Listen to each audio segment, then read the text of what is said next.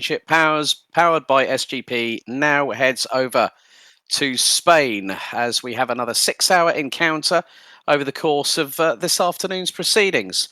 What's more, we've got two teams that are really battling hard for the overall title fight, which will head into the next couple of rounds after this one. This particular circuit is the Circuit Ricardo Tormo, based in Cheste in the Valencian community in Spain.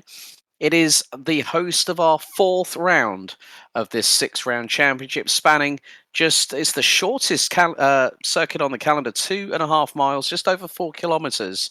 And qualifying is very much underway. My name's Alex Goldschmidt with you for the duration. And alongside me, I'd like to welcome back into the Moza Racing Endurance Championship, powered by Sim Racing GP commentary box. Very warm welcome to my good buddy and partner in crime. It's Glove Pub, aka Paul Glover. Paul, good to have you with me alongside once again, mate. Good to be here. Hello, everybody. I'm very excited about the race this evening, or this afternoon even. As you say, around the Valencia, a track that I can't remember if I've commentated around yet and on any sim. So I'm looking forward to some amazing racing ahead for what's going to be 6 hours, Alex, of you and me talking, filling the noise, and hopefully we've got a spectacle in front of us. Indeed, and a little bit later on, we'll be welcoming a guest along for the Sim Racing GP podcast, powered by Moza Racing. And we'll have Cami Sturch from Go for the Gap, who was actually in the commentary box for our previous round at Mount Panorama for the opening stint and sort of helped out towards the latter end of it. She'll be talking about her journey within sim racing and so much more. That'll be around about 5:30 this afternoon. But so far at the moment, it has been Genesis Esports, the South African crew, well, mainly South African crew in the Lamborghini Huracan Evo, that have been leading the way. They've taken 2 wins this season.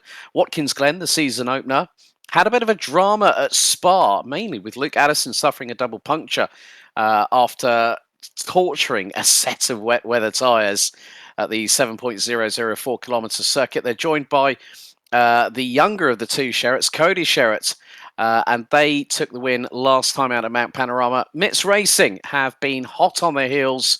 Didn't have a good run at the opening round of Watkins Glen, but have started surging back. Took the win at Spa-Francorchamps in very, very torrential conditions, but then still came back kicking and screaming at Mount Panorama last time out. And the gap between first and second position is around about 101 points. But this particular circuit here, Paul, is a new addition to Assetto Corsa Competizione in the most recent of the DLC updates. But it's small, it's technical. You've got a very, very long start-finish straight, which is really going to be giving the variety of different manufacturers that we've got, such as Lamborghini, Mercedes, Ferrari, McLaren. We've even got a BMW, and also a little bit of love for the Honda NSX, which actually makes its debut in the championship as well, courtesy of the 991 crew that have jumped on board, which is the Flying Hellfish 2 crew. It's going to be an interesting one. I mean, the Mercs are going to have the grunt going down the start-finish straight, but I think it's going to be a toss-up between, like, say, the Lamborghinis, the McLarens, maybe, in particular, the Porsches could really spring a surprise here at Valencia. Yeah, this is a bit more of a technical track, wouldn't you say? You know, when it goes against the likes of Spa, for instance. As you rightly pointed out, there is a long start-finish straight. But I think track limits might come into play here as well, Alex. I do remember, I think it might have been watching the launch party, and a certain a few drivers actually struggled into T1 in particular. And there is quite a bit of runoff there. And as we got an endurance event, you would imagine that might come into play at some point. Look, these racing drivers don't want to give up any kind of quarter of any space or any kind of lap time. And if you don't lift off the accelerator, if you do take all 4 tyres off the track, then the game is going to penalise you and give you a warning. And eventually, when you hit number 4, you will be called in to get a drive-through. So could be interested in that point. And I think you're right to point out, I think the Mercedes is going to be strong down the start-finish straight, but maybe it's going to struggle in the more technical areas of this circuit today. Yeah, indeed, especially with the fact that the circuit has in total 14 corners. And as we are talking, you can actually see all the relevant standings at the moment. So Tarek Adam, Luke Addison and Cody Sherratt all on 681 apiece.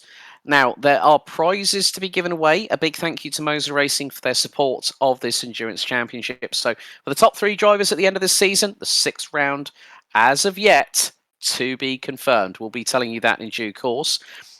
We have got we got an unreleased Moza Racing bundle. Moza Racing at Gamescom did make some announcements. But the top 3 drivers at the end of this 6-round calendar that concludes on November 5th this year at an undetermined circuit and location for 6 hours.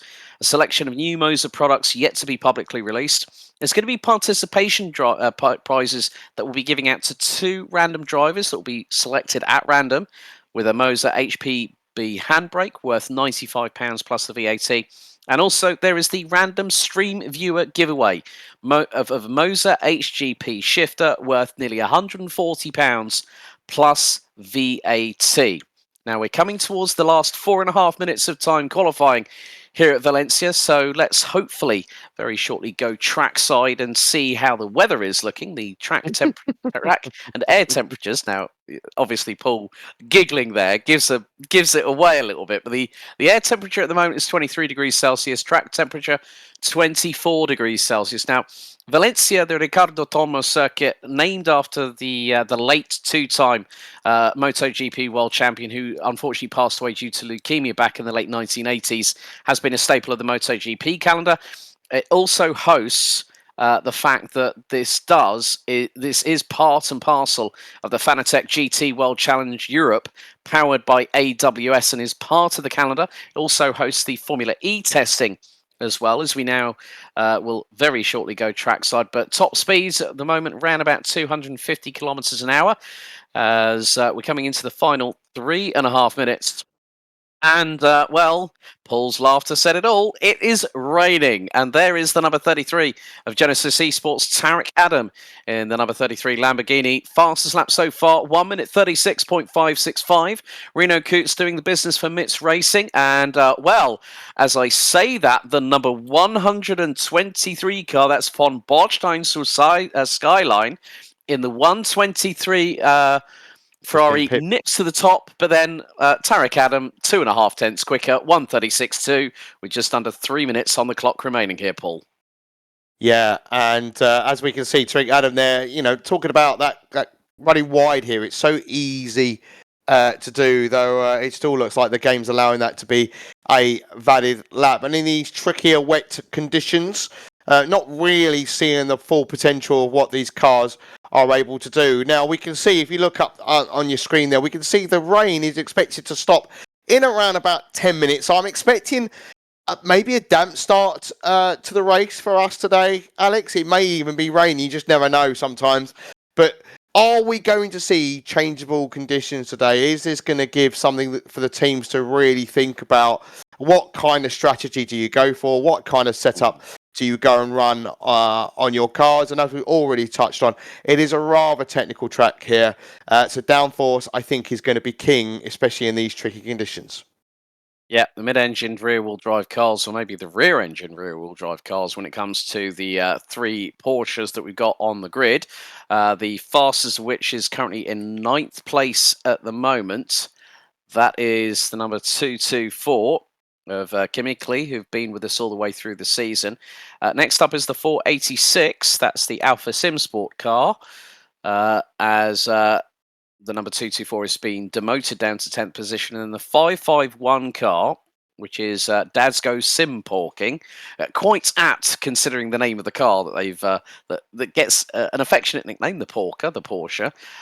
Gabriel Hauke piloting that one down in 25th position, but very close between the top 17.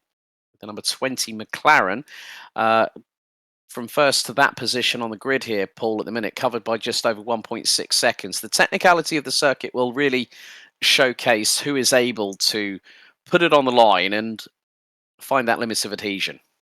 Yeah, and as you quite rightly pointed out, the spread of the times currently in qualified, it's tightly packed, isn't it? And I think that goes to kind of demonstrate the quality of the field that we got here. We will have some drivers amongst these teams that aren't as fast as the drivers that are potentially in the car now. You would expect the teams would select their fastest driver to, of course, select to qualify the highest up the grid order, right? So you would think that that's what their thinking would be today. But yeah, a good close field.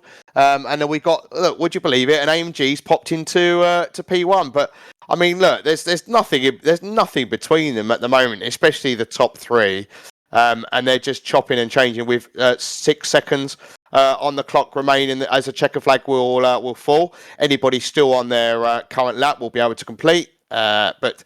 And this is the other thing. Sometimes I'm looking at the full track map, Alex, and it is packed. The track is packed in certain sections, and that's going to play a part as this race goes on today. It is indeed. So the number 777 Mits Racing looking to try and shoot themselves up the order here in the championship standings here at this 4th round out of 6 for the Moza Racing Endurance Championship powered by Sim Racing GP. Reno Kurtz with the fastest lap of anybody, 1 minute 36.152. Tarek Adam for Genesis Esports, 1 minute 36.205. And then the von Bordstein to Skyline, number 123 Ferrari rounds out the top 3. This Porker's about to make moves. Oh, that's the Chemically car, which is currently now sitting in, currently showing up as 4th position. They might be able to get P3, but it's going to be tight. They've just lost a bit of time there. They're kind of on the edge. They're 7/10 back from pole. They were about 2 tenths up, but they've unfortunately have just gone and lost that. And the Porsche in these conditions, Alex, is going to be the trickiest of them all, really, because as we all know, the Porsche has got the engine in the wrong place. Yeah, that's very much the case. As iCheck decides to drive into the pits, and that's going to put the number 224 Chemically Porsche on 4th position, which is the outside of row 2. But it's Mits Racing that at the moment have got the provisional pole. Here's Sheldon Muscat. Oh, the Maltese driver running with Geeks Energy, managing to keep it out of the barriers. But your pole sitters for round 4 of the Moza Racing Endurance Championship powered by Sim Racing GP. It is the 777 Mercedes AMG GT3 Evo of Mits Racing. Genesis Esports in the number 33 Lamborghini will be on the outside of the front row. And this battle between them has been ebbing and flowing. I mean, Genesis Esports did a real number on everybody. I mean, Mount Panorama was a great opportunity for them to showcase their skills, as we are just a few minutes away from getting the rolling lap going here at Valencia for the 4th round of the season. With the weather that it has been, speeds are going to be reduced, especially on the start-finish straights, where we're going to see probably north of about 160 miles an hour. If it was dry, Paul, we'd probably be seeing everyone going hammer and tongs and giving a bit of caution to the wind, because points do mean prizes in this championship. Yeah, indeed. And I'm just taking a look at the end of qualifying, and this may play out in the race, or it might not at all. But P1 in the Mercedes, the fastest in Sector 3. And then you've got the Tariq Adam there in the Lamborghini. He was fastest in Sector 1. And then you've got Burnt, and he was fastest in the middle sector. So that might play out in the race, but it just shows you each car is where it may appear to be a little bit stronger than others. So quite interesting how the pole sitter hasn't got the fastest sector in no more than one. Yeah. So it is going to be Mits Racing that will be leading the way, and there is the grid. 2 minutes and 40 seconds until we get the rolling lap underway. So let's take you through the starting grid for round 4 of the Moza Racing Endurance Championship, powered by Sim Racing GP here at the circuit Ricardo Tomo in Valencia in Spain. It's going to be Mits Racing on pole position, Genesis Esports alongside on the front row. Then it is one of the new entrants. It's the 123 of the Renvelten Online crew. Alongside them will be the 224 Porsche, the highest of the Porsches. That's the Chemically Porsche in the 224. Then it's the 221 of Genesis Esports Academy that will be on the inside of row number 3. Alongside them in the number 3, the highest of the McLarens will be the New Kids Turbo crew. Martin Wenzel starting in that car. Then it's the number 30 of VRT by Sim Racing's Accessories. They've switched to McLaren with Gabriel Guidarelli behind the wheel. Sean Brower in the number 506 Becht Racing. Ferrari 296 GT3 will line up on the outside of row number 4. Then it's the 502 of Fusion Racing and the 178 of Hispano Racing Team, another new entrant to the series at this point in the championship, and they round out the top 10. 11th, it's going to be the number 35 of Geeks Energy Sim Racing with Sheldon Muscat from Malta in the Ferrari.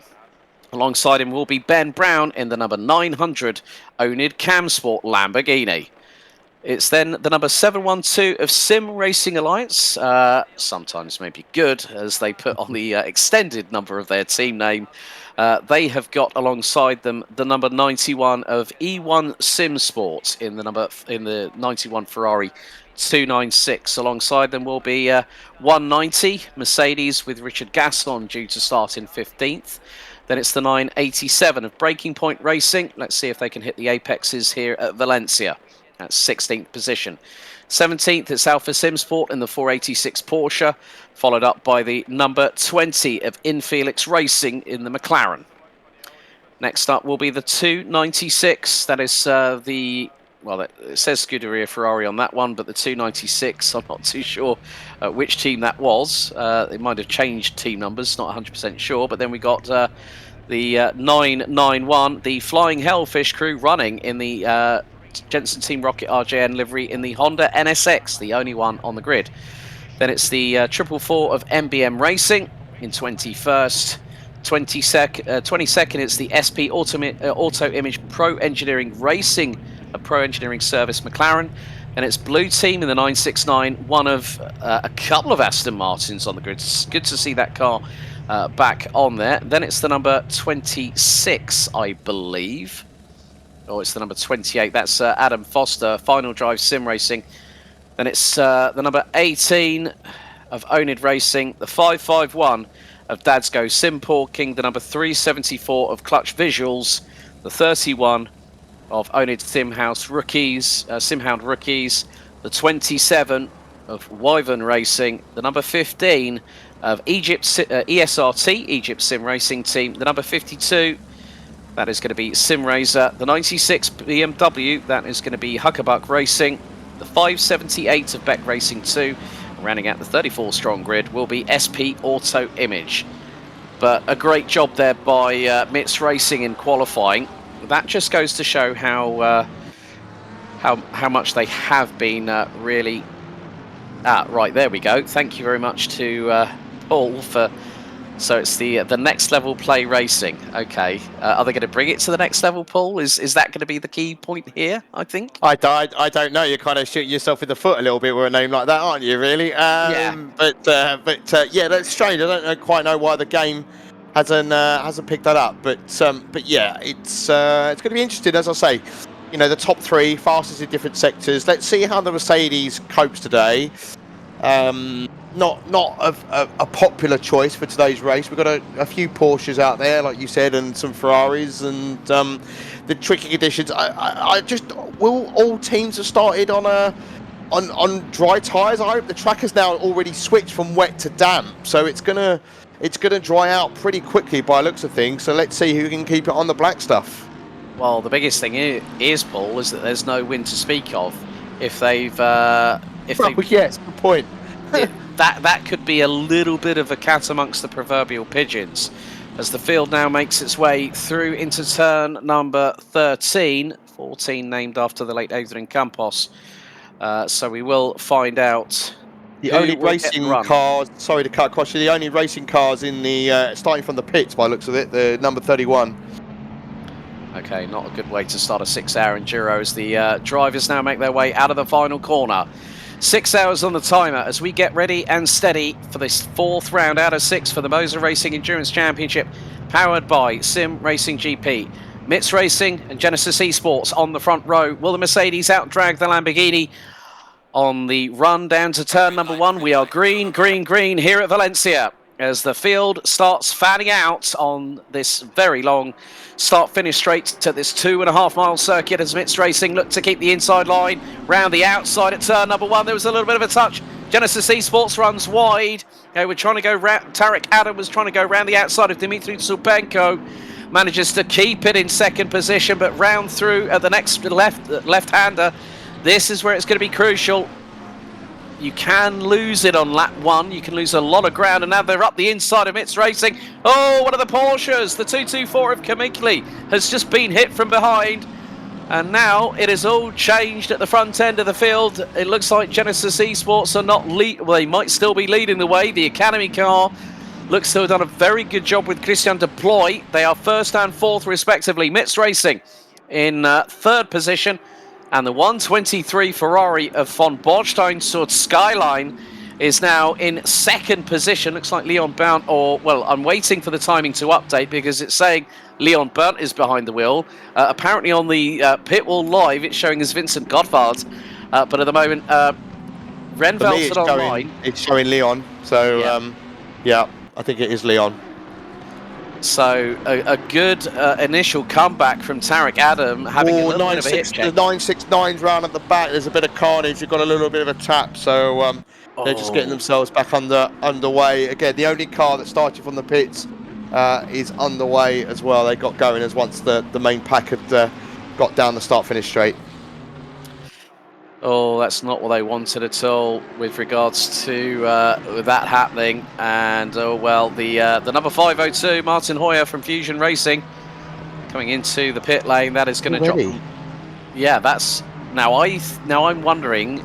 They might start, yeah, that could be the case. If they started on... It's got the white line on it, hasn't it? Which I think is the wet tyre. I can never quite remember. I should really know. But as where some other, But yeah, that might actually just be the livery on the car. But yeah, you just don't know whether they went for the wet and they've realised, oops, that as I pointed out, the track has already switched to damp. And with this amount of cars on the track, Alex, the light. I mean, I know you're right. There is no wind, but the track temperature is still lovely, 25, and I'd expect that these cars will clear the track pretty quickly. As you see, a couple of cars going wide into T1. You see, and this is the problem. And it's going to be contact there between the Ferrari and the McLaren. That was the number 20. That was that might have been that was the 296 Ferrari, the next level play racing team that you pointed in my general direction. They went into the back of the number 20, and that was in Felix Racing. So the number 20 McLaren gets a little bit of a shove from behind. But at the moment, Tarek Adam has got a look at the gap he's got of a Leon Berndt, who's being literally swarmed all over the back of by Reno Kutz from Mitz Racing in the battle for P2. The lead now is about 3 seconds. Here's a little bit of a skirmish with the likes of Adam Foster in the Moza, the Team FDSR Moza Challenge number 28 McLaren. Currently running P26 at the moment, just ahead of the couple of the cars. It looks like the 224 Kamikli car has made up some moves in the meantime. Isocek now up to 24th position as one of the McLarens at the back end of the field goes wide. Looks like the 190 and 190 has just gone into the pit lane. Yeah. Again, another car entering the pit. So, wondering if they've made the wrong choice on the tyres as well. The 502, the Lamborghini that we saw momentarily ago, are back underway. So now they've got a job to do because they are not far from being lapped. Like that's because I think you said right at the start, it's not the longest circuit on the calendar. So that's going to be interesting because when teams pit, they might find themselves in amongst traffic and having to battle to try and clear that as quickly as possible in order to get back up to their respective lap times. So that might play out just a little bit today, but we'll see. Indeed, the battle continues on for second position as we're just over the 4.5 minute mark completed. So just over 5 hours and 55 minutes at this particular circuit to round off what will be the two-third of the way through this Moza Racing Endurance Championship powered by Sim Racing GP. Don't forget, if you do want to enter into the Moza giveaway during the SGP podcast at about a little bit later on today, make sure you use the hashtag MREC to put in an entry for the HGP shifter. And Lentilon saying, what is the GP podcast? SGP podcast? Well, we have a guest on the show, so we will be playing the broadcast in the background of seeing the on-track action and we'll be interviewing Cammy Sturch from Go for the Gap, who also has been a sim racer in previous years, as we now ride on board with the 101 as the 91 gets it all. Oh, the Oh no, there's E1. contact in the background as well with another oncoming car. That was I think that might have been the number 91. 52. 91. Yellow flag for 91. Yeah, that's Fernandez. Yeah. Well, dearie me. Yeah, and there's more cars coming into the pit. So the 444 has been in, the 578. So very interesting. They've all possibly made the wrong call on their tires. Oh, as we got more replay of the 91. There you go. The McLaren there. Yeah, got an absolute whack on the bonnet there. So maybe that was the 578. We're now. No, I don't. It might have been the 578.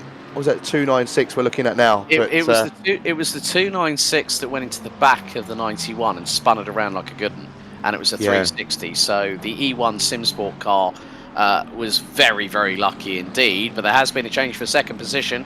Reno Kutz from Mitz Racing has got past the Renvelton online Ferrari of Leon Bound in the number 123 as drivers now starting to make their way out of the pit lane. Oh, there's a flash of lights from Tarek Adam, the race leader for Genesis Esports.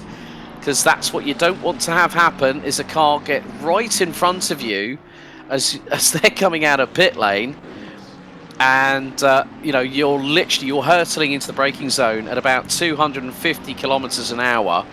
The maximum speed at the moment has been set by Reno Kutz, no surprise, in the 6.2 litre naturally aspirated Mercedes of Mitz Racing, 253 kilometers per hour. But Leon Berndt still keeping the headlights on and saying to Reno Kutz, well, I'm going to give you a bit of a fright. I'm going to be right on your back bumper. Yeah, indeed. And as I rightly pointed out, a pit stop is around about a lap time, a whole lap. So we're starting to see that come into play a little bit, as you pointed out, for the race leader. The last thing you want is a slower car coming out in front of you. But yeah, good to see the Mercedes back into P2. Clearly got a bit of pace. A long way still to go, Alex, and let's see if they can. The gap's only 2 seconds. It's not that far, but then we're only 8 minutes into the race. So as we know, anything can happen. If anything can happen, it will, right? Yeah, you were saying about the track evolving. There is a dry line now starting to show as the track has gone from damp to greasy. Track and air temperature now increasing, 24 degrees centigrade air and then 26 degrees track temperature. So the lap times are reflective of that. Reno Kutz has just put in an absolute barnstormer as one car's decided to go off exit stage right in front of Tarek Adam. Reno Kutz has just done a 135.1 and is now reeling in the number 33 Lamborghini. So Tarek Adam has really got to start making that Lamborghini as wide as humanly possible. And along with that, Leon Berndt is not that far behind in pure race pace. He's about less than 0.3 of a second off of the number 777 Mercedes. So these two could really bring the fight to the race leader in this early stage of this 6-hour enduro. Indeed. And it could just pull him along with him, right? Two battling against one. But we've also seen in many of the events before, one moment you're on the attack and the next moment you are very quickly defended if the attack doesn't come off, because you are slowing yourself down when you're making a move, right? Because you're not taking the preferred racing line, you're having to come off that line in order to make a move. So you're making an apex a little bit tighter, a little bit wider, whatever that may be, and you can't get the fastest route around whatever corner or section of the circuit that it is. So but it's good to see some midfield battles going on at the moment as well. We look at Daniel Hearn currently in the Onid Cam Sport up into P9, up 3 positions from the start. So they'll be pleased with that, I think. And the 502 is making gains back. We saw them pit earlier at the start. We could just see another couple of cars enter the pits on screen there as well. Look, quite a few in there now. There's four cars currently in the pits this early on, within 10 minutes, Alex. Yeah, exactly. And I'm looking at the numbers, one of which is, funny enough, Tarek Adam from Genesis Esports. They have pitted from the race lead and are now in pit lane. So yeah, maybe they decided to chance the wet weather tyres because it was damp. And now this is really starting to upset the sand timer, so to speak. Let alone the fact that the countdown is ticking away as we speak. Daniel Hearn leading is currently in what is now 6th position. That's going to be more like that's going to be a very good start. And there is the previous race leader, who were on the outside of the front, who were on pole position. But yeah, well, were second. They were on the outside of the front row. Martin Wenzel from New Kids Turbo trying to put the frighteners on the number 30 McLaren just up ahead. Now, this is a moment here for the number 18. That's one of the Onid cars. And this is coming through the double right hand and now into the left. So that is the Onid Racing McLaren. Oh, just loses the back end. And yeah, fires it across the grass. And somebody else behind says, oh, thank you very much, I'll take that. Not what you want to see, is it, really? No, but it's the car that we've seen having a few spins and quite a few rounds previous as well. We were talking about it at the before we came on air. I was like, is that car going to keep it facing the right way? So, but there we got more cars entering the pits there. So quite a few have obviously taken a gamble one way or the other. And I'm just looking at my screen ahead of me. So we've had 1, 2, 3, 4, 5, 6, 7, 8, 9, 10, 11 cars. Oh, now someone just went off track. Now, was that 506? 506 Effect Racing off into the barriers. Oh. Now we're going to see what happens here. Now, just behind is Sheldon Muscat. They're coming down the start-finish straights. They've got one of the Porsches behind, which is Christoph Holzer in the 486. So this is a run down the start-finish straight. Sheldon Muscat pulls to the inside. Holds off of it. And he just loses it all on his own. He's gone onto the... There's a car. There's another car ahead, which might have distracted him. Was also losing it. Yeah. Diabolus79 says, absolute chaos, lap after lap. Well, we're only 12.5 minutes in. Don't forget, you can still put in your entries for the HGP shifter during the Sim Racing GP podcast powered by Moza Racing. Use the hashtag MREC in the Twitch chat. We'll be joined by our special guest, Cammy Sturch, with Paul and myself being the hosts on the podcast. So we haven't got the short end of the stick. We just got the long rotor, haven't we? Yeah, we have. Yeah.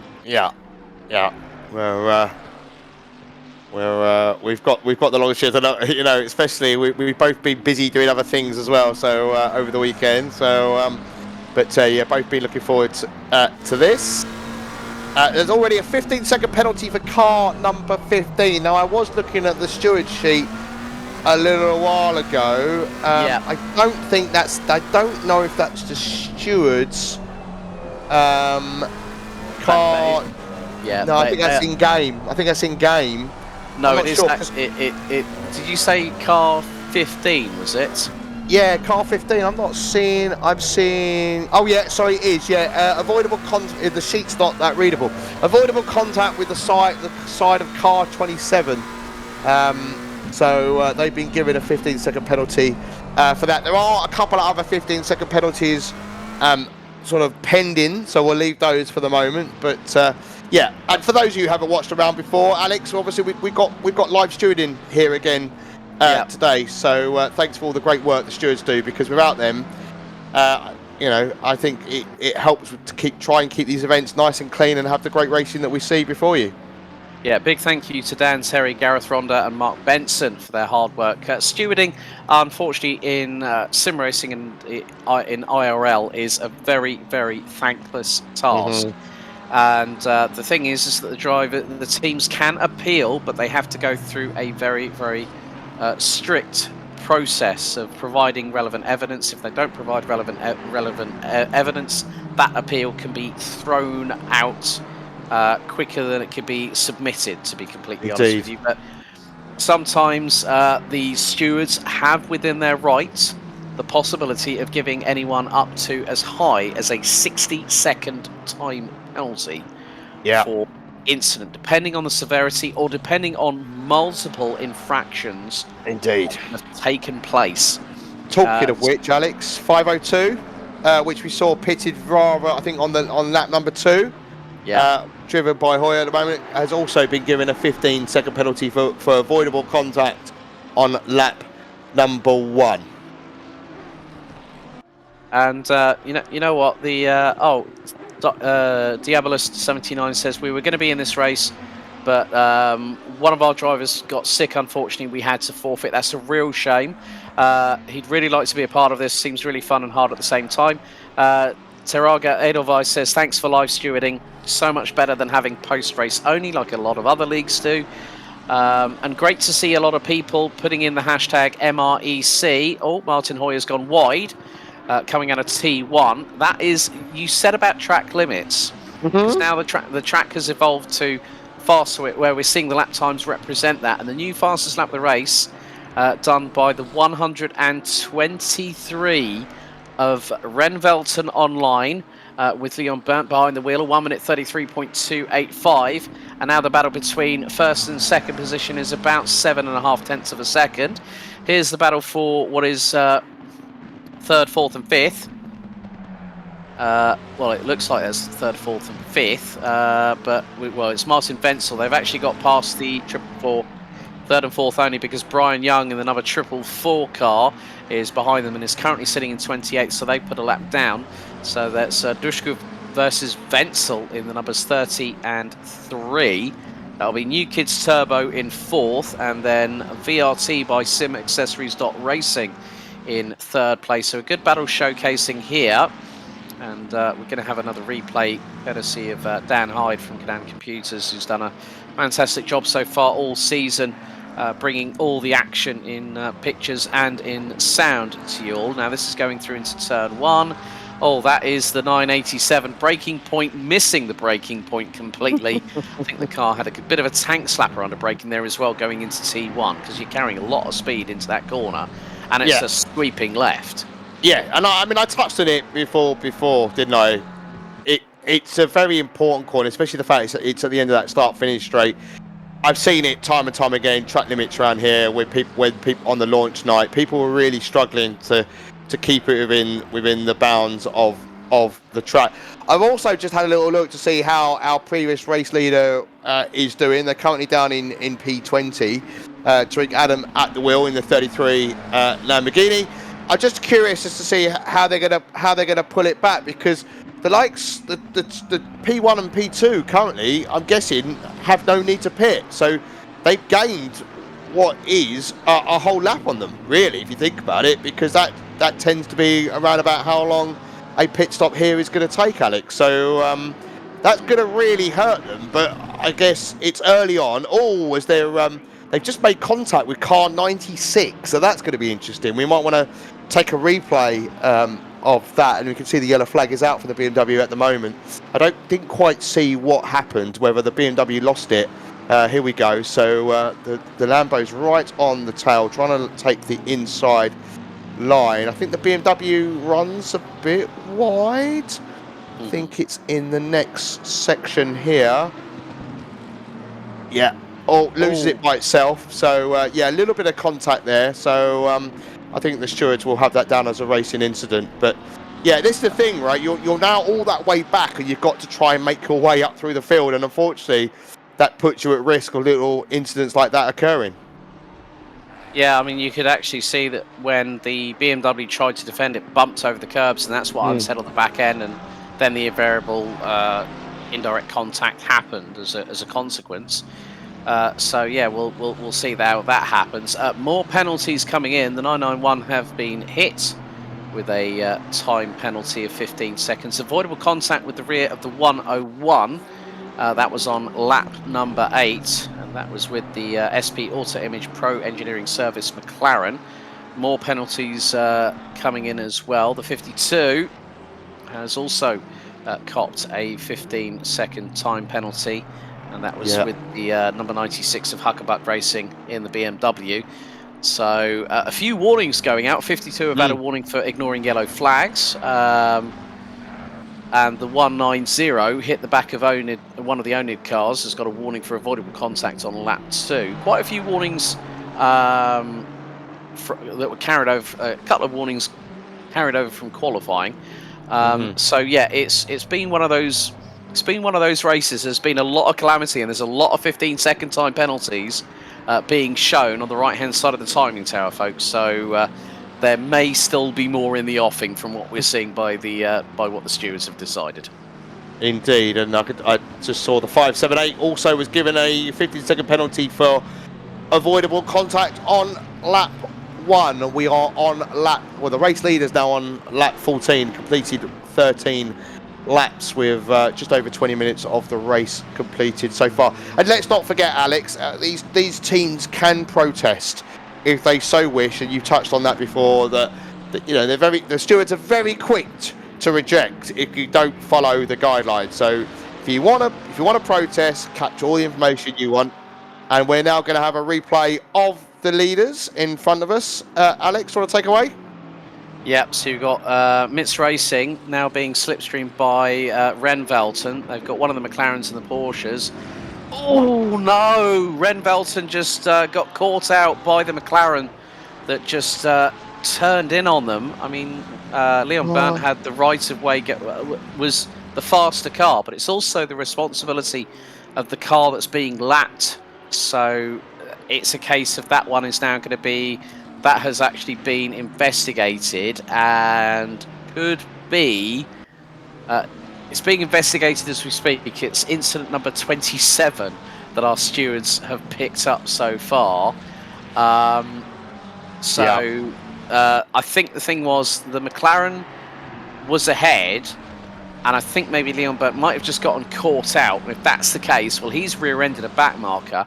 That puts the blame at him, but then we have to wait for what the judges decide on that front.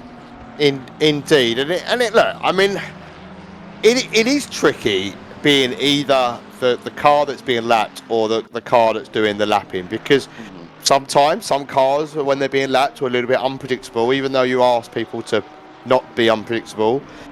But also, when you're battling for P1, sometimes the car that's doing the overtake, the lapping, is a little bit too aggressive and probably needs to show a little bit more patience, because you've got 5.5 hours of the race to go, and you could cost your race just by being a little bit too aggressive and not showing enough patience. So I honestly think that what's happened there is they let the race leader through.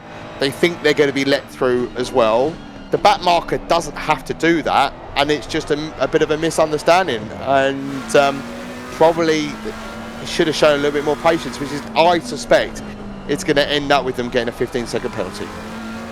Yeah, so we'll wait to hear once that has been confirmed as we ride on board with the number 296 Next Level team that are currently running P27. They've got the 101 McLaren just behind them, with Patrick Young behind the wheel.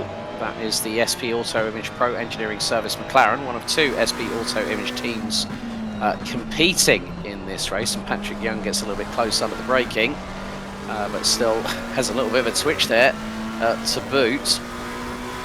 So yeah, we'll just see whether Patrick Young can get past the 296 that nearly opens the door quite comfortably, but then Patrick Young has a little bit of a tail-happy McLaren as he tries to hit the loud pedal a little bit too early. You can see the back end was all over the shop there. Yeah, and someone's just put in chat, you know, getting lapped already 25 minutes in. This is, I think, the nature of Valencia.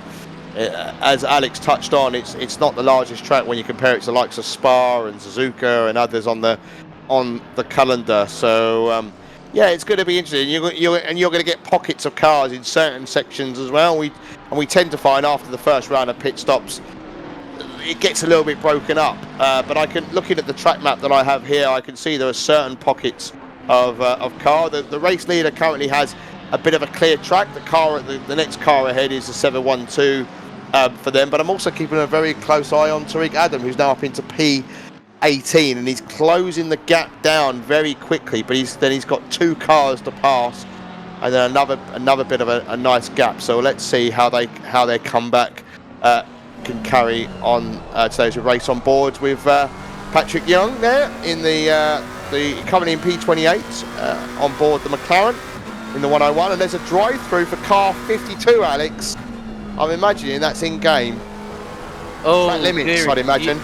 You called it. Track limits were going to be part and parcel, and the number 52 Where are they currently running at the moment? That's got Aaron T behind the wheel. That's in 33rd. That's in 33rd position. So it's not being a good one for Sim Racer at the moment. Cami Sturch, who's actually watching the moment, she says that Valencia is quite tricky to pass. We'll ask for her expert insight as a Sim Racer during the podcast.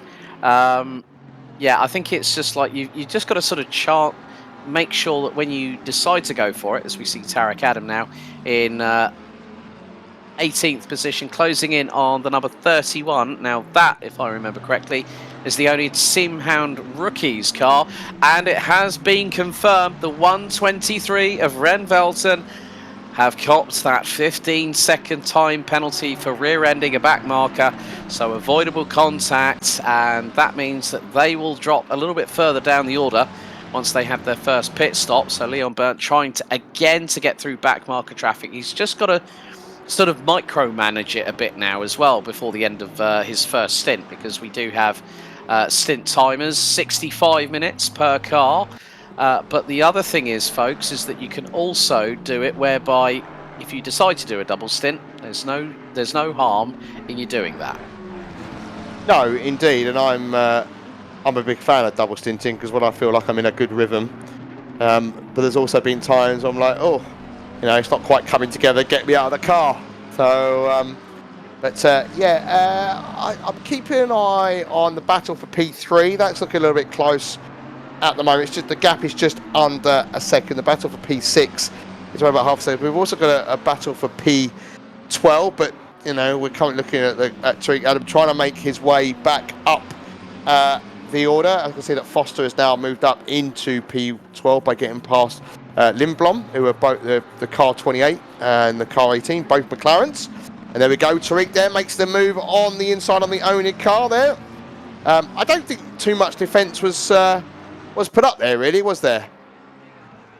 Yeah, exactly. Just having a look at some of the stint times at the moment. Tarek Adam was in after 6 laps, and so effectively it resets the stint timer. So he can now go for about another 48 minutes. You've then also got the number 221. They came in at around about the same time. So even the 502 of Fusion Racing with Martin Hoyer, he came in like literally on lap 1. Like hadn't even crossed the start-finish line to complete the first lap. And the 502 was straight to the pits.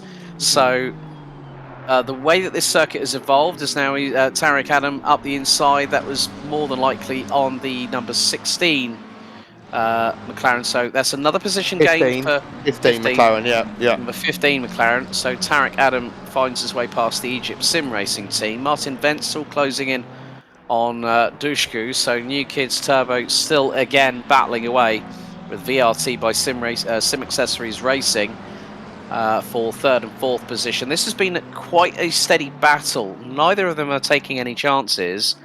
And yeah, good old Mr. Dan Terry saying, Frog Bonk, a lot of very silly billies being penalised is his wording in the chat on Twitch. Well put, Dan, well put. But yeah. This is only, we're actually broadcasting only stint split 1, which has got 34 drivers. So we've got a combination of newbies to the championship and some rookies as well. So there's a varying different degree of skill that is being parlayed onto this circuit right now for this opening round of the season, this 4th round of the season. But yeah, Wenzel and Dushku having to fight their way through back marker traffic. They have got a Ferrari just up ahead of them, which is that's not for position. But still, the good thing is Wenzel is reacting to what Dushku does and uses him as a bit of a marker, doesn't he? Yeah, indeed. I think that's the number 30 car ahead of them. So, but then there's a little bit of a gap. Then they've got the 551 and the 123 up ahead as well. But I called it pretty early on. Traffic's going to play a big part here. And it's quite rightly doing so. And to Dan's point, some of the things we've seen that the stewards are penalised, has been from silly billies. I mean, that is a great way of describing it. Goes back to my point earlier on. If you're trying to lap another car and you've got 5.5 hours, why are you taking a risk? You know, I appreciate you want to get past the back marker, but you've thrown yourself a 15-second penalty, and if you go and look at how close those gaps are, that's really going to hurt you when you throw in how long a pit stop is going to take as well. So a lap and a bit more, you're going to be in the pit stops. I also did note that I think we've lost car number 52. I saw a yellow flag kind of in sector 2, and then they suddenly ejected back to the pits, and they were there for a number of minutes, but they've now seemed to have dropped off the table. So we're now left with 33 runners. Yeah, sim racer car. Aaron Tiggy was behind the wheel. Unfortunately, DNFing on lap number 14. We're about to hit 20 laps completed, as our race leaders, MITS Racing, now are a couple of corners away from completing said 20th lap, which will basically mean that we'll be at 50 miles, effectively about 50 miles completed in total distance by the race leader as he comes out of turn number 14 and puts the pedal to the metal. I'm just keeping an eye on, got all the teams illuminated, so if anyone wants to find out where the live timing is pitwall.live/timing/sim racing-GP. And if you have got the Pro account, then you can find out stint times, max speed. You can select all the teams and see what their max speeds are going through certain parts, especially down the start-finish straight. But coming up to just 32 minutes completed, you know, seeing backmarker traffic already being lapped within the first 20-25 minutes, we knew that was going to be a case in point. And now with the track hitting optimum, no rain forecasted for the next 30 minutes here, Paul. It is going to be interesting how certain cars will react to the atmospheric conditions, and there is still no wind making any parlance onto you know, either head or tailwind for these GT3 cars around this circuit. Yeah, and track temperature's up a couple of degrees as well. So as we know, it's really important to make sure you keep your tyres in the certain pressure windows too, to making sure you're getting the best performance out of them. So yeah, we're now probably going to start seeing the kind of the more real kind of lap times that we would expect from these guys. And you know, is there going to be more rain coming? I mean, cool, we love to see it, wouldn't we? As we watch it here, the McLaren making a move on the BMW on the inside there, and a little bit of rubbing is racing, but gains position. So that's Orin Meggins in the Inflex Racing car. Out of all the cars that are on track, Alex, going to put you on the spot here. Which one's your favourite aesthetically? I'm not talking about handling or performance, but which is the one that catches your eye? The Ferrari. I'll be honest with you, the Ferrari. Yeah, it's a good choice. It's a good choice. I must admit, I do like the shape of the Porsche. Even though it's not my favourite car to drive, aesthetically, I get it. Like I get the shape. You know, and also how it sounds as well, to be honest. I think that's rather important too. Yeah, I think with the, you know, when the launch party happened with the 296, you know, it's a car that everyone liked the look of. A lot of people were running the traditional like Rosso Corsa colour that car would have been in at the Daytona 24 Hours earlier on this year when it made its GT3 global debut. But I think the fact of how I look at it also from not just an aesthetic perspective, but the technological implications, because a 296, if it's a road car, it's 1,000 brake horsepower and it's a hybrid, whereas it's a twin turbo V6, and they still have got the amount of power. As we see a little bit of a hip check there between the number 20 of Inflex Racing, and that was trying to get past one of the other back markers, another one of the McLarens. But yeah, again, we're going to see it where back markers are going to play their hand into this race. And folks, we're coming up to just 35 minutes of this fourth round of the Moza Racing Endurance Championship, powered by Sim Racing GP, completed. We're now very shortly going to go to an ad break before we come back to take you through to you know, what is going to happen, who's going to do the business. Will Tarek Adam from Genesis Esports romp his way through the field? He's up to 15th at the minute, but with 35 minutes now. completed. 14th now, I'm showing 14th. On my screen. Yeah. 14th Yeah, now. I think the game's been a bit slow on the screen, so yeah, I'm showing 14 my end. Yeah, so with that being said, we're going to go to a brief commercial break. We'll be right back for round 4 of the Moza Racing Endurance Championship, powered by Sim Racing GP, after these short messages.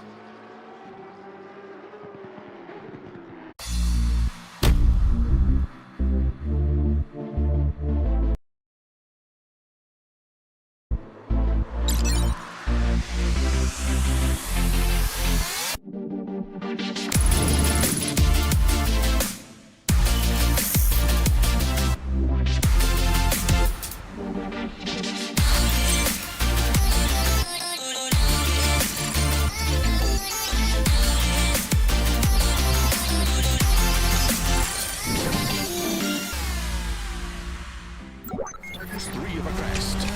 Opens. Keep middle of a jump. 45 right. Extra long. Tigers 4. 30.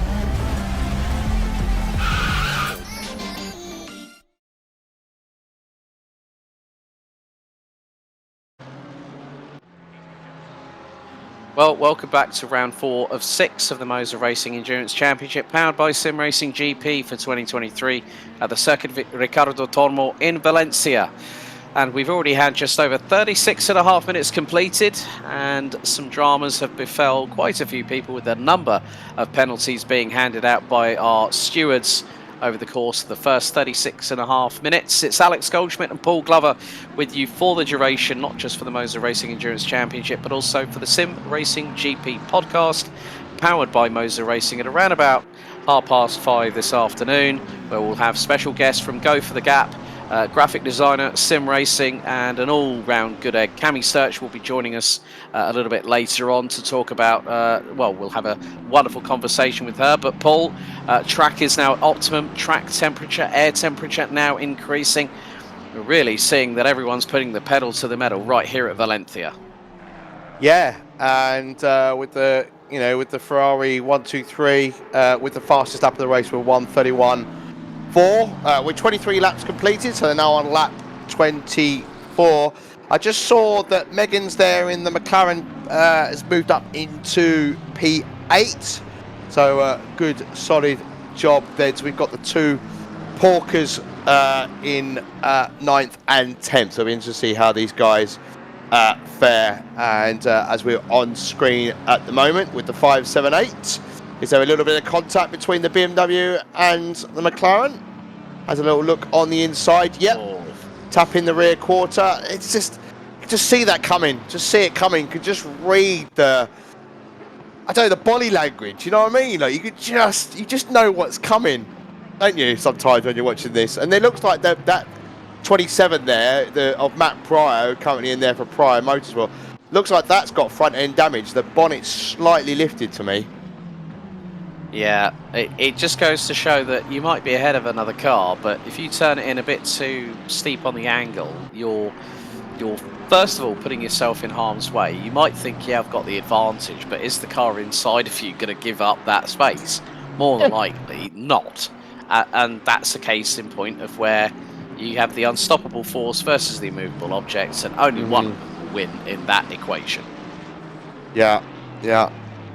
But yeah, and our podcast guest, Cammy's quite rightly said in chat a few minutes ago that it's sometimes it's not about the fastest. I think it's something that I've echoed time and time again. Like I'm not the fastest racer, but if I keep my nose clean and I'm able to be consistent, guess what? I gain positions. It's not rocket science, is it really? But since we've had that little bit of carnage, I must admit, it has settled down quite somewhat.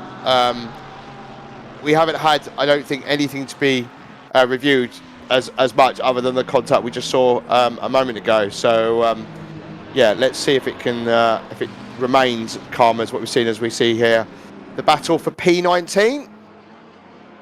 Yep, Sim Racing Alliance with one of the more colourful liveries on this Moza Racing Endurance Championship grid in the 712. Fazli Majid has been a staple of the team all the way through the championship so far, and is trying to battle away with the number 31 Onid Simhound Rookies car of Manders. They've got Nabil in the number 15 McLaren just up ahead, which is the Egypt Sim Racing team. Good showing by them at the moment. I mean, despite having that 15-second time penalty.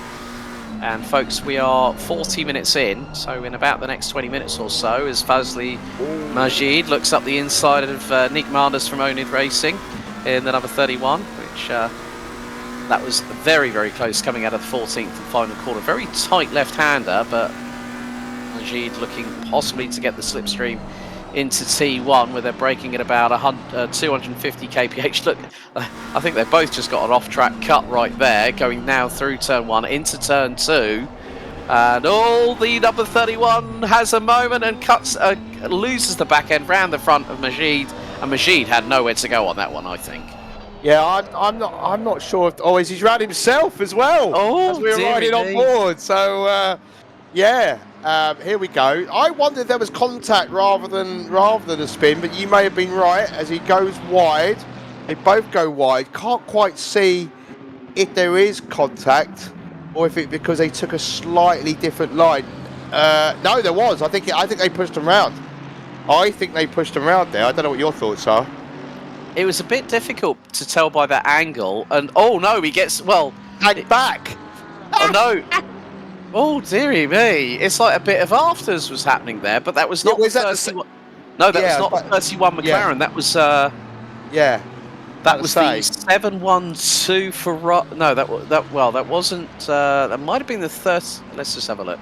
You got might be their teammate. It was definitely a purple car. It was definitely a purple car, but it was a Ferrari. Yeah. Yeah. So I will have a little look and see what I can work out. Could have been MBM Racing possibly in the 444. Not too sure if they're running, but we don't get given spotter guides when it comes to liveries. I will have a look. I will have a little look. Definitely, it's not the 444. So my apologies there, MBM Racing, but it's definitely a purple Ferrari that went into the back of Sim Racing Alliance's Fazli Majid in that particular occasion. Christoph Holtz, keep it on the black stuff, please. That was very, very close for the 486. Now they've had some ups and downs in this one. Right, now we found out the culprit. It was Breaking Point Racing that went up the back end of the 712 and caused them to go into a spin. So yeah, this I do feel my ears burning and the Jaws music is playing that penalties might be thrown at more teams before the opening stint has been completed here at the... I gave it a kiss of death, didn't I, basically? It was the fate of circumstance called by Paul Glover, ladies and gentlemen. Yeah, not the commentator's curse, let's not forget that. Yes. So, Tariq Adams making good progress, isn't he? He's up into P14. He's now just over a second back from P13.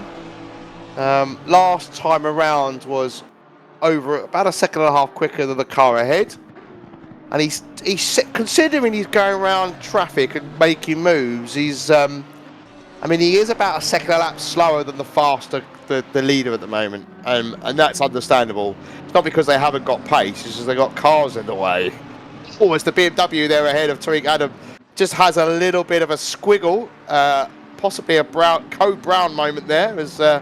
But again, I don't think the 96 is putting up too much of a fight. I think they know, look, I've got a faster car coming up behind me. They're out of position. My race isn't with them, and that's smart racing when you're doing endurance racing. Oh, no, yeah. The BM. Oh, I forgot where his braking point is. Oh, dearie me. The number 96, that's Logan Merritt behind the wheel of that car. That is definitely going to be investigated by race control because I've seen the race control document. What? He's all over the shop and he's lost it. Oh, dearie me. Logan Merritt taps the back of Tariq Adam and then for insult to injury, then decides to lose the back end of Munich's finest all on his own. Oh, unbelievable. Yeah. I have no words for that. At all. Yeah, no, exactly. I don't either. But yeah. Okay. Last time, I mean, the gap between P1 and P2, or as we work on the replay there, just round and round we go. Ring a roses, a pocket full of poses. A tissue, a tissue. Tissue, we all spins out. Oh, the car spins. Very good. Very good. Yeah, I think the gap between P1 and P2 is slowly coming down, but it's going to be nullified by that 15-second penalty. But look, they can do what they want. I think P podium is still a possibility there. What are your thoughts? I mean, we still have got over 5 hours of race to go, so there is still a long way at this stage still to play out in front of us. Anything can happen, but I think top 3 or top 5 for Renvelton online will be, I think, probably the best that they can manage. Yeah. But then you have to throw in another caveat. What if something happens to Mitt's Racing? I mean, we've already seen that Tarek Adam pitting within the first 10 minutes, more than likely because they were on wet weather tyres for a damp track, which you can 100% see their logic. But I don't think, teams, and it doesn't matter what team they are, if they've got a lot of experience with regards to these cars and stuff like that, what you can have happen is the fact that they may not anticipate that the track is going to dry up significantly. When you have 34 cars on the grid dispersing water with majority of them with wet weather tyres, dispersing water like nobody's business, even with no wind, that is going to make a big change for what's happening on the circuit. Yeah, it is. I was quite surprised by the number of cars that did stop in the earlier stages of this race, and that's because you can kind of read the weather. But then again, some people are risk taking. Oh, as we look at we're riding on board with the Onid Racing. Number 18 has a little dive up of the number 28. I thought they were going to have a little coming together, but fortunately managed to take avoiding action. And as we got Foster in the car at the moment, we ride on board through the twisty section here. So I do like this part. It's technical, and it's one of those tracks. And I think there's a couple of different lines you can slightly take as well through some of these sections here. Yeah, I do like it as well. Daniel Lindblom behind the wheel of the number 18. He was the slightest of touches between him and Adam Foster. So this is the genuine battle on track for 12th place. You can see a few penalties being thrown out by the stewards. They have been incredibly busy here tonight, well, here this afternoon so far. So coming up to just over 48 minutes elapsed of this 6-hour enduro here at the Moza Racing Endurance Championship. For those wondering about the rest of the calendar, 1st of October for the penultimate round, we'll head to the Temple of Speed at the Autodromo Nazionale di Monza, where Formula 1 has been racing this weekend for a 6-hour encounter. And then on the 5th of November, as we like to say here in the United Kingdom, Paul, Bonfire Night. It's where the season comes to an end. And you know what? We've been kept, I think all of us have been pretty much kept in suspense, as have the drivers in the championship and the teams, wondering where on earth is the season finale going to take place? Because we're all guessing. Yeah. We've got no idea. And I know for a fact that Dan Terry's ears must be burning the minute I say that. Yeah, he probably doesn't have an idea either, no, Dan. But anyway, which I like the fact nobody knows. But we're watching this battle here. But look who's coming up quickly behind them. So Tariq Adam here has got an interesting decision to make, because these two are clearly battling, and are they going to be paying much attention to him right now? He's already had to throw away a lap because he had to come in early on to change the tyres, so he isn't going to want to risk anything else. But he's making a move on the inside of the Onid Racing car. He is making a move, and you can see side by side down the start-finish straight. So that Lamborghini pulls down the high-speed section, so I'd expect him to be gaining other positions. They go into T1. If I was the Onid Racing car, I wouldn't fight it too hard. And he doesn't. No, he doesn't. Yeah. So just lets him through. Yeah. I mean, they're going to get an additional 3 to 8 kilometers an hour of side draft going down that incredibly long start-finish straight. So Lindblom thought, you know what, I'm not in the fight with Adam. He should be at the sharp end of the grid.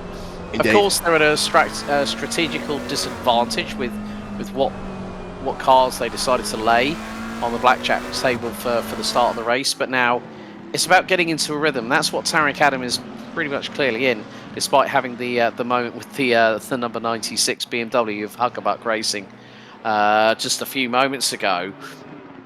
But it does just goes to show that sometimes you can be caught on the back foot,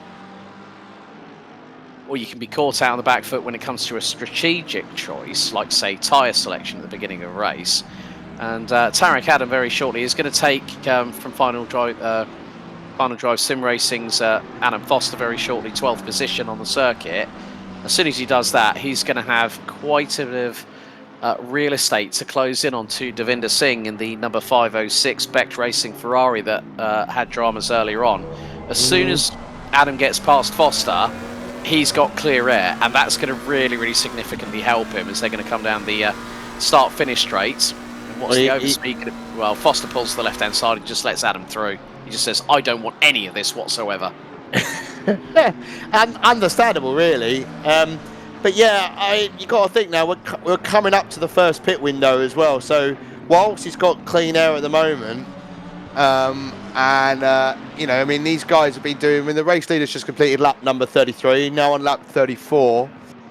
They haven't pitted. So all the way down from P1 to P12 have not pitted so far. Tariq has, but he pitted 27 laps ago. So slightly newer tyres, not a huge difference. So the stint timer would have been reset when he pitted as well. So he'll go, could work out as an advantage. They're out of sync with everybody else. It could actually work out really well. But I am wondering, as everybody starts to pit, as they come towards the end of their stint timer, that he might end up back in traffic. I'll probably say that, I'll probably say at the turn of the hour is when we're going to see, you know, probably in the next 3.5 to 4 laps, I would have thought, when we hit around about lap 37 is when the first set of pit stops are going to happen.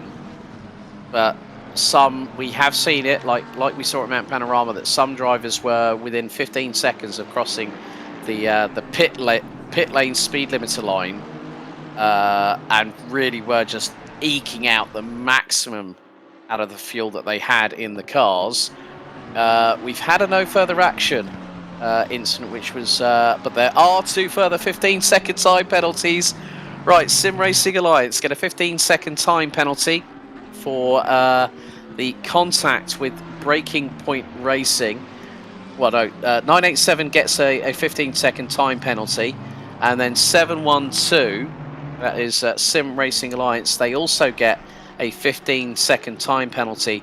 That was with the avoidable contact with the rear of the Onid Simhound rookies. So another set of penalties are coming through. So a lot of them, I mean, we haven't seen where two penalties have been issued to one team as of yet, have we?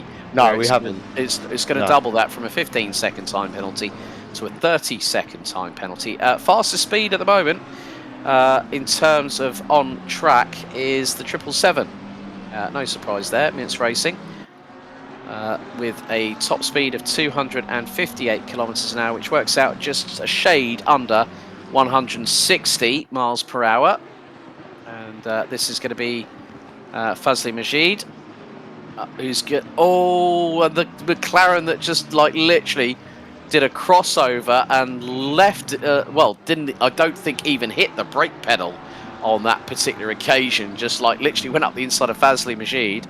That was Nabil in number 15, and that was the Egypt Sim Racing team. So that was a battle for position. Nabil just completely lost it under braking. I'm not too sure if his brake pedal had a bit of a technical issue there as well. Yeah, these things happen though. You never quite know, do you? If it's just a momentary lapse, or whether they've had a slight issue, as you say, on the brake pedal.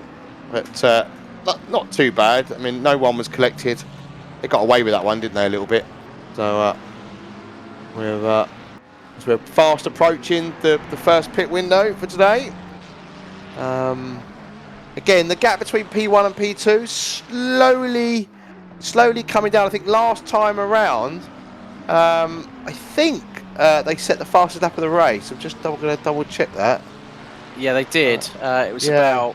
it was a little bit of time ago. It was about just over 13 minutes ago. 1 minute 31.380 for Ren Velton online in the 123 Ferrari. The gap between them and Mitz Racing as the 991 Flying Hellfish 2 in the pit lane, dropping down the order. So their first pit stop being affected. I would imagine that. I mean, looking at the distance between Leon Bount and Yumera Dushku in the number 30 McLaren, the VRT by SimAccessories.Racing car, is about 16.5 seconds. So I'm wondering that if the number 30 decides to pit at the same time as the 123, it might be a bit close on the undercut, couldn't it? Could be. Yeah. Yeah. Could well be, couldn't it? Oh, leader's in. Leader is now in the pit lane. Reno Coots from Mitz Ooh. Racing now in the pits after 56 minutes. So I'm just wondering that with, at this circuit, there's one thing that we haven't really talked about, and it's a bit of the old point and squirt nature of the circuit here, Paul, because you come out of turn 14, you are on the throttle, pretty much on the approach to the braking zone for turn 1. Then you're back on the throttle again. So you're having to really mitigate the amount of fuel you're using per lap. Backmarker traffic can help, but it becomes a bit more prevalent when you've got a little bit of a longer application of the throttle with no sort of kinks or corners to deal with, haven't you? Yeah, yeah, and the Mercedes tends to be pretty fuel hungry compared to some of the other cars, if my memory serves me right. Okay, race leaders underway. They've completed, they've been at the standstill. They're now leaving the pits. Let's see where they filter out. So we can see them in the shot in the background there as we look at Devinder Singh. So they were in the pits for full 62.1 seconds, stationary for 34.3. So let's see how the others fare as and compare in that regard. So first pit stop for what was the race leaders. Stop go 30! Stop go 30 for Mitz Racing, speeding in the pit lane! Oh my God! I thought it was bad enough with Ren Velton, and now Mitz Racing, race 2 winners at Spa-Francorchamps, have just copped a 30-second stop-go penalty. They've got to serve that within 3 laps. That's unfortunate for them. I think Reno Coots either hit the loud pedal or forgot to hit the pit lane speed limiter, and that can only be engaged in first gear. We've all done it. We've all done it. It's so easily done.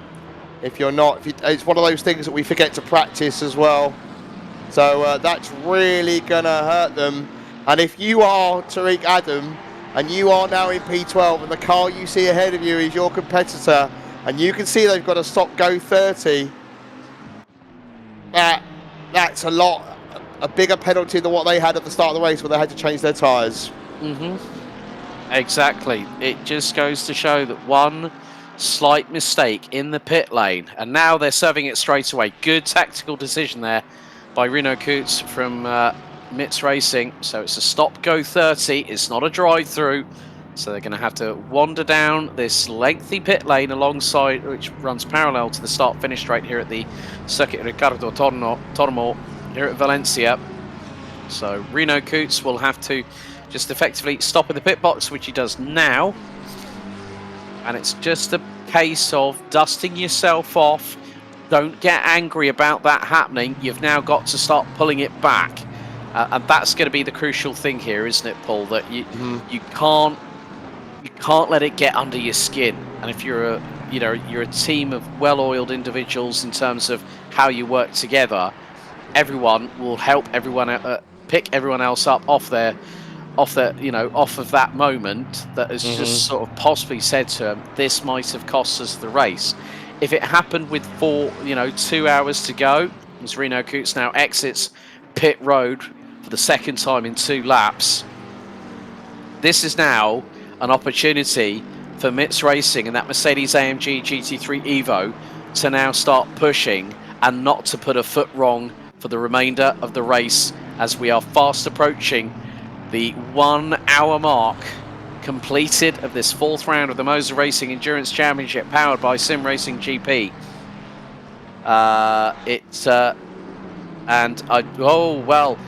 Dan Terry has just said that the rear wheels of the MITS Racing Mercedes were 65 kilometers per hour at the line. That is a clear speed violation because, what is it, 50 kph in ACC for the pit lane speed limit? Yep, that's right. And the thing is as well, you know, it will punish you with a drive-through up until a certain point. But if you're going in too hot like that, then it's drive-through or it's a stop-go 30. So yeah, if you're only going a couple of kph over, then the game will turn around and go, look, we'll give you a drive-through for that. But the way they've come in really, really hot, it's fortunately for them, stop-go 30. So I mean, look, they're P18 now. Still got just under 5 hours to go. Let's see how they're if they can put it back. Someone in chat say reckons that you know, an SG30 is too harsh. Well, that's what it's set in the game, and I'd imagine that's probably mimicking the real life rules. So yeah, but. Well, yeah. as we say that, quite a few teams coming into the pit lane, including the number 15 Egypt Sim Racing Team Enduro, amongst others. The 28, that's had Adam Foster behind the wheel of that car. That's the final, FDSR. That's the final drive sim racing crew. Devinder Singh for Becht Racing in the number 506 slows the Ferrari right down and comes across the pit lane speed limiter line. Leon Burt continues to lead the way. Now, one of the other things about, we mentioned about fuel consumption earlier on. Now, the Ferrari has, I think, along with the Honda, one of the smallest displacements when it comes to cylinders, turbocharging, and all that kind of other stuff. Now, this could be very crucial on what happens with the race lead. Leon Burnt from Renvelsen Online in the 123. They will have to serve a 15-second penalty, so that car will be stationary before that car can be worked on. So effectively, that's going to probably give them a total of 50 seconds stopping in the pit box if they put a full tank of fuel in there. New set of boots, because this circuit very, very abrasive on the tyres here, Paul, especially with runoff, rumble strips, and also the fact that the circuit doesn't totally concentrate on one particular style of corner, whether it's a right or a left-hander. The sidewalls are tortured here at Valencia. Yeah, indeed, they are. With a lot of the curbs and around here in particular. We're still looking at Tariq Adam at the moment, now in the Genesis Esports car. Now up into the top 10. You know, for those of you who have just joined us, they started the race on the wrong choice of tyres. The track was damp, as we can see that Coots has taken the fastest lap of the race in the Mercedes. There's a yellow flag with 5:06 out on track at the moment as well. That's Singh. Don't quite know what's happened there, but they're not moving currently that I can see. They're currently stuck on the outskirts of the track, but Tariq Adam now up into P2 because of all the other cars coming in to complete their pit stop. So, as I was saying, for those of you that weren't here right at the start, they had to pit, so they are out of sequence for everybody else at the moment. Another stop go 30, this time for New Kids Turbo. So they have they've taken a leaf out of MITS Racing's playbook. So done a pit stop. This is the number 506 of Becht Racing. There's the 444 of MBM. And they're going to turn across each other, are they? Yeah. Oh, the 444 goes exit stage right. The 506 goes exit stage left. Oh, dearie me. I thought that might have been the case. Now, also one of the other things that I've noticed here, Paul, the fastest lap of the race has just been done by MITS Racing, 1 minute 31.365. The track temperature is now starting to increase. Still, again, for another half an hour, there is no rain forecasted thus far. Correct. It's still cloudy, so it's possible we could have some shower. Someone is putting in chat, more rain, please. I can imagine they're maybe with a team that's not having the greatest of time, and sometimes, you know, the rain can mix things up rather nicely. So the race leader is in the pit. So Tariq Adams is going to take. Will he take P1? I think they will. Yes. So as they cross the line, so back where they feel that they shall belong. But as I said, they are out of sequence. So and they have just had to serve a stop-go 30 for speed in the pit lane as well. But for them to be up that far ahead, it just shows you how close the pack is, really, doesn't it, Alex? I mean, we're only an hour and 5 minutes in, so we're not, we haven't got laps and laps of back markers down yet. But I reckon by the end we might have a few. Yeah, indeed. So a few more teams, Fusion Racing and Sim Racing Alliance, still out on circuit at the moment. So looking at it from this perspective, Fazli Majid could run for about another 10 minutes. And so could Tariq Adam, probably for the next 8 to 10 minutes, probably run. So would be the case for the number 221 of Kimikli's Henry Meyer in the 221 Porsche that currently runs in P4. New fastest lap just been set again by Coots, so 1:31.262.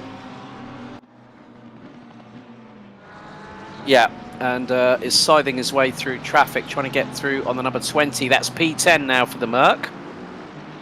Yeah. So, and has got a couple of cars up front, one of which will be the number 35 of Geeks Energy Racing's Sheldon Muscat. Still remember when he used to run with GT Omega Sim Racing with quite a while back when he was competing on the on World Pro Racing a few years ago. There's a warning for car 502 for avoidable contact on lap 40. That was with 969. If you look at P4 to P5, there's a 20-second gap there. I think that's the biggest, one of the biggest gaps out there in the top 10 at least. Anyway, that is the biggest gap in the top 10. So yeah, it'll be interesting to see. I reckon Coots can still get to the podium, but once you get past P5, once you get past P6, you've got, or P5 even, get my numbers right, you've got quite a gap there to get down to P4. So they'll have to hope for some clear track to navigate. And the field has not, spread out a bit more around Valencia here as we continue to watch Rene Coots making his progression back after serving a stop-go 30. Yeah, he's really closing in on the back bumper of Sheldon Muscat's Ferrari for Geeks Energy Sim Racing. Doing a pretty good job is the number 35. Majid yet to pit for the 15-second time penalty and also the pit stop at the end of his stint. Still, don't forget to put in your entries for the HPB shifter. It's up for grabs during the Sim Racing GP podcast powered by Moza Racing. That'll be up for grabs during the podcast where Paul and myself will be talking to graphic designer extraordinaire and a person who also has been involved as a sim racer, also was part of the commentary team for the previous round at Mount Panorama last time out just a month ago. Cammy Sturch will be joining us. So we'll also open up the questions, open it up to questions from you people watching on the Sim Racing GP Twitch channel, which is which is twitch.tv/SGP_racing, where you can follow all the racing action and also the podcast. These will also be posted onto the Sim Racing GP YouTube channel post every event. As Reno Coots getting really feisty up the inside, through he goes at turn that will be at turn 2. And Reno Coots up through into 8th position past Sheldon Muscat. Nice clean move by the Mercedes, and Sheldon Muscat, okay, he didn't fight it that much, but he made sure that he gave Reno Coots enough racing room at that point. Yeah, it definitely was like, I'm not making it easy, but I'm not making it too hard either. So the next car for Coots is Mashid in the 712 Lamborghini. About 4.5 seconds up the road.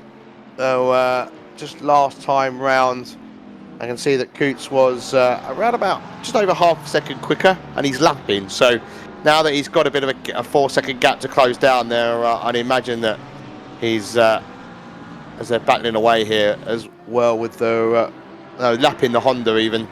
The only Honda we've got today, and the Honda, where is the Honda currently? Oh, 23rd. There we go, the 991. Oh, still good. So, To see, yeah, still good to see that car being given a little bit of love. It's a car that was ooh, very much understated, and it was a car that actually won. Paul and I will remember this 2 rounds of the ADAC Professional Trophy, yes, ADAC it Sim did. Racing Expo Professional Trophy. Once in the hands of Yaz Heat, and I think the other one. Can't remember who was the other crew that won with that car. But it was a car that was used, I think, by Williams Esports and by Yaz Heat in the professional trophy last year. Side by side between Hin in the 201 and Icek in the Kamikli Porsche going into turn one. The Porsche hangs it high, wide, and handsome around the outside.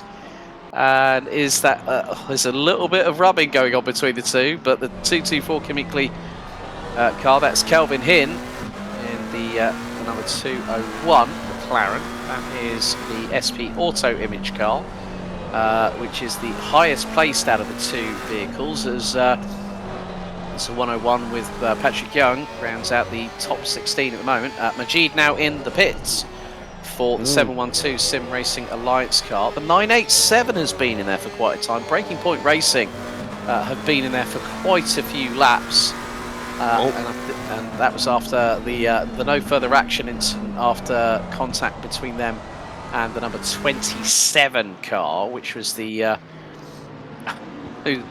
This is really funny. The 27, that's the Wyvern Racing. The driver behind the wheel is called Johnny Ya Bad Boy. Obviously not a real name, more than likely an alias for sim racing. Yes, yes. Though we do ask that drivers use their real names, but I'm not going to be that person right now. I can see that we've got a yellow flag out for car number 3. Pirasat is currently behind the wheel of that car. Now moving again. And also, I can see there's been a drive-through applied to 190, the Mercedes. So they're currently driven by Quinn down in P25. They just entered the pits to get that cleared. So speeding in the pit lane. And we're going to see a replay here of the change of race leader. So here we go. We've got the 123 Ferrari chasing down Adam there, Tariq Adam. As we know, Alex is been in the car, had to clear a stop-go 30, and his tyres were a little bit older. He didn't have to clear a stop-go 30. It was the 777 that had to clear one. But Tarek Adam is coming very, very close to the end of his stint. Leon Berndt is the driver that's done is his second stint behind the wheel for the Ren Velten Online 123, and this is coming out of the final corner. So Leon Berndt's right up the exhaust pipes of the Lamborghini of Tarek Adam, and then pulls ever so slightly to the left-hand side down the start-finish straight, heading into turn number 1. And the big question is, when is Berndt going to send it? He's not going to send it through T1. Tarek Adam and Leon Berndt run a bit wide, going through into the approach into T2, but the 123 sees the door very widely open. Both barn doors open at the farm by Tarek Adam, and Leon Berndt says, "Thank you very much, I'll get through and take the race lead." Yeah, I think that's, again, it's what we see in endurance racing, a bit of a smart decision there. Look, my tyres are older, I know he's just been in the pits. There's no point trying to battle it and then ruin our races. And you know, some would say that's a bit boring, but some also would say that that's rather strategic, and you know, position out on track is better than wasting 5 laps trying to slowing each other down, or maybe even more than that. So so you can see that Hin in the 201 McLaren is now into the pits as well. 46 laps completed so far of the race, as we're looking at Sheldon Muscat even in the Geeks Energy Esports number 35 car. Tarek Adam has just pitted just now, so right on cue with about 2 minutes to go until the they would have been given a slam dunk penalty for a stint time overrun of 65 minutes, 63 minutes in the car. Well, that's a total of about 72 minutes there for Tarek Adam for the Genesis Esports crew. So we'll wait to see whether Luke Addison or Cody Sherritt gets put in the car next. Do you think they'll stay in the top 10 with this pit stop, or do you think they'll fall out of that? It's going to be close, I think. It is going to be close. There's a whole hive of activity happening as the top 7, top 8, well, make that probably the top 10 on the same lap. Past. Yeah. maybe top 15, perhaps. We'll see. The other thing, when we said that, teams like, say, Kimikli, Genesis Esports, because of the strategy call, okay, they're out of sync with the rest of the field, or a few drivers on the field. Luke Addison now takes the wheel of the Genesis Esports number 33 Lamborghini from Tarek Adam. I think the thing is that sometimes we do see it where teams have had to do a splash and dash right at the end of Yes. the within the last 10-15 minutes.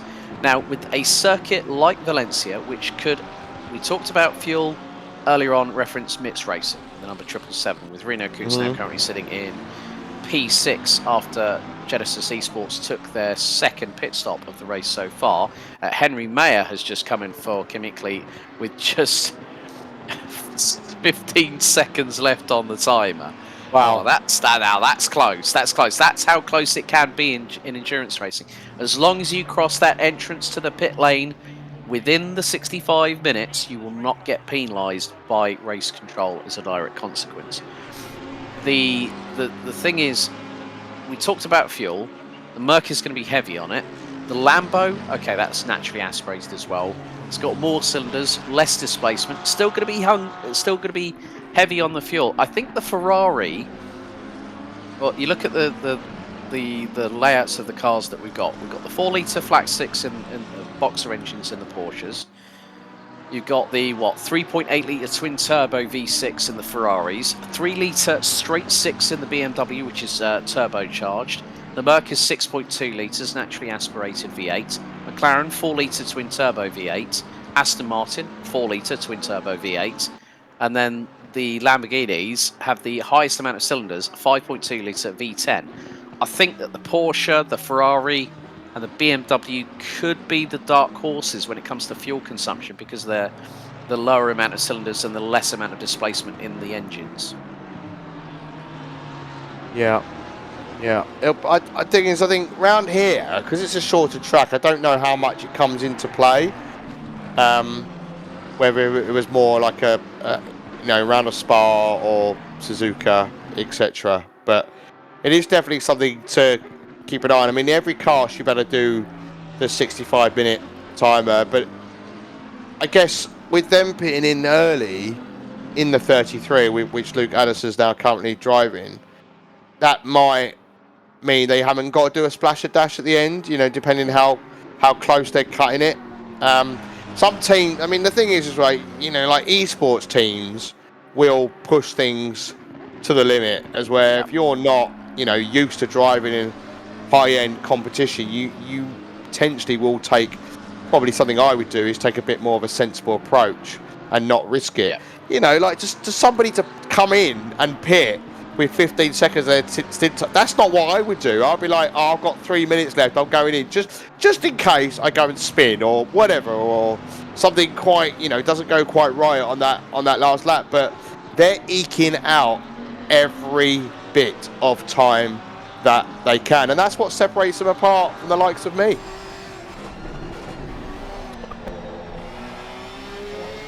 Oh, I think Alex might be having a technical issue there.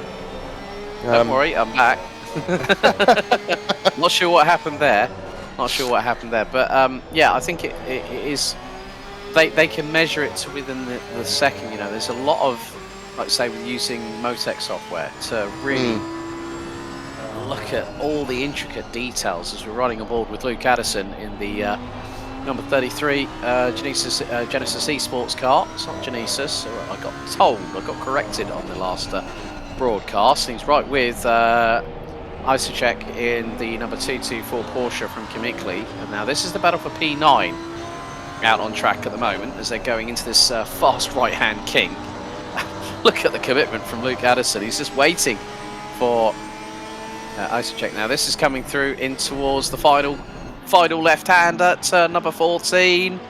Addison just trying to plant the car exactly where he needs to. Isocek is just trying to keep ahead of him, trying to make the rear haunches of that Porsche 992 GT3R as wide as possible. Addison looking to the outside, down the start, finish straight. He's going to get the side draft. Will he get the run round the outside? No, he cuts towards the inside and Acecek runs wide. Nearly comes into the path of Addison heading into turn 2. A little bit of a touch between front and rear bumpers. And Addison lives to fight another day, but that was a bit of a Code Brown moment there, and I can completely understand him flashing the lights of the number 224 Porsche right in front of him. Yeah, this is the thing, right? We got a Porsche now who's defending rather hard, and it's just kind of like one of these moments where the 224 could be a little bit too aggressive and potentially, ruin your race. So I think Luke's got to be careful here. It's not, we've seen some other teams just go, yeah, we'll let you on by, you're not in our fight. Well, not in this particular occasion. Some may say, yeah, they're within their right to do so. Others may say that's not the smartest thing to do. But you're allowed to defend your position. You're not being lapped, as I can see that the 296 Ferrari has entered the pits. But yeah, Luke's giving them a little bit of a flash as well. I can see the lights are flashing. He's not. He's trying to let them know he's there. He's clearly got more pace. I mean, that is clear for us to see. But as pointed out in chat earlier on by our podcast host Cami, it's not easy to overtake here. Yeah, and she did say that 224 doing nothing wrong. D-Stack 11 saying making him earn the position, let them race. Yeah, we're just putting a point. The thing is, I have never been a sim racer. I don't pertain to be a sim racer. I just talk about racing and I just look at what I see on the screen in front of me, like Paul's doing at the moment. So you can see again Luke Addison just sort of like flashing the lights as if to say, hello, remember me? Yeah, so Vulcan went into the pits 12 laps ago, so Luke's got around about six laps fresher tyres on him at the moment. So yeah, he's clearly got the pace. He's going to try and take the inside line, but now comes the outside. So he's going to try the switch back. No, he's going to try and stick it round the outside. And now is he going to come back across? I mean, Vulcan's not doing anything too aggressive. He's just hard racing. And using the Porsche to its strengths. All I'm just saying is, is it worth it? Because, I don't know. Is Luke the kind of guy to get a little bit frustrated behind the wheel and then make a lunge? Because, I don't know. I'm just looking at risk versus reward here. That's all I'm looking at. Yeah, I mean, there is a valid point that people are commenting about Luke's flashing of the lights at the 224. Well, yeah. The thing is that in certain leagues there will be a rule against flashing, but obviously that's dependent on whether that gets protested against. You can see it's happening again, and that's the second time. Make that number 3. I think it's constant. It's practically around the whole lap, but there's nothing that says you can't do it. I mean, as annoying as people might find it, and as aggressive that people might find it. But this is where it's going to get interesting because they've got back markers ahead now as well. So the Porsche is now making a move. Look at that. That was a late lunge on the BMW who's kindly made room there. I think you saw it last minute.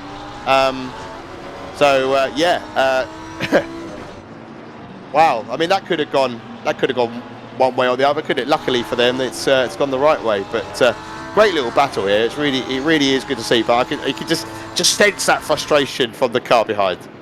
I think it's just like there's a sense of urgency in Luke Addison's mind right about now to get past. Oh, yellow flag ahead. 20's round. Oh, number 20. They were in P6 as well. So that was in Felix Racing. That's one of the McLarens. So yeah, I think what the team have got to say at Genesis Esports. Oh, bit of a moment there for Luke Addison. He's just got to sort of just keep a little bit calmer, to be honest with you. Like I say, we could say there's frustration, there's desperation setting in. I think it's just like he's got this sense of urgency, like stuck in his mind a little bit, to try and get past. The thing is, there's still 4 hours and 35 minutes of this race still to go, and it's just about just keeping a calm head on cool shoulders. There's still, and there's the flashing again.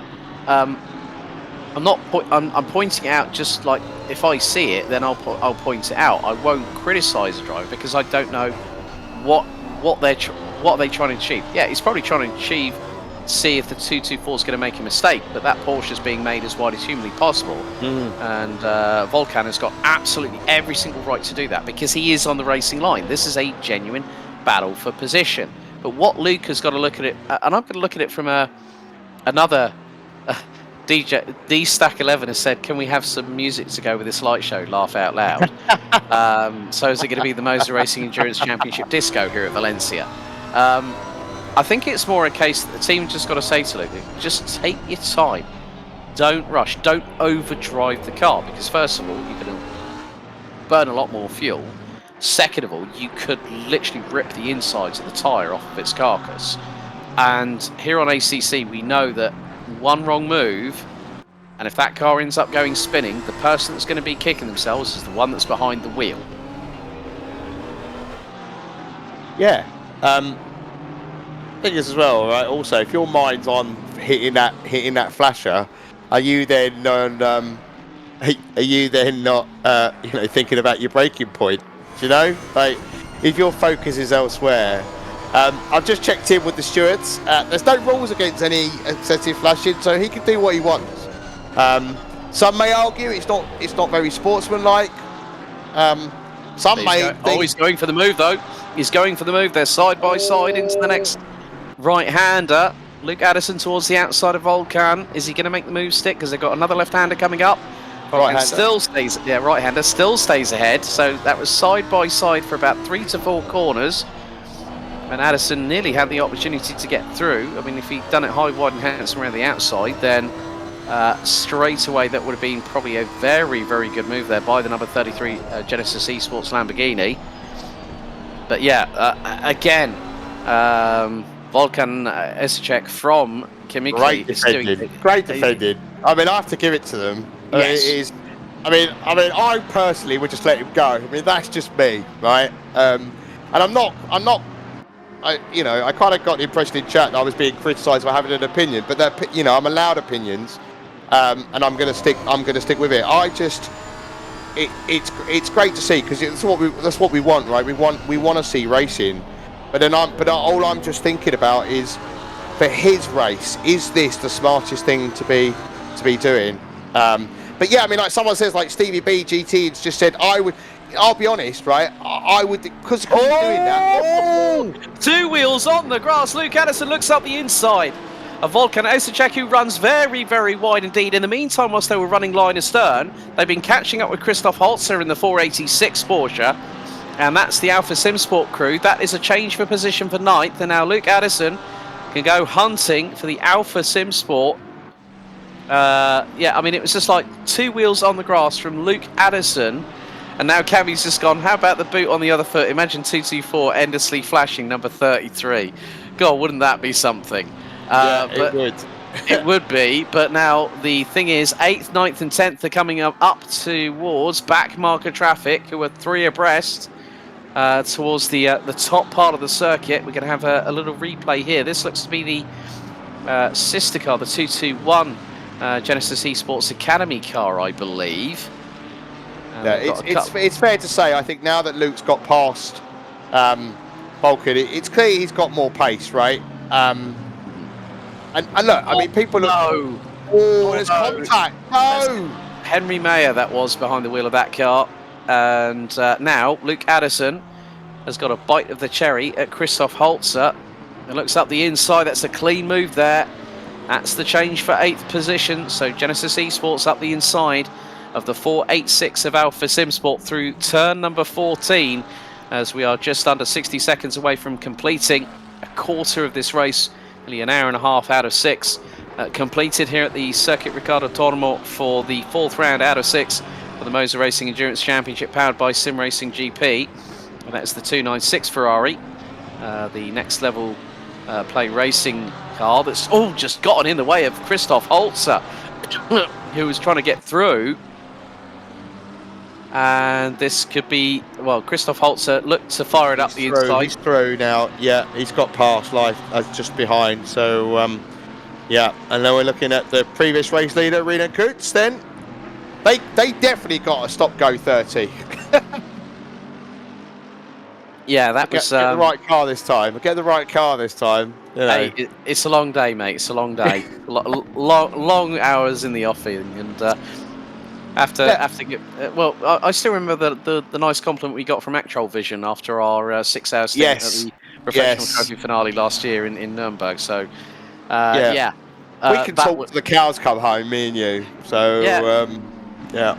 We can Two feel P. dead air. Oh, so Reno Coots is making a move there on P4. Mateo.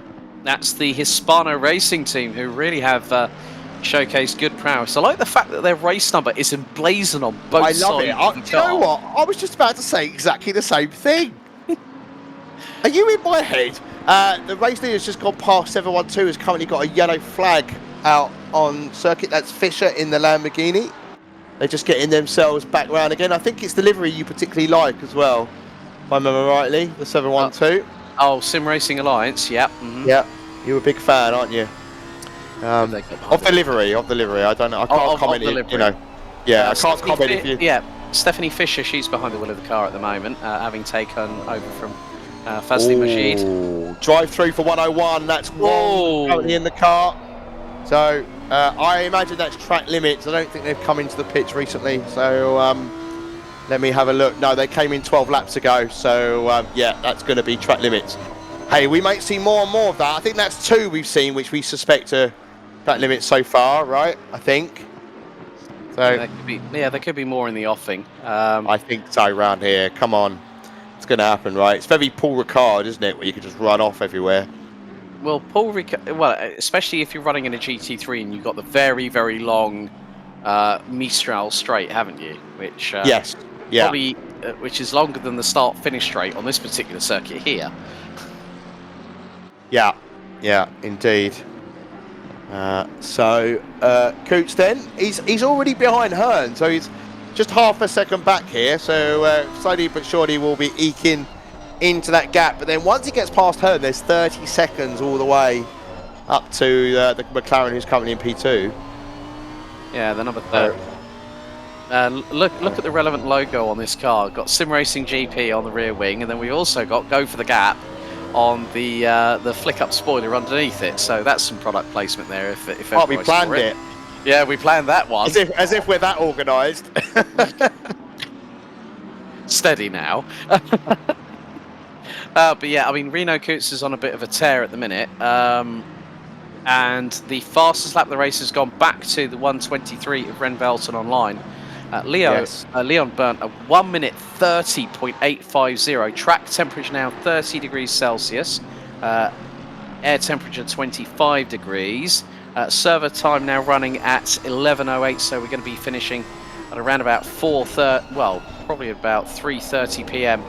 Server time. So we're going to be all the way through the daytime hours, unlike Mount Panorama when we finished under the nighttime sky, and even that was difficult at the best of times. But Daniel Hearn doing a solid job here after taking over from. Well, he's started in the car. He's got Reno Coots, however, trying to breathe down the back of his exhaust pipes and rear wing going through into turn 1. So battle for P3 really starting to heat up in this particular moment of the race itself here, Paul. Indeed. I've just noticed that Car 91's got 3 drivers that I know pretty well from the ACC SS days, and also now the SGP community. Dixon Chen's currently in the car in P30. Give a shout out to those guys. I think they're normally in split 2, which is why I don't think I've spotted them before. But so we've just got the 1 split for this round. But yeah, Coots now trying to find a way past. You know what? I know it's not like real, but sometimes I have like I'm not even in the car and I get nervous how close some of the other cars get to the other. You know what I mean? Like I just sharp intake of it. I feel my how should I say, my buttocks clench because I'm like, oh, as we go, runs wide and he's going to make a move on the inside there. I think Coots is going to get the move done. Where are we? Oh, yeah, we did. I don't know. It's just coming out. Yeah, we're on board with Coots. Here we go. There we are. Brilliant. Yeah, nicely done. That sweeping left-hander coming out of the right-hand kink at turn number 13. was just proof in the pudding, and Reno Coots just used the absolute sheer torque of that that 6.2 litre V8 to outmuscle Daniel Hearn on that one. But still, only Cam Sport, we saw a lot of them at Mount Panorama. They did a really, really solid job. They did have a couple of moments as well. I mean, this we know through our experience with the professional trophy last year, Paul, that a championship is always won on consistency. And at the moment, going into the penultimate round at Monza in just a month, in 4 weeks' time at the Temple of Speed, you know, it's going to be interesting to see the dynamic between Mercedes versus Lamborghini, especially at a circuit where you're going to be 75% of it on throttle. Yeah, I think that's. I mean, I think the Lambo's always been strong there, but the recent updates has allowed the Lambo to kind of up its game at other circuits. Look, the Lambos we know in a straight line speed, but then also so's the Merc as well. And to be fair to Coots, I mean he's making that Mercedes go very fast, and he's also set the fastest straight line speed of 254 kilometers today, and that is as well with Quinn actually also in the Mercedes. So both Mercedes currently in the race setting the fastest straight line speed today in the speed trap. So yeah, the Mercedes really showing where it's strong. But Coots, I've been really impressed with that, and they're making a good comeback considering they had a stop go 30. But now we got to see how the gap comes down, because it's 33 seconds currently to P2. So let's keep an eye on that. Coots won't have an overtake for position for a while to make. So let's see how they do. Oh, I think I just saw Luke Addison make contact with another car, but I'm not too sure. Yeah, maybe having. No, it was the other Lamborghini. Don't ignore me. It wasn't them. So That might have been the sister crew of the 221. Yeah. It is just really, really difficult when you do see a lot of trials and tribulations for a lot of the teams where some have been, you know, really, really competitive. You've seen others where they've just had a slight mistakes that have just been thrown in. Probably not, you know, when it's been unforced errors as opposed to trying to make a dive, making it completely go wrong, and then it just upsets everything for the remainder of the race. MBM Racing have made some good progress. Mark Condren behind the wheel of the 444 Ferrari 296, closing in on the number 551. Michael Stevens behind the wheel of the Dads Go Sim Porking Porsche. They've made some steady progress up through the order. I mean, especially when we had all that calamity within the first 20 minutes of this fourth round of the season. Did we? I don't recall. Did we? What? It was madness, wasn't it? It was actually madness. The car that's made good progress finds themselves in the top 10 is the number 20 McLaren, currently up in P7. So they've gained 11 places since the start. So that's the Infinix Racing crew. Orin Megan's behind the wheel of that number 20 McLaren. Is about 12 seconds behind Sheldon Muscat for the Geeks Energy Sim Racing crew in the number 35 Ferrari. Last time around, nearly a second quicker. So, yeah, showing some real pace. It's one to keep an eye on, I think, there, Alex. Yes, indeed. And not too long, folks, until we head away from the racetrack and head into the podcast recording studio for episode number 4 of the Sim Racing GP podcast powered by Moza Racing, as the fourth round of the Moza Racing Endurance Championship powered by Sim Racing GP continues here at Valencia, coming up to 1 hour and 40 minutes completed of the 6 hours so far. Leon Burton leading the way in the 123 Renvelton Online Ferrari. Gabriel Guidarelli in the number 30 McLaren. That's the VRT by SimAccessories.Racing crew. Reno Coots for MITS Racing rounds out the top 3 in the 777 Mercedes. The 900 of owned Cam Sports Lamborghini with Daniel Hearn behind the wheel rounds out the top 4. Then it's the 178 Hispano Racing Team. Domingo Mateo behind the wheel rounds out the top 5, followed by Geeks Energy Sim Racing's Sheldon Muscat in the number 35 Ferrari. Orin Meggins in the number 20 in Felix Racing rounds out the top 7. Genesis Racing making a comeback now up to 8th position in the 33 Lamborghini with Luke Addison behind the wheel. Volkan Isacek in the number 224 Chemically Porsche, and Christoph Holzer in the 486 Alpha Simsport Porsche rounds out the top 10. And there is the 296, the Next Level Play Racing Ferrari. And Stevens has just been pinged with a drive-through and now has just served said drive-through as well. We'll drop them a little bit further down the order. Michael Stevens comes out of pit lane. There's a little bit of argy-bargy just up ahead of them, which includes, looks to be the number 96 Huckabuck Racing BMW that has been in the trenches all the way through this race so far. But still, the track temperature increasing, but no sort of outlook of any sunshine starting to throw its weight onto the circuit, as we've had another brief yellow flag out. Now this is going to be for It's Wong, 101. That's the SP Auto Image Row. Yeah, not long ago had a drive-through as well, that car. So yeah, they're right on the back of the 712 Sim Racing Alliance car going into turn number 1. All gets a tag from the 978, gets a tag from behind. It was that's the Wong again. That's the 101. Yep. So causing the damage there. So that was what we saw the yellow flag for. We need to instigate the please no Punterino hashtag into the chat here on Twitch, don't we? With regards to this one. But yeah, I think now we've gotten into a bit more of a steadier pace. Going to probably see, I would imagine, about the next 23-24 minutes we're going to see the next set of pit stops start to happen.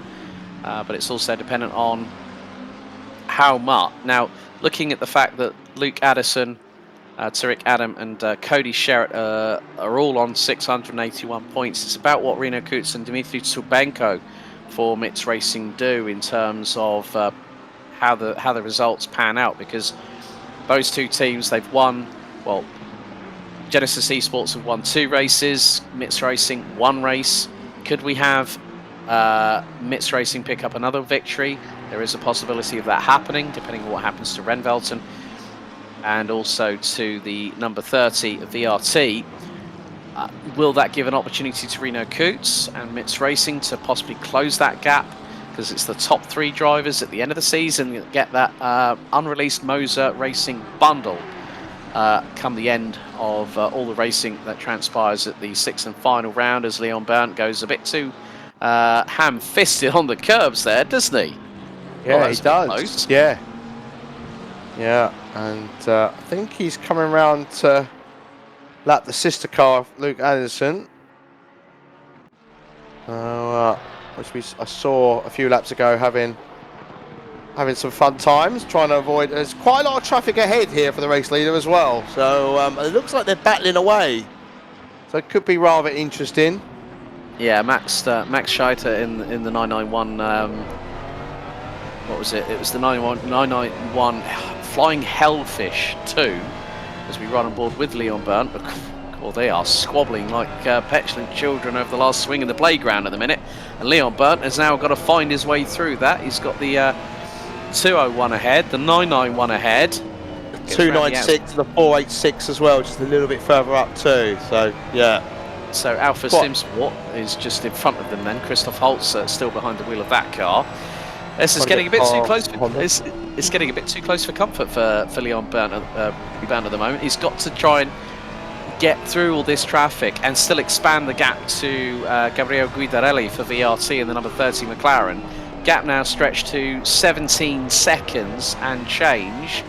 And there is Luke Addison now trying to get past, that's Meggins, I believe, on his left-hand side. So Meggins, I think, deciding, well, you know what, I'm not going to fight Genesis Esports and Luke Addison, considering what he's done earlier on in the race. They know that the pace differential between the two cars is reflective of how each particular team runs and how well they gel together, isn't it? Yeah. I mean, look, I mean, we were talking earlier on where we saw Vulcan really defending against Luke Addison, and that's the other side of that coin, right? Another car has decided, look, I'm not gonna fight you too hard for that. I'm trying to focus on my race, and that's just a different approach. I'm not saying either's right or either's wrong. I just personally lean towards more that, you know what, you're a lot faster than me. I'm going to let you go because I don't personally want the distraction. Not everybody's like that, right? And I completely get that. So yeah, another position gain for Luke Ellison. He's now got to get onto the back of Muscat, and he's 9 seconds up the road. Yep, indeed. And Leon Berndt still trying to see if he can get through this back marker traffic just in front of him. Not going to be an easy task, but he's just got to be patient, bide his time. That's the McLaren now dealt with, and he's got the two. Good awareness from the McLaren. Yeah, just made sure that he kept out of Leon Berndt's way, and so they'll have probably more than likely the 290, well, the 296. And there's one of them dealt with, and then there's the 296 for Leon Berndt just to get through, as we're now just over an hour and 3/4 completed in this round of the season. Very shortly, in the next few minutes, we'll be throwing to some advertisements, and then we'll be heading over to the podcast studio where Paul and myself will be talking to our guest from Go for the Gap, and also a very big expert in terms of sim racing commentary, having done sim racing herself, and also a hell of a graphic designer. Cami Search will be with us just in a few moments, and yeah, we'll just see what happens very shortly. But yeah, Leon Berndt has just made his way through that traffic very nicely indeed. Just kept patience. He's only lost about 0.8 of a second to Guidarelli in second position. It's just going to be a case of what can happen there. If you can make it through that, Leon Berndt, I know of anyway, and I knew for a fact that if he had back marker traffic in front of him, then it wouldn't be too much of a problem. As we've got Stephanie Fisher just battling away with Jose David in the number 578 McLaren, 4th position. That is for 24th on the road, but they've got Reno Coots just closing in on them as we speak. Yeah. I'm not trying to like throw the cat amongst the pigeons, but well, I'm going to anyway. I haven't seen. Fusion Racing. The 502 has just had a moment, and yeah.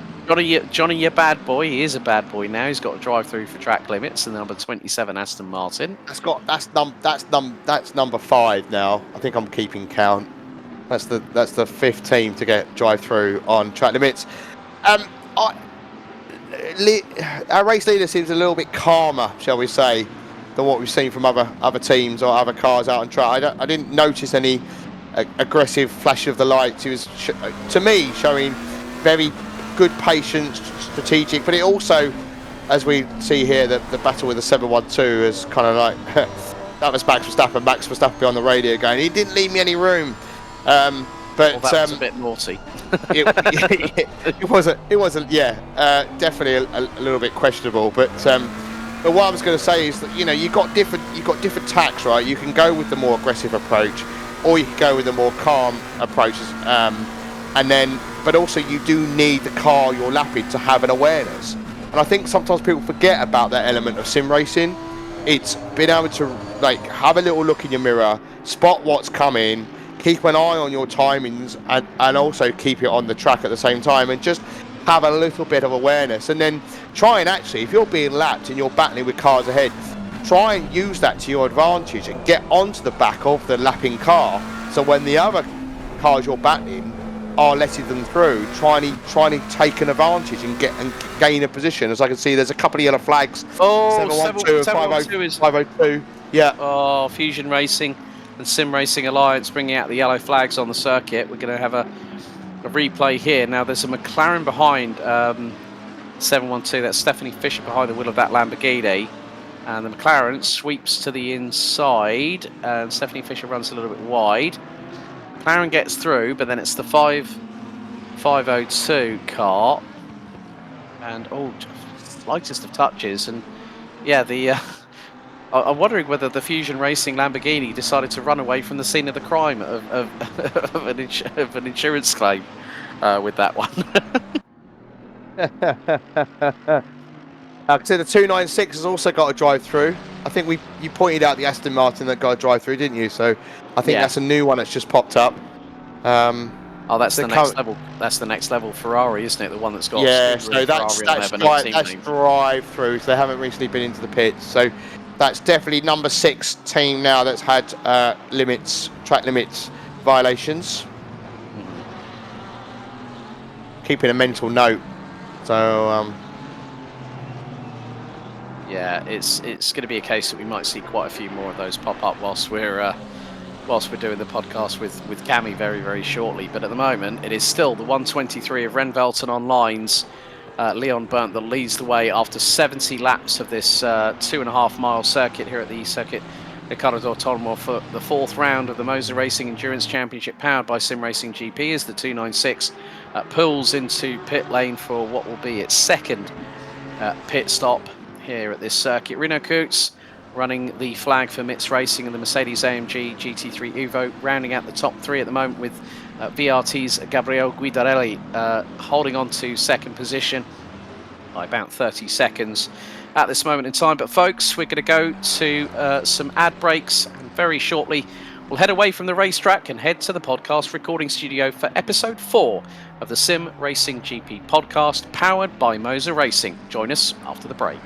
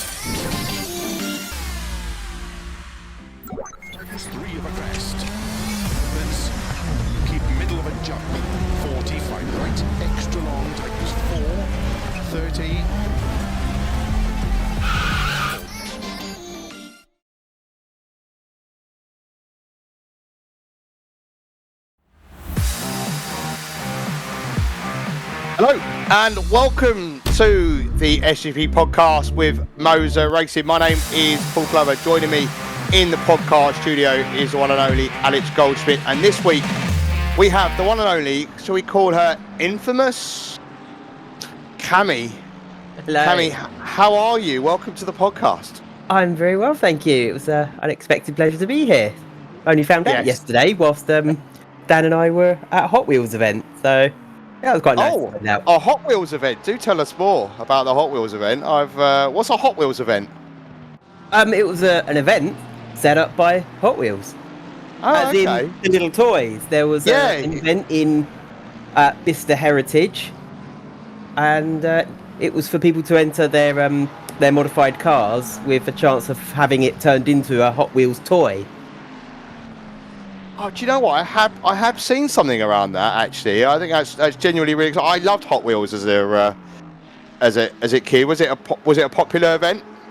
Yeah, there was say thousands of people there. It was at the Bicester sort of aerodrome, so lots of space. People just brought their cars for the show and shine competition and for people to look at. And there was everything from sort of classic Porsches to, like a Rover 218 or something. Just everything from cars we used to see every day and took for granted in the 90s, all the way up to sort of, DeLorean and supercars and The Mex Assist was there as well. That sort of Ford Escort that's Mark II that's been modified. It's bright orange. So it was a really good day out. Yeah, lots of kids there enjoyed it. Sort of great family day out. The weather was good yesterday as well, wasn't it? I was at a meat festival yesterday myself, so yeah, the weather would have been fantastic for that too. So yeah, like I say, Cammy, welcome along to the podcast. You and I have spoken before. I think you kind of hinted in chat that Alex knows you pretty well. I think you've been around the sim racing scene for a little while now. So the best place to always start is, where did you start out sim racing? What are your first memories of what, you know, it could be arcade racing games or it could be sim racing games? I don't really care, to be honest with you, but I have fond memories as a kid playing the old games. So what was your first foray? Oh, well, my dad was always a massive Formula One fan, so we had, in the early 90s, an Atari computer, sort of with the keyboard and the floppy disk that went in the side, and we had Jeff Crammond's Microprose Grand Prix, so that was where it started for me, sort of these really basic 3D polygonal graphics with no textures, so there was no writing on the cars, but you could kind of work out that's a Williams, that's a McLaren, just by their sort of iconic colours. And I remember they didn't have the license to use the real names, so rather than Nigel Mansell, I think it said something like Robert Davies or something like that, but you could backspace and type the real names in. Nothing stops you from doing that. And you know, we didn't have joypads or wheels back then, so we were racing with joysticks. Yeah, and keyboards as well. I remember keyboards playing a big part in games of the old times as well, right? You know, wasn't not quite the same as a wooden and pedals. No, I mean, even the first wheel I did get, it was, you know, it didn't have any force feedback, and you had to counterbalance it with the weight of one of those big old monitors. That's how, rather than bolting it to the table, it just relied on the weight of an old monitor to stay on the desk. Yeah. I just have fond memories as a kid, like playing with my brothers and my sister. She's got older, you know, with games like that. There's kind of like I don't know, romanticism, I guess, in some way, you know, like we kind of look back with fond memories, and you know, I mean, I grew up with, well, three brothers and a sister, so we spent many hours playing racing games, and they always used to find it funny, like, because they knew how serious I liked to play them and take them. They used to sort of ram me into the walls just to wind me up. But anyway, we're not here to talk about me. But Cammy, when did you realise there was a world of this online racing? What was your first foray into the online communities? Oh, well, really early. I've been playing racing games since, you know, the year dot. So as soon as they started going online, I was there. Toka Race Driver, that had an online scene, possibly one of the earliest serious online racing, half simulator, half arcade, but it had a rating system before iRacing came out, and yeah, there was a lot of us who took that very seriously, and whilst it was a much smaller player base than iRacing or ACC, it was still very competitive, and as far as I can recall, I was sort of one of the highest rated drivers, but it got to the point where winning a race sort of got me 1 point, and coming second lost me 100 points.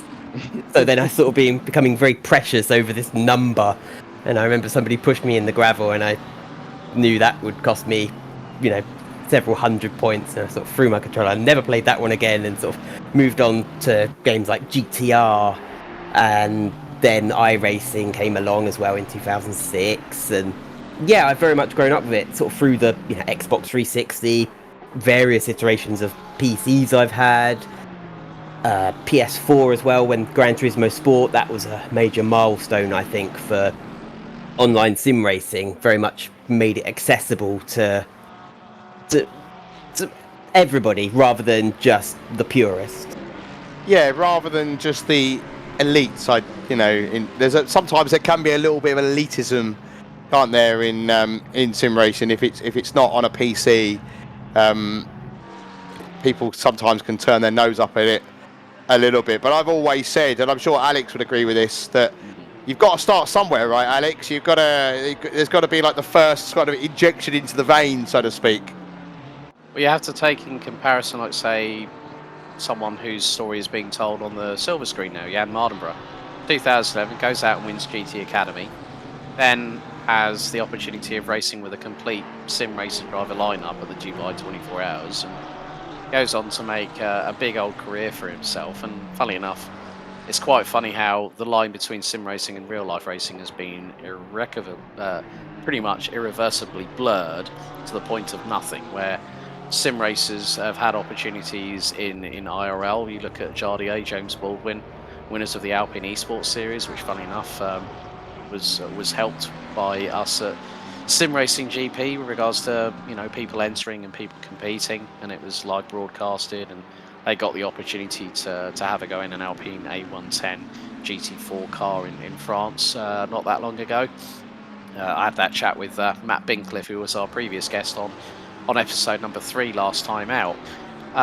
Yeah, just like the way that you have to start somewhere. It's like with me as a commentator, I had to start somewhere, and that started in karting, and then 2020 came along, and then ended up in sim racing as well to boot. Yeah, it's a really good point. It's like you build the foundations, right, Gabby? And I think that's what's really important. And I think sometimes we forget that before the internet was as widespread it is now, there were these tiny communities where people were doing these things offline, having these little races. I mean, you see it now with Rally as well. Like Rally's had a bit of a comeback with Richard Burns, out there still after all these years. But with you, when it comes to sim racing, what's your go-to? What kind of events do you like? Is it the GT3 like we've been seeing today, or would you put on a bit of Rally and go on a dirt track? No, it'd be neither of those actually. I've never. GT has been something I've learned to love. I always find them a little bit tricky because I grew up with the F1 games. I've always adapted, just molded my skills around downforce cars. So Formula 1, Formula 2, Formula 3, the LMP cars. That's where I'm most comfortable. I find GT cars very difficult, hence I tend to struggle a bit with them, especially in the sort of more realistic simulators like ACC. You get the weight transfer moving all around, and you don't quite have the downforce to help you just stick to the road through corners. And rallying, I enjoy it. I'm not that good at it. You have to turn before the corner comes up, essentially. And it's just such a counterintuitive thing. It's like, no, I'm going to die if I do that. But I need to do that. But it doesn't make sense to do that. And I just can't train my mind to do that. I can sort of get some middling times, but you see some of these people on sort of Dirt Rally 2 and Colin McRae and Richard Burns, and the times they get, the amount of times they must redo a track to learn it, to know they can turn in just to clip the edge of a tree or something and keep going. It's mind-boggling how they do that. So if you were to after this podcast sit down and switch on a game, would it be the F1 series then, the kind of the Codemasters EA? No, I find it a bit too arcadey. I actually got to try Automobilista 2 yesterday, and I immediately fell in love. So I've bought myself a copy of that, and it just installed maybe an hour before we've gone live. So I'll definitely be trying that. Sort of, it's got a range of sort of 80s, 90s, I think 1970s F1 cars as well, which I really can't wait to have a go of. Those times where downforce was developing. Yeah, and the sound though as well. The sound of those engines, Carrie. I mean, that's the one thing I think we forget now with the hybrids that we see in Formula One, is just how good those older Formula One cars sounded, especially in the 70s and the 80s. Absolutely, yeah. I went to Spa-Francorchamps last year for the Formula One, and the strangest thing was, from a distance, the Formula 3 cars were louder than the Formula 1 cars, which it doesn't make sense. That shouldn't be right. And I've heard V8 Formula 1 cars at Brands Hatch when they have an occasional, a demo drive, because they can't have Formula 1 there, and you can hear the F1 car from the other side of the circuit, which isn't the case for modern Formula 1 cars. I think the turbos just suppress that sound because the Formula 2s have very much the same issue where their turbo suppresses it, but whereas Formula 3 doesn't have a turbo, it just lets that sound out more. And yeah, we need to have cars where you can hear them long before you can see them. Yeah, I've been to an F1 historic event at Brands Hatch, and I think you hear the kind of 90s Formula 1 car coming at you, and then it comes around. I was around. It was Paddock Hill Bend, and then the car's just gone to sort of left of me, and then this just epic noise just hits my ears like from nowhere. It's just hard to explain unless you've experienced it. I mean, if you stay there too long, you probably end up going deaf. But earplugs I think are needed. But just an amazing sound, and Automobilista 2's got that in plenty. I think it's still got a long way to go in some of the way that some of the cars feel, but it's just got such great content. I think you're going to love it. It's got a great range of cars as well. ACC's quite limited. AC is great, but there's such a modding scene where there isn't that uniformity that ACC has. It kind of needs to be like Gran Turismo Sport, where you've got a huge range of cars not beholden to any one regulation, but you're also running the same software and you're not all having to run around grabbing mods. And you said, was it like at Brands Hatch, the Historic Masters? Yeah. I was there as well. So we're probably standing next to each other, not realising. Yeah, maybe. Yeah, it was a long time ago. Brands Hatch used to be my local circuit, so it still is really. It's not that far away from me now. Didn't know we were that local to each other. Yeah. I'm about half an hour away from the circuit now as well. I used to live about 15 minutes away. Maybe not even that, actually, thinking about it. But yeah, I used to go to Brands every so often when they put on their different festivals and historic events. It's just because it's the only way you're going to see some of these cars, unless you want to travel down to Goodwood Festival Speed or to the Revival. They're two great events for me. Cammy, you've also done a bit of commentating. You were with us the previous round as well. You and I have also commentated together there. How did you get involved with a bit of commentating? Where did you start? School teachers told me I don't shut up, so I thought I might as well use it for something good. I imagine Alex got told the same as well. Alex? Oh no, I got that told more by my blooming parents and also the school. Well, no, I was actually quite quiet at school, but yeah, I got told off at the age of 3 because I was naming cars as we were walking past. Got a slap on the wrist by my mum. She was like saying, "Will you shut up?" And my dad went, "Oh, he's a car nut." Oh no! Oh no! He's one of them. He's one of them. Yeah. So you got told at school you didn't shut up, so you tried to put it to some good use.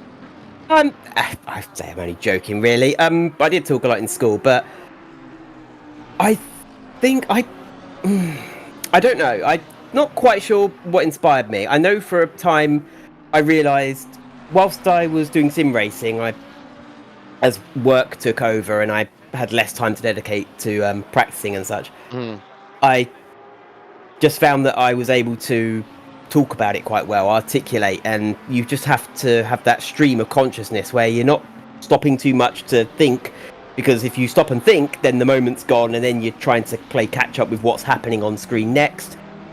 And I thought, well, I can use my experience, at least from sim racing, to be able to maybe give an insight to people who don't do sim racing but maybe are familiar with cars or gaming and just want to have a better feeling, because not everyone has a steering wheel rig set up, and these drivers make it look so easy.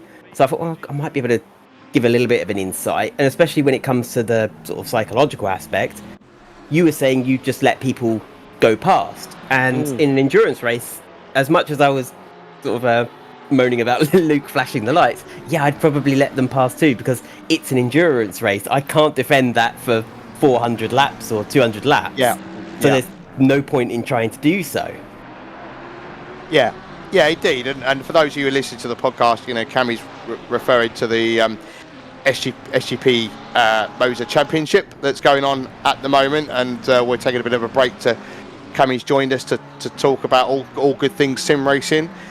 So do you remember which league or community you started first commentating for?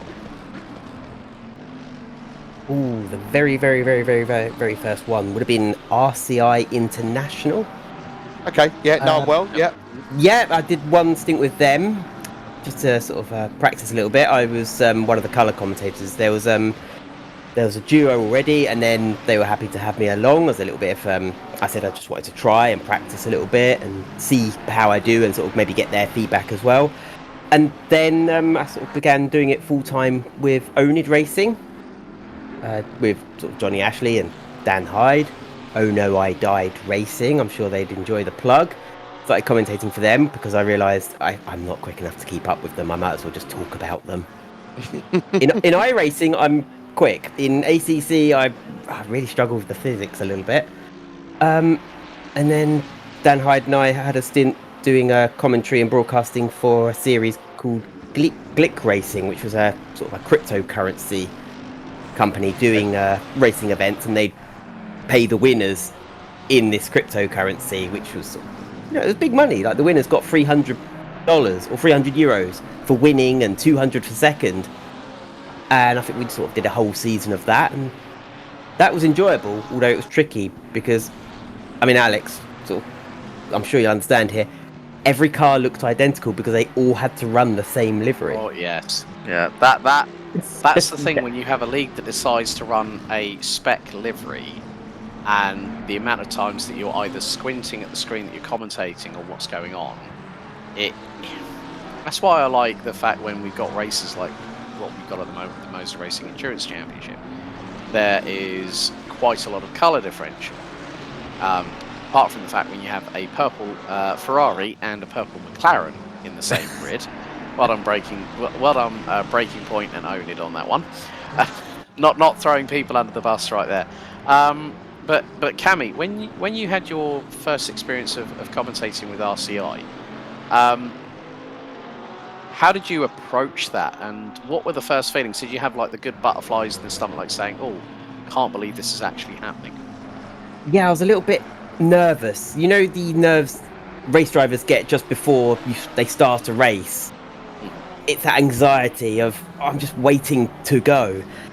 I've very much had that because I'm trying to prepare myself, but I can't prepare something to say. I don't know what I'm going to say. It depends what's going to be happening. It depends what they're going to ask me. So I remember being very nervous, and I, as the third one there, I very much didn't want to be a third wheel and sort of not really be able to contribute much, because how crushing would it be that as soon as they turn to me, I say, "Oh, you kind of said what I was going to say," because you're doing a great job already. But it went very well, and they had positive feedback for me, and sort of since then I've been able to commentate with the likes of yourself, Alex, and Lewis McGlade and Chris McCarthy. So I've always tried to nudge them a little bit, like, how could I do? And they've generally been polite, and I don't, whether I was truly awful, they've not actually told me I was awful, but I've had decent feedback, so I assume I'm going in the right direction. Yeah, we are keeping an eye on the chat actually during this as well. DStack11 says, would be interested to know what Cami's iRacing series of choice is. I absolutely adored Formula Renault 2 litre, but it's gone now. It's like a legacy series, so nobody races it in it anymore. I jumped in Formula Renault 3.5. Absolutely love that. Great sounding cars. Formula 3 can be a bit hectic, but I do enjoy it. I also tried out some Indy racing, some oval racing, and was surprisingly good at it. Just my little noodly arms went got quite tired on the wheel quite quickly, sort of vibrating, because it's like a Fanatec wheel, and I haven't raced for so long, and just endless bumps on an oval. It's like, yeah, my arms are going numb now. So maybe I need to turn down the force feedback, but About to say, yeah, I've turned down mine a little bit in the past for very similar reasons. I don't know about you, but when I'm racing, I tend to grip the wheel a little bit too hard, and I try really hard to. I become aware of that, so I try to really hard to relax. We've had a few other comments in chat. Going back to where we mentioned Richard Burns rally. Herf, one of the guys running the event today, said, Richard Burns is the Dark Souls of sim racing. I think he's probably not wrong. It's like a completely different art form. If you chuck me in a rally game, I think I'd be amongst the trees. D-Stack11 also says, oh man, AMS2 deserves a wider player base. And I think that's very true. I think it's one of the things where it started off a little bit a bit slowly, like a lot. I mean, we remember when ACC first came out. I mean, there was some kind of daggers thrown in its direction, but the game's really evolved and become the great game that we know it to be now. I think sometimes people expect things to kind of be the finished product straight away, but it doesn't work like that anymore. The world has changed. I remember when games would come out on a disc, we couldn't update them there. If there was a bug that hadn't been discovered before it went gold, you were stuck with that bug. I mean, we live in a world now we can get updates to games, and we've made some great changes. But going back to your commentary, Cammy, what do you enjoy about it? Is it about the fact that you just get to talk for 6 hours, or is there something else? Because for me, it's my passion. I hope that my passion comes across, and I want to share that love and that passion across to others. I imagine yourself, it's going to be something similar. Yeah, definitely. Yeah, it really is similar. And sim racing doesn't quite get the love of real world motorsports, and I always think, if the commentator isn't excited, how can the spectator be excited? So I tried to bring that excitement across. If there's an incident or something and the commentator just stays rather muted because, well, they're not really in danger, it's a video game. Yeah, they've gone off and hit the wall. Okay, you've just sucked the soul out of that. I try to treat it as I would in the real world. I do say, if that was a real world crash, they'd have a couple broken legs or something like that. I do wish ACC had more of the crash physics, which I think could add a bit of spice, because I think there's a guilty pleasure. People do like seeing the cars wreck a little bit, and it is a bit muted when it breaks the illusion of the sim racing. When a car smashes into the wall and all you get is the slightly lifted bonnet. Yeah.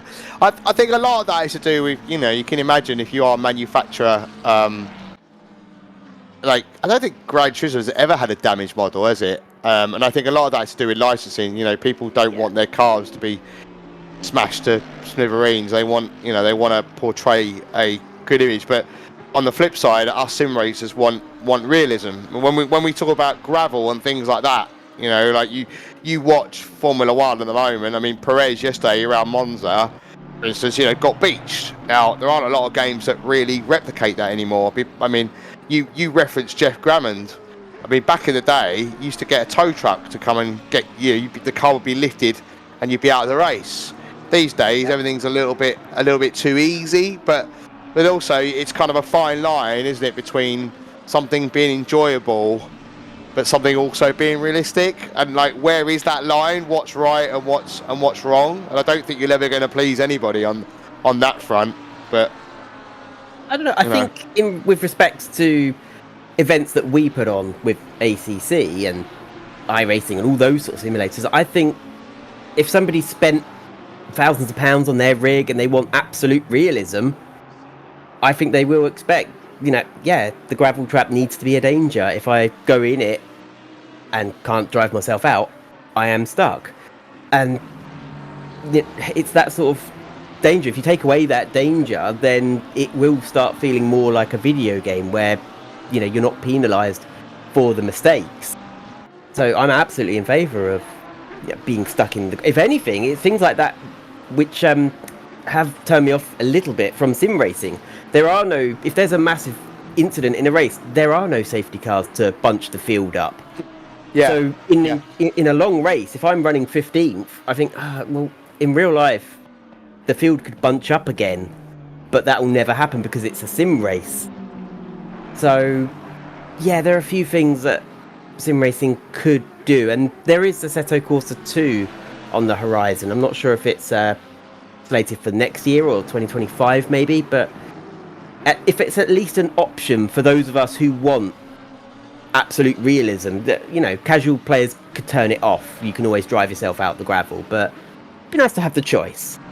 Yeah, I agree. I think I've touched on this with somebody in the past, around this in a previous podcast that I've done, in the sense that I do remember games back in the day. You could tweak the realism to that effect, and it just seems to have disappeared. When it comes to racing lines, I think I remember Jeff Gravand having particularly a really good way of it handled the wet racing line, but we seem to have seen that kind of disappear in sim racing as well. So yeah, I agree. I'm on board with the realism train. I'm like, I want a bit more realism. I want to be a little bit more punished, in the hope that it'll give me a bit of a chance if I just keep it clean. You know, like people we're only human. We make mistakes from time to time. So anyway, moving on from commentary to what do we call it? We call it graphic design, right? I mean, I've seen a lot of your work, Cammy, and we even saw on the back of one of the cars earlier in the race that we've been commentating on that your brand, your Go for Gap logo was on the back of one of the cars.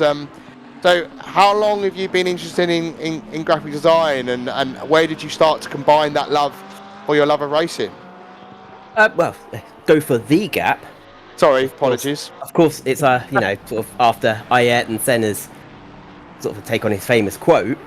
I mean, I've been drawing since I was 4 years old. Sort of first began sort of drawing video game characters, and then also race cars. If it involved speed, I was interested. You know, fast-paced video games, fast racing cars, I was interested. I was drawing them, designing my own, usually drawing Nigel Mansell's Williams. Maybe if I'd had a good race on the PC, on the Grand Prix game, I'd draw it, sort of try to recreate the moment in a sort of pencil illustration, and, you know, defacing school books, textbooks with illustrations as well, and sort of getting told off for that.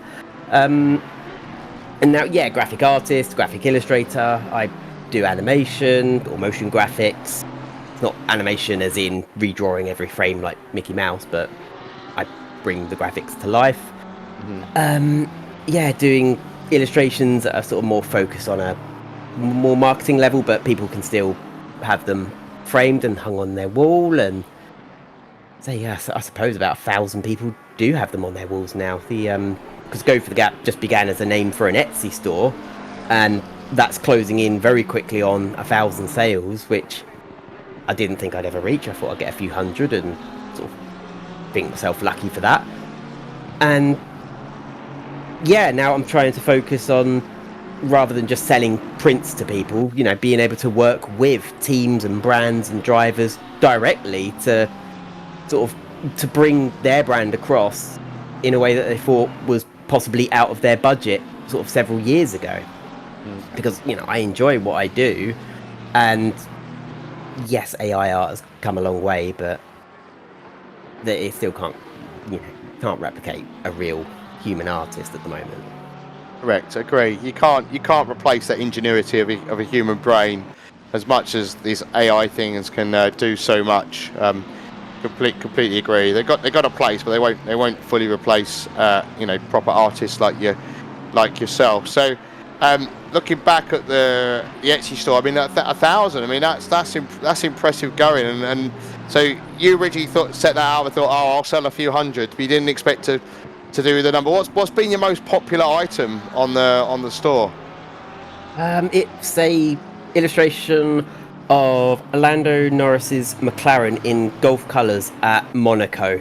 Sort of a side-on view, sort of slightly tilted, with a lot of speed lines, with the barrier behind him and the harbour, which is just a sort of a blur of blue lines and in the sky. Yeah, that's been definitely the biggest seller. But the time it takes to make them, it's more prudent for me financially to sort of take on commissions rather than just drawing what I like and hoping somebody buys it. Yeah, I was going to say, is there one that you have in your store which you love and it hasn't sold as much as you thought it would? Oh, lots of them. Okay. I suppose I've done some Formula One illustrations sort of on an unofficial basis that sort of commemorate each round, but because they're not driver or team specific, they've probably appealed to the people who live in those countries or who went to those Grand Prix, but to nobody else really. Okay. With Stevie B's just asked in chat, what's your favourite artwork? And I'm guessing that means any artwork that they have, they're not necessarily one of your own. Oh man, might have to come back to them Okay. on that. Sort of try to pin down. I mean, there's artists I really look up to. Sort of Chris Rathbone. I'm sure that's a name many people are aware of. He does lots of illustrations in motorsport and very much inspiration for me when I was coming into the motorsport scene. It was his artwork I saw up on flagpoles and posters and such when I met Alex at W Series in 2019, and I thought I could do a similar thing. I do illustration. I didn't realise there was a market for race drivers wanting illustrations, but I was in a different business before that. I used to work in video games. Okay. Sorry, Paul. I mean, one of the drivers that you currently work with, who isn't just an avid IRL driver with the GT Cup and McLaren, but he's also a keen sim racer, Will Dendy, who you've got to know quite well, and you do quite a lot of artwork for him. In terms of client requirements, what is the sort of like process from when you strike up that initial conversation to rendering the final artwork, getting approval from the customer? How long does that process take? Can it depend on what's required? I had a project recently with a driver, Nelson King, in the Mini Challenge series. He's recently picked up sponsorship from, he's joined the Laser Racing Tools team. So The British touring car. that's it. So I assume he's on their sort of on their radar to be their next driver, maybe next year or the year after, depending how he does in the Mini Challenge series. And I got the project done probably within the week. It takes a few days to make. Before that, I put some sketches together and just sort of get an idea. Is this what you like? I'm imagining this sort of angle of the car with this background. But I've got to the point now where I'm at a level sort of semi-established where people say, look, I like this thing you made, do it for me. Oh, okay, then Then I already know, you like that style, I'll just work to that style. Because I tried to change it up a little bit. I'm always looking at other artists, seeing what they're doing and thinking, what can I incorporate into my work? And the art teachers in school always sort of told me, you can't just keep doing the same thing, try different things. And now I find myself as one of the only artists to sort of have a range of styles rather than sort of being known for one particular style. But having to work in video game industry, I had to keep adapting to sort of different companies, their styles that were pre-established. And when you're doing that kind of commission work, what does it generally cover? Is it things like poster artwork, or do you do any helmet designs? What kind of thing, or is it different depending on what the client is asking for? So it's been everything from social media. So if they want an Instagram post, Instagram stories, Twitter, Facebook, LinkedIn, everything like that for to help them promote a particular event. I've got a project coming up for the Burkitt 6-hour relay. They want a front cover for their programs, which will also double up as posters and maybe some hero cards for drivers to sign. It can also be, I've done a little bit of helmet design. A driver from British GT, Jamie Stanley, he's known for being an absolute Sonic the Hedgehog fan. He's got like Sonic the Hedgehog racing boots and gloves. And he just saw an illustration of Sonic the Hedgehog I did, and he said, could you draw me Sonic the Hedgehog for my helmet? And that was an unexpected little job. There's been a couple livery designs as well. Sort of YouTube sim racing legend that everyone knows, Jimmy Broadbent. He's got his MX-5 Minty that he's entering into time attack events, and it got a complete redo, restyling. And I was fortunate enough to do this sort of Japanese-inspired sort of drifting style livery that's sort of teal and sort of a hot pink, magenta, black and white, and I know it's got the simracing.gp logo on it as well. It has indeed. Yes. Have you done anything with the with his any other cars, or has it just been Minty so far, or has he spoke to you about doing any other work for him? No, it's just been Minty at the moment.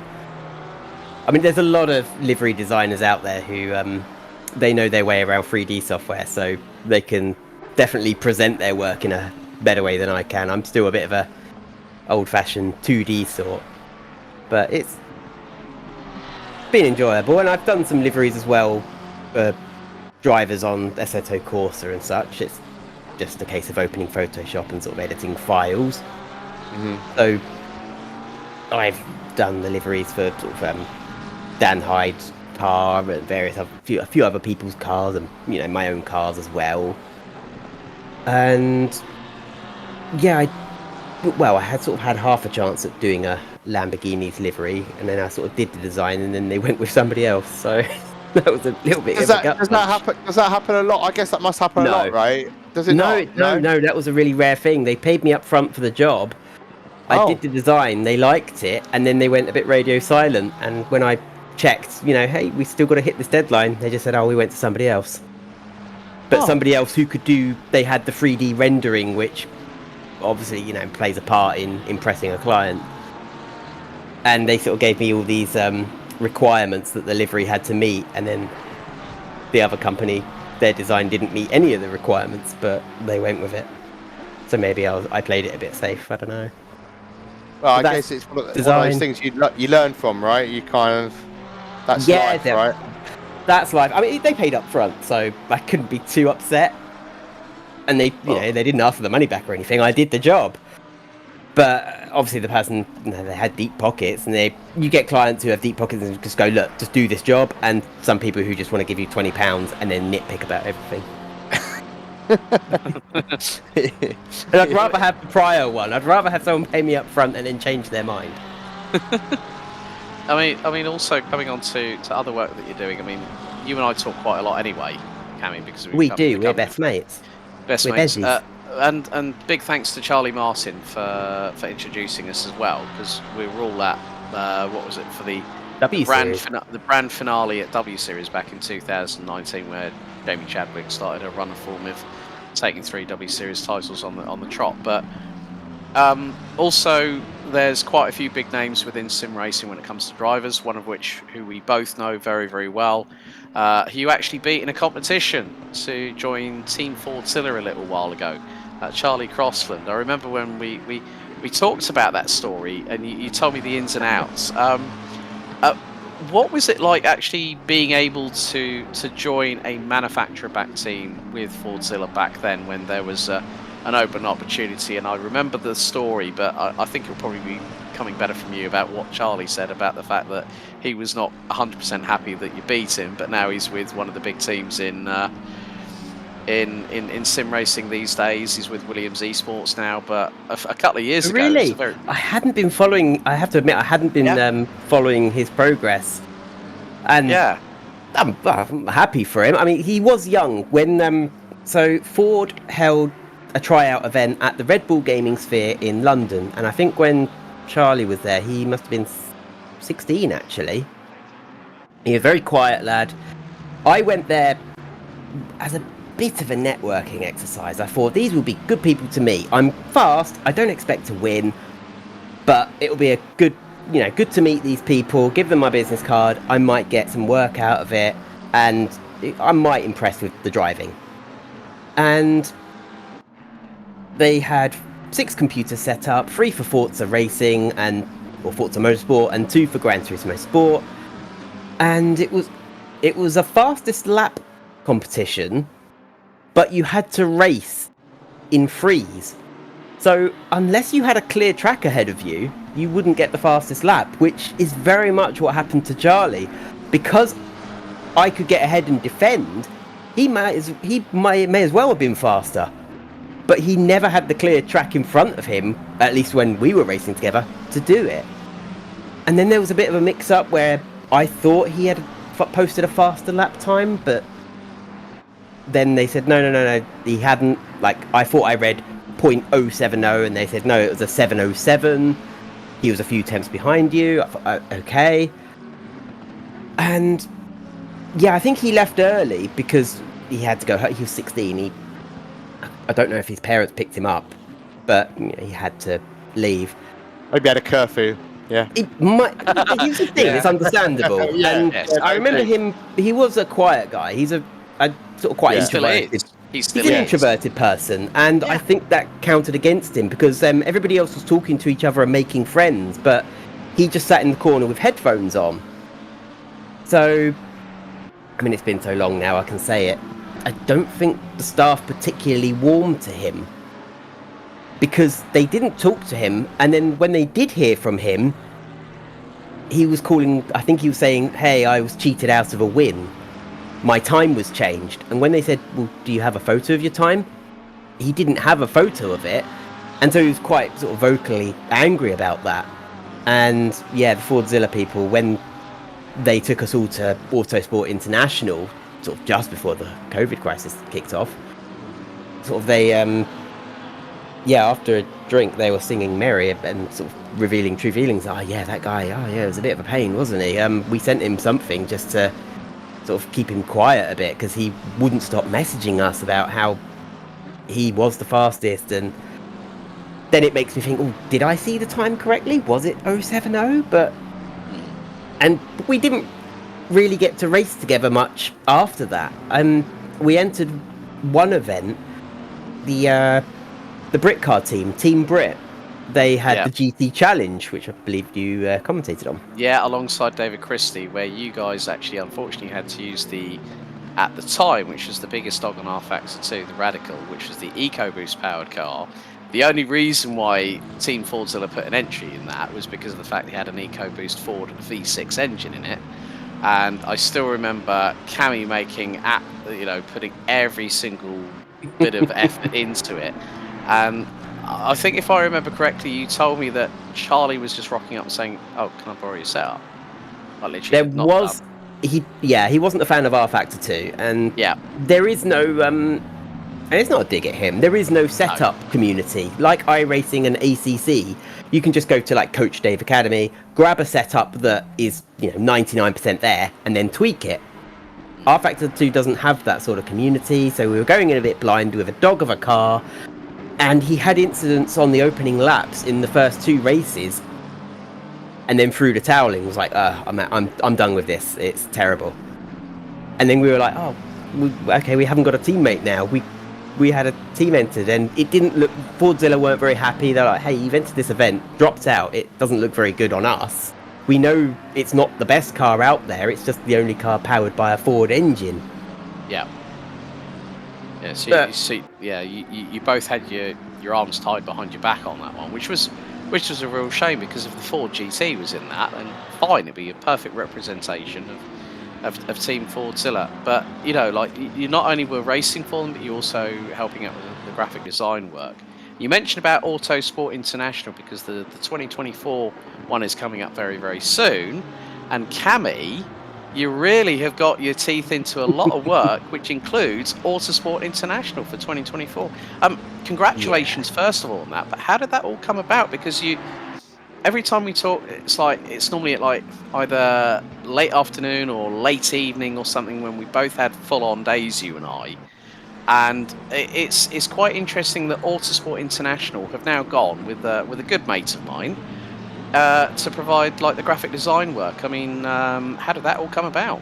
I've got two people to thank for that specifically, and they're probably not watching this, but you know them very well. Racing mentor Jess Shanahan and Rose Reed. We were at Motorsport Days Live last year, and the sort of marketing director, I think Ben Wibley at Autosport, was in the sort of the upstairs special cordoned off area for VIPs of Autosport. And I had my book, and I just wanted to leave a few copies of my book dotted around for people to pick up and look at. When you say book, is that like a portfolio of your work? Is that what it is? Right. Okay. Yes, I'd printed out sort of book with, I think it's there up there on the shelf actually somewhere. Oh, the camera's sort of lagging behind real time, but it's up there, the yellow one. Just that I could post out to potential clients so they can just flick through, and rather than an email getting deleted or forgotten, a book can sit there for a year and someone might pick it up and go, oh yeah, I like this. I thought I'll leave some of them around. Oh, but I'm not allowed to go up there. That's cordoned off. And Jess and Rose were like, no, just go up there and blag it. Go up there, put your book down, and then just plead forgiveness if they tell you off. And then I got up there, and luckily Ben recognised me from like, I'd met him once before that at Autosport with Fordzilla, I think it was. And he said, oh, Ben, yeah, Cammy, I remember you. Yeah, I actually, don't laugh at me, but I've got this idea. I wondered if you could help me with it. And it just went from there. It's like, yay, breaking the rules got me a job. And I wouldn't have gone up there had it not been for Rose just, edging me on, because it's hard to just go up and talk to people, to go where you've been told not to go, because you're worried about being told off or kicked out or, just breaking the rules.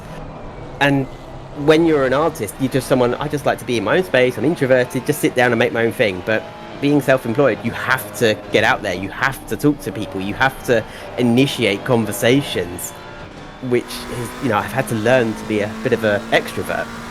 So I got talking to Ben, and that's it. Yeah, he's like, yep, I want to work with you next year, next Autosport, let's do it. And there's going to be, I think, about 16 illustrations as part of the Autosport International Marketing. Each of them will be animated as well, so they sort of run on a loop, 15 seconds, which will be on all the digital screens at the Birmingham NEC. It will be on sort of podiums and backdrops and posters and banners, flags, everything. And it's not going to be until I'm there that I sort of realise how real it is, because this is the biggest gig I've ever had. And a bit of imposter syndrome as well. When I see other artists out there, I'm like, oh man, how did I get this gig? Just, it always comes down to being in the right time in the right place, and sometimes who you know, not what you know. The question I have for you though, Cammy, is will you be able to enter the VIP cordon off area when you go? I should hope so. I asked them, I said, with hotels, I assume Autosport must get like a discount or something because of how many people you must have to book in for the hotels. Do you have anything like that, or a recommendation of a hotel? And Ben went, no, they make us pay full rate like everybody else. I even got it cheaper by booking online rather than going in there in person. So no, we don't get any special treatment for being Autosport. It's quite funny you say that. I mean, also you bring up a very, very good point about imposter syndrome, which some of us, I mean myself, I've also had moments where that has happened. Like I have that pinch myself moment and thinking, am I really good enough to do this? Am I really here? You're constantly imposter syndrome is a form of self-doubt, isn't it, Cammy? Yeah, I think with racing it's very linear. You're either first or you're second or you're third, and it's easy to see how good you are. But with something more like commentary or graphic design, where it's much more open to interpretation and people can have differing opinions, I'll always look at other people's work and go, yeah, theirs is better. And it doesn't matter what I do. After, the day after I've made whatever I've worked on, I will be, I could have done that, I could have changed that, I could keep tweaking it, but I need to kind of call that job a day. That's a day I need to move on now. And yeah, it's nice having people tell me how much they think my work's cool and they want to have their car and their team illustrated. And especially with sim racing, because nobody can take photos of those cars, so they like to have it immortalized. So I was hoping to work with Alpine Esports, but then the whole Le Mans Virtual Series didn't seem to kick off this year, so that was a kicking, like not kicking myself, but I'm so mad that the LMVS didn't come around this year. That is a shame, but you must be genuinely really proud of the Autosport. I mean, like to your point, if you didn't go up and have that conversation, you wouldn't having your work shown at a really big motorsport event, and from that, other opportunities will hopefully come, because there'll be people that haven't seen your work, right? I think your brand, or your brand, I guess, what is a good word, is known amongst the sim racing community. I mean, I've seen your work and the liveries you've done, and I see your stuff that's on your Etsy shop, but I really like it. I think it's a really good look. But there'll be other people out there that don't know it, and being in that huge NEC on screen, thing like that, there'll be people there. Not everybody, of course, but there'll be some people go, "Oh, I wonder who made that." And then, and then from that, you might get other work. You just other I hope so. Opportunities come from opportunities, right? And I completely get the whole imposter syndrome thing. I think we all suffer that to a point, whether it's in your day job or whether it's doing things like this or whatever. And it is hard, because whether you're doing commentary on something or whether you're doing a piece of work, artwork, there'll be people that like it and there'll be people that don't. But more than often, the people that don't like it are the ones that are vocal. So it kind of reinforces that feeling of imposter syndrome as well. But yeah, I think that's a really, really good point, and I think that's genuinely really, really exciting. So when does that all kick off? When have you started the work on that, or is that later in the year? Yeah, no, there's plenty of work. Most of it's done.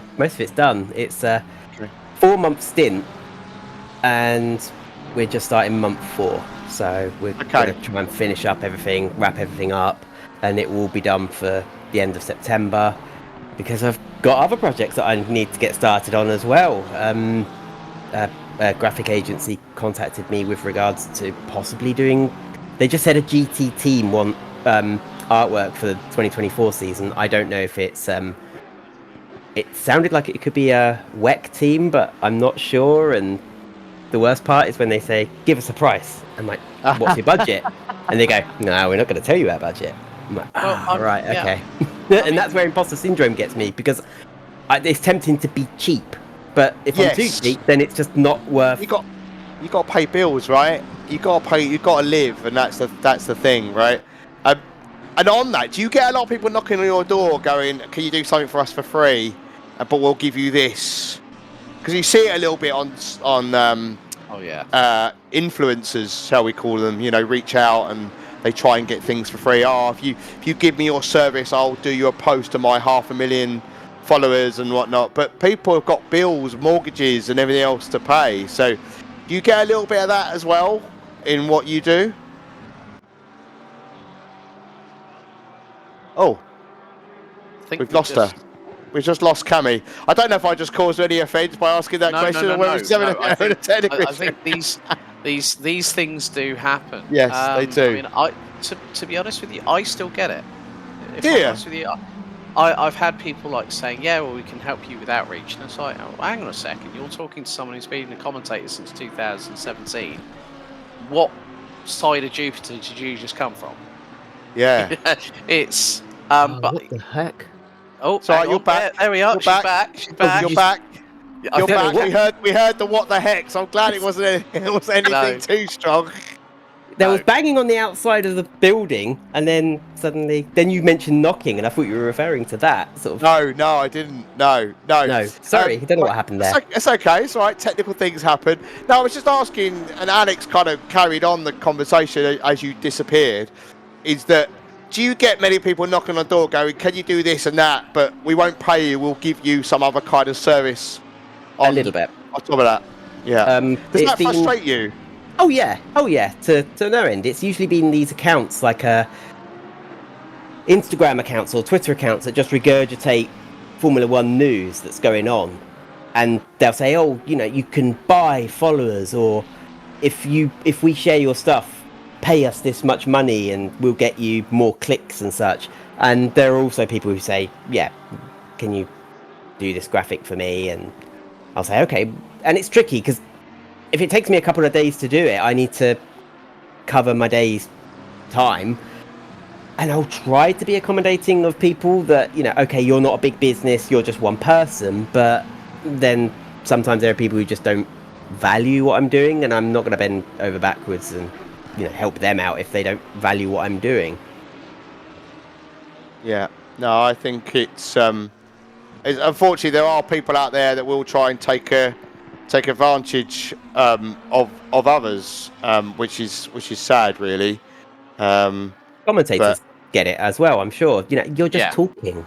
How hard can it be? You're just talking. I think it's like you say, Cammy. I mean, when you spoke to me about the fact that you were going to start commentating, like the amount of people that think that you're just talking about what's going on. Well, it's like Paul knows this because I was sending him a load of information. Like run a show, calendar for this season, driver team lineups. It's all this preparation that I think a lot of people don't see behind the scenes, where you've got to have track maps, you've got live timing, you've got Discord servers, you've got cameras set up, headsets plugged into computers. I think it's the same with graphic design. I mean, my dad was in that business for best part of over 30 years before he retired, and I understand with regards to what you do, there is a very, very laborious, intense process that you're trying to capture this idea, and it doesn't always hit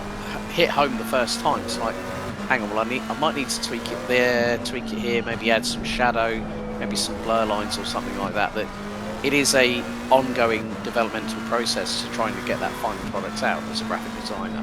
The same can be said with regards to commentary or hosting a podcast, that you've got to know your subject matter, or you ask the right questions to open up a decent conversation. Would you agree? Yeah, I think if you're a good commentator or a good designer or a good artist or even a good musician, if you're that good, you make it look easy, and people then get fooled into thinking it is easy. And yeah, I've heard people commentate where I'd say maybe commentary isn't their forte, and they don't know corner names, they don't know driver names, they're struggling to work out what had happened even, or maybe for what reason something had happened. Or they'll have their own conversation about something, and something's happening on the track, but they don't want to interrupt themselves and re-engage with what's happening on the track. They want to finish their little anecdote. And with artists, it's easy for them to think, oh, I can draw that, it's easy. And then it can come out looking a bit of a dog's dinner sometimes. Yeah, I'm definitely no artist. Some would say I'm definitely no commentator.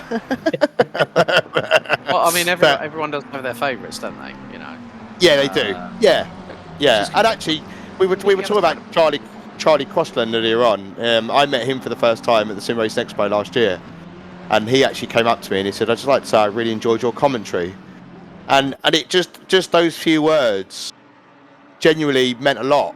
It's just nice for somebody to come over and just take their time, say, "I really enjoyed your commentary," because that made my day, right? Somebody appreciated my work, and that's really nice to hear. And didn't have to do that.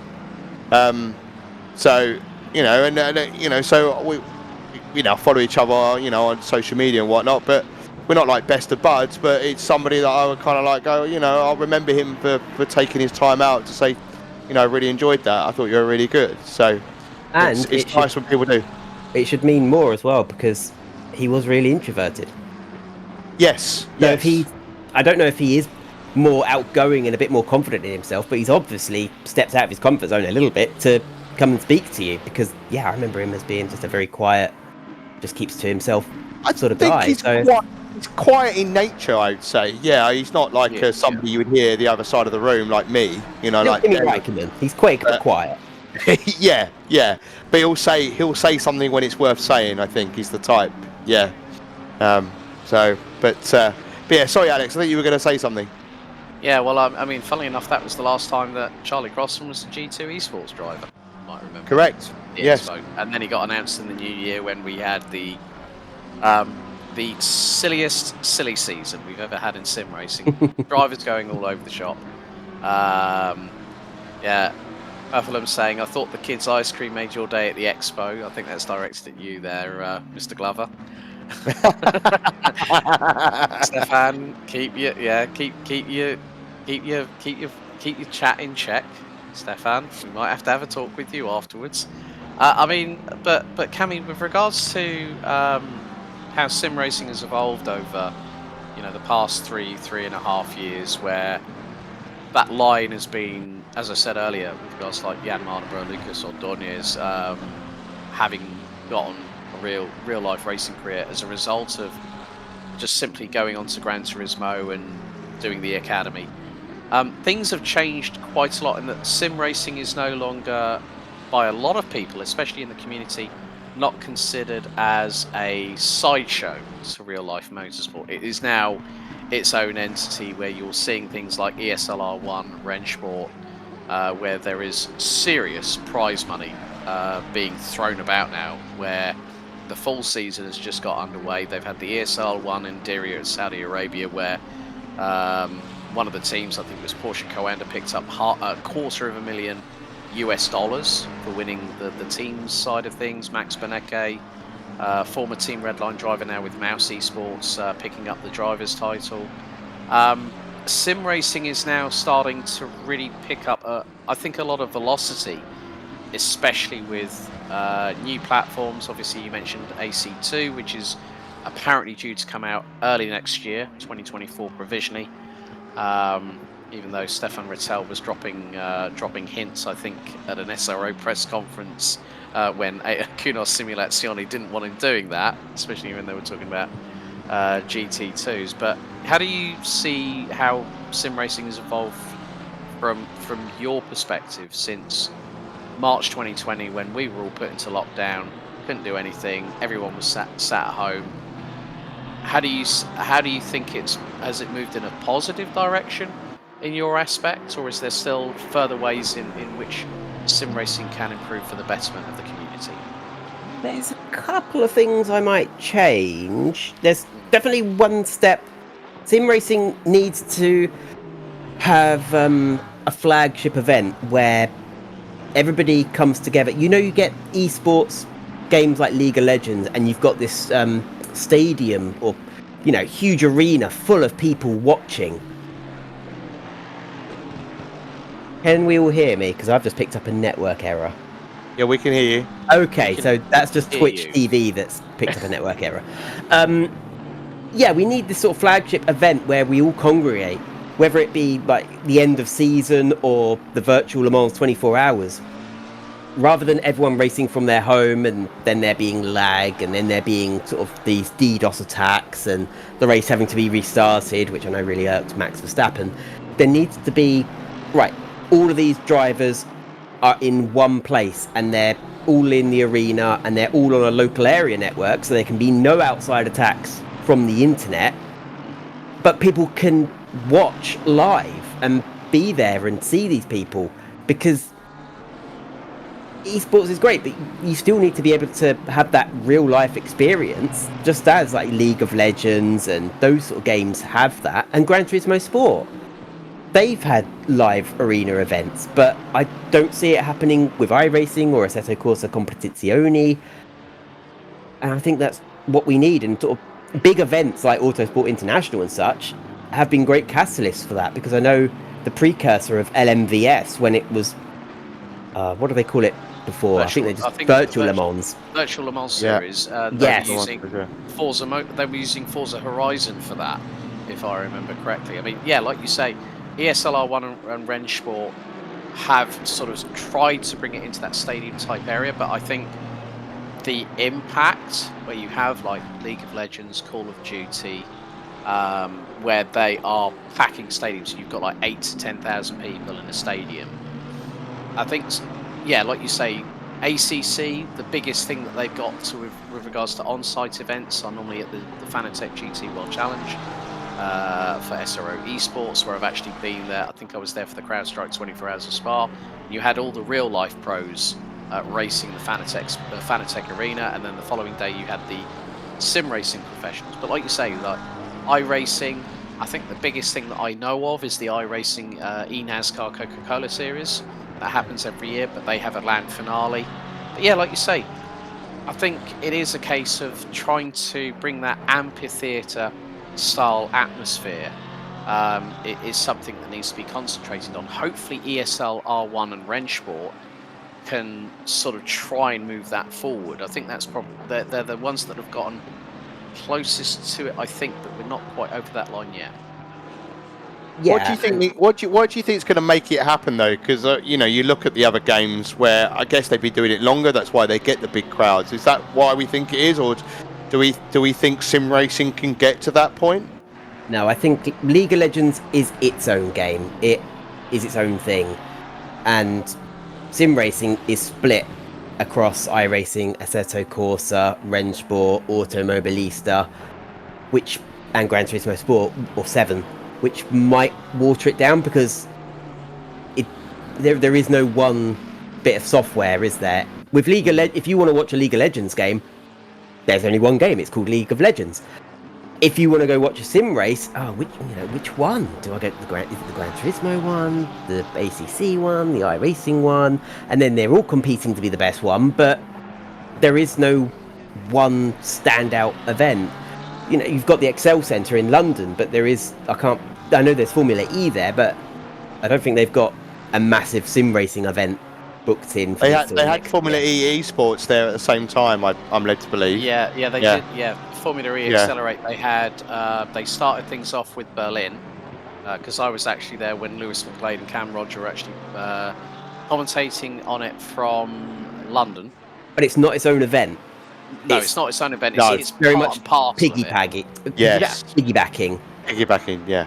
But if it was its own event where people, I want to watch sim racing. The people who, I'm not turning up for real life racing. I'm turning up for sim racing.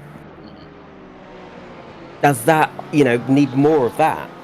Yeah. Because I imagine a lot of people who went for Formula E didn't then go and watch the sim racing bit. Yeah, I guess the problem is that you somehow got to create an audience, and I think to Hurst's point in chat is like it's easier to access, and then maybe when it grows organically, then maybe it can become its own thing. Somebody's put here. Someone needs to figure out a way to have a sim racing support series that travels within in real life motorsport series where they already have a captive audience that enjoys racing. I can see that there is a little bit of a parallel with what D-Stack 11 has just said, and this is when I mentioned about SRO Esports, because it's the first championship in real life that has decided to bring an esports parameter to the championships, where they actually compete for prize money, they compete for points to go towards the actual championship itself. But it isn't traditionally a support series. It is one that is part of the main feature attraction when it comes to the Fanatec GT World Challenge. I mean, for instance, if you have,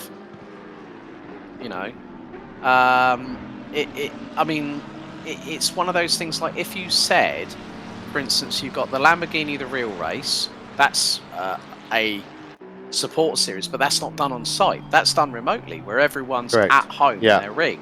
But if you had something like, say, for instance, the GT4 Europeans, let's take Fanatec GT World Challenge as an example, okay?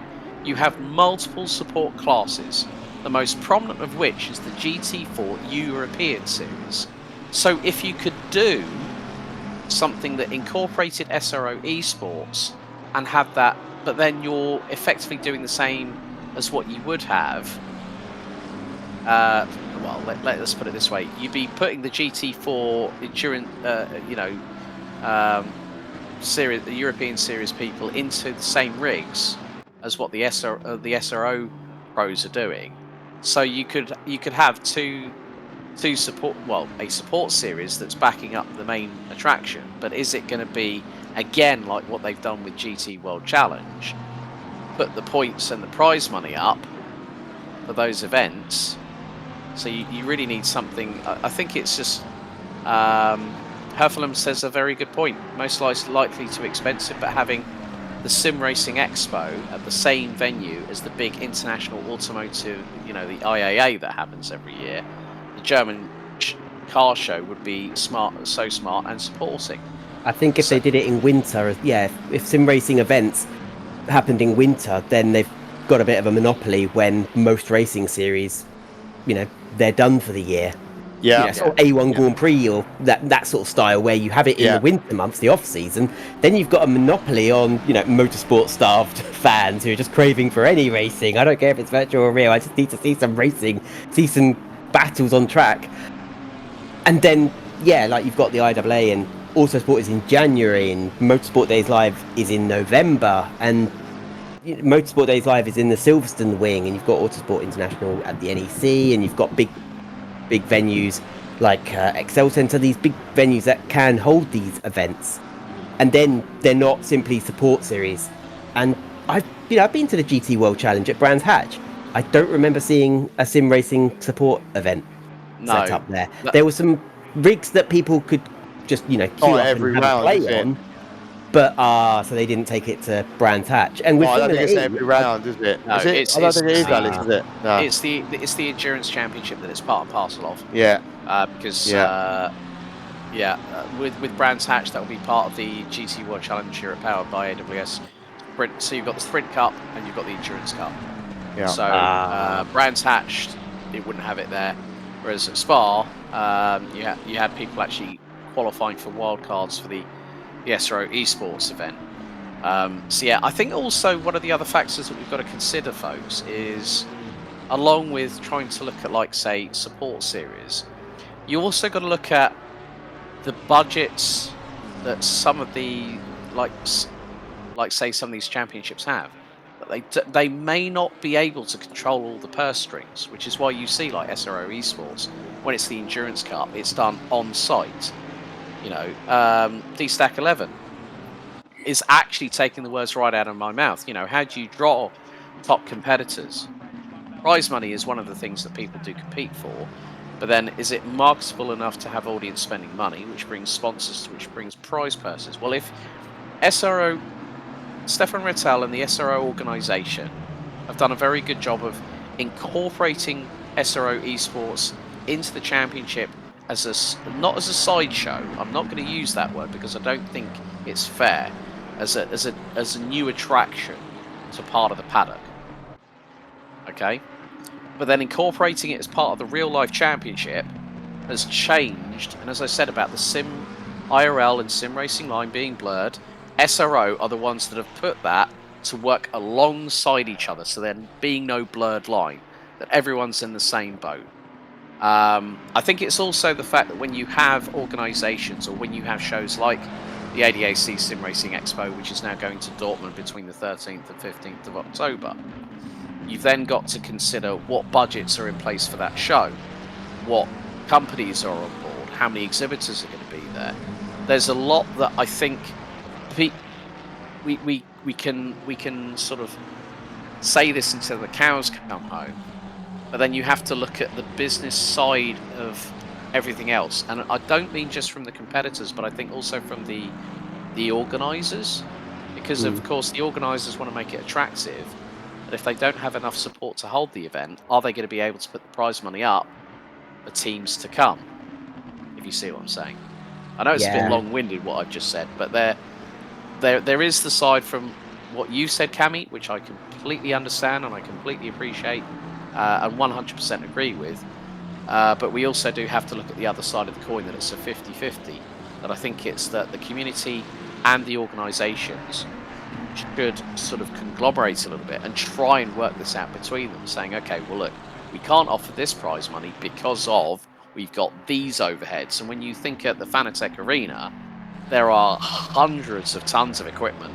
You've got all the sim rigs from AK Informatica. You've got all the people that are going to be on site, all the equipment, cabling, internet connection, power, space. There's just so much. Lentilon actually comes in and says grassroots growth is better than slapping $1 million prize pool on a game and calling it an esport. I think it's about starting it from grassroots and helping, like say with Rocket F4. Deegan Fairclough in British F4 this year, winning a what was it, the Rocket Race Stars program? I think it was, Cammy, wasn't it, last year? I think so. I'm mixing up with World's Fastest Gamer. But No, in I'm my not. No, mind. I'm no, because otherwise I'd be mixing myself up with James Baldwin on that sentence. Yeah. But but I think it's like grassroots where you're now seeing ASNs come in, Motorsport UK Esports, run by Paul Crawford.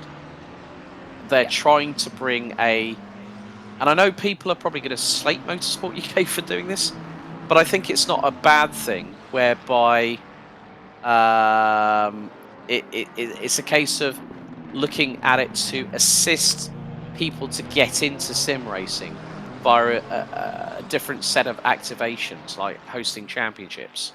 Yeah. Like say the Motorsport UK GT. I think there's a GT challenge coming out very very soon. Um, but I think it's like ASN's trying to involve more people into grassroots sim racing. Having research tools available on how can they enter into sim racing in general. I think it's about if the ASNs. I mean, I know the ADAC do a hell of a lot of sim racing for grassroots motorsport over in Germany. But I think it's like the ASNs over, like say UK, all over the place. They really need to be the ones that need to start bringing new talent through and trying to give them the education, the right information through help via the community to help push things forward. Wouldn't you say? Yeah. I'd say a fair analysis of it. I mean, I think I'm definitely being overruled with terms of, like, don't just make $1 million prize pool and sort of call it an esport. It's a hard balance, I suppose. It's that I do yearn for the arena events, but maybe they're happening. Are they happening more in Germany than in the UK? Would you find, because a lot of you've got the Sim Racing Expo and Gamescom, they're both in Germany. So Yeah, is I this think just it's something maybe we're missing out on a little bit in the UK? Yeah, I think it's probably why Paul Crawford and the team at Motorsport UK Esports are trying to sort of move things forward, and it's about sort of helping people grow through a ladder style system, and to be there to support drivers and to support esports teams to move forward. Um, Heflin says that I think also that lots of viewers don't really care about the brands. Okay, true. When you've got people like Mercedes, BMW, Ferrari, Porsche putting so much money into esports now, they said that they want to have nice, famous drivers that compete. Well, they wanted to But watch Verstappen, didn't they? When he was at Le Mans Virtual Series, people tuned in to watch how well yeah, Verstappen did. And when Jimmy Broadbent was racing in the Praga in Brit car, they doubled their viewer number because people just wanted to see, wow, how well will Jimmy fare against these real world driving veterans? Exactly. So it's almost like, when people have said, I like watching the 100-meter sprint in the Olympics, but there should also just be an ordinary person there, just so I can sort of gauge how just a lay person does against them. And I think that's very much what Jimmy Broadbent and James Baldwin have done, except they've just come in and shown sort of the veterans up a bit. yeah, that's very true. And when I watch James Baldwin going around Brands Hatch, I'm going, he's one of us. I'm like, I'm like him. I'm a sim racer as well. So exactly. I could do that too. Yeah, that's what I like to believe too, in my head. Yeah, I think also what needs to change sometimes is, I think I've seen it over the years is people in the sim racing community see other brands and other competitors as the enemy, where really they should work better together to grow. There's enough of the pie for everybody to take a slice, and I think sometimes there are people out there a little bit too protective, and don't collaborate enough for me. And I think we need to see a bit. I need to see a bit more of that. And you mentioned Brands Hatch earlier on, and I didn't want to interrupt the flow that was going on, but I do know, and it's a game we haven't mentioned, Race Room. I do know there's a Race Room centre at Brands Hatch. Every time I go there, it seems to be closed. Yeah, I've never actually been to it to go to it, but I do know it. I do know it's there. But Race Room is a game that tends to get forgotten about a lot of time. But it is there, and I do find it quite funny, especially in the sim racing community. And this might not be related to why it hasn't grown, but people that go and spend thousands of pounds on the latest hardware, but then when someone brings out DLC and it costs £10, they kick up a fuss about paying for DLC. So maybe there isn't the money there that needs to be. I don't know, but I don't know what the answer is. But I do. With Red Sport, they're trying to do something different, which is good to see. And people could sit there and critique it all they want. Yeah. But unless people try these things, you don't know if it's going to work. And people, and like, I was talking to someone the other day at work he was talking about making mistakes. I was like, well, people make mistakes. When you were learning to walk, you didn't just learn to walk. You had to fall over, probably, cry a few times or hurt your knees and things like that. Like, to get good at something, you will have a few bumps in the road. And I think we're probably seeing that in some respects to the whole esports genre where sim racing is concerned as well. Everybody just expects everything to be unbelievably amazing from day one. Well, we don't. I mean, these people don't live in the real world. We've got to learn and try things and see what works. I think sometimes people think, I've spent all this money, therefore I should be good. Because recently, sim rig equipment has gotten very expensive, and there needs to be a bit more of a push for budget equipment. Because I know you can get these very fancy, direct drive wheels and pedals with hydraulics and springs, and they're all, cast from a single block of aluminium, and that makes it even more expensive. Or they've got fancy materials, and some people just go, hey, I just need a £200 wheel that just lets me compete on a relatively, it's got to be accessible. And what I'm seeing more and more of is these sim racing centres popping up. Will Dendy's, one of his title sponsors, is Simply Race in Milton Keynes. Mm-hmm. And being sort of one of Will's minor sponsors myself, I've had plenty of free entry to Simply Race, and that is a great experience. If you've never been, wholly recommend it. It's in the centre of Milton Keynes, opposite sort of the snow zone snowboarding skiing centre, and they have 15 or 16 proper racing rigs, each with 3 monitors that surround you, with a good Thrustmaster wheel, and just all. I'm on a Moza racing thing, I've just said that.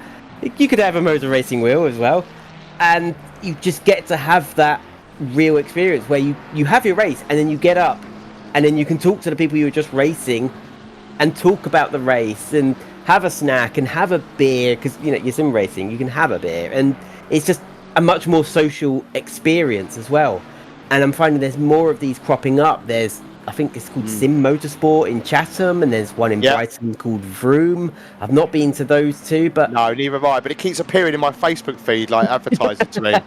So... do it, yeah, do it. Come along. I don't have a need. I've got a rig here. Why do I need to go somewhere to go and try? Unless I'm missing something completely. Well, they run their own events sometimes. They'll have their own series, their own championships, and they provide all the equipment. And I suppose it does stop with R Factor 2, because there isn't that setup base. It does stop one person being able to practice 18 hours a day every day, and then one person who goes, I just gotten home from work, I've only got like 2 hours to spend to practice.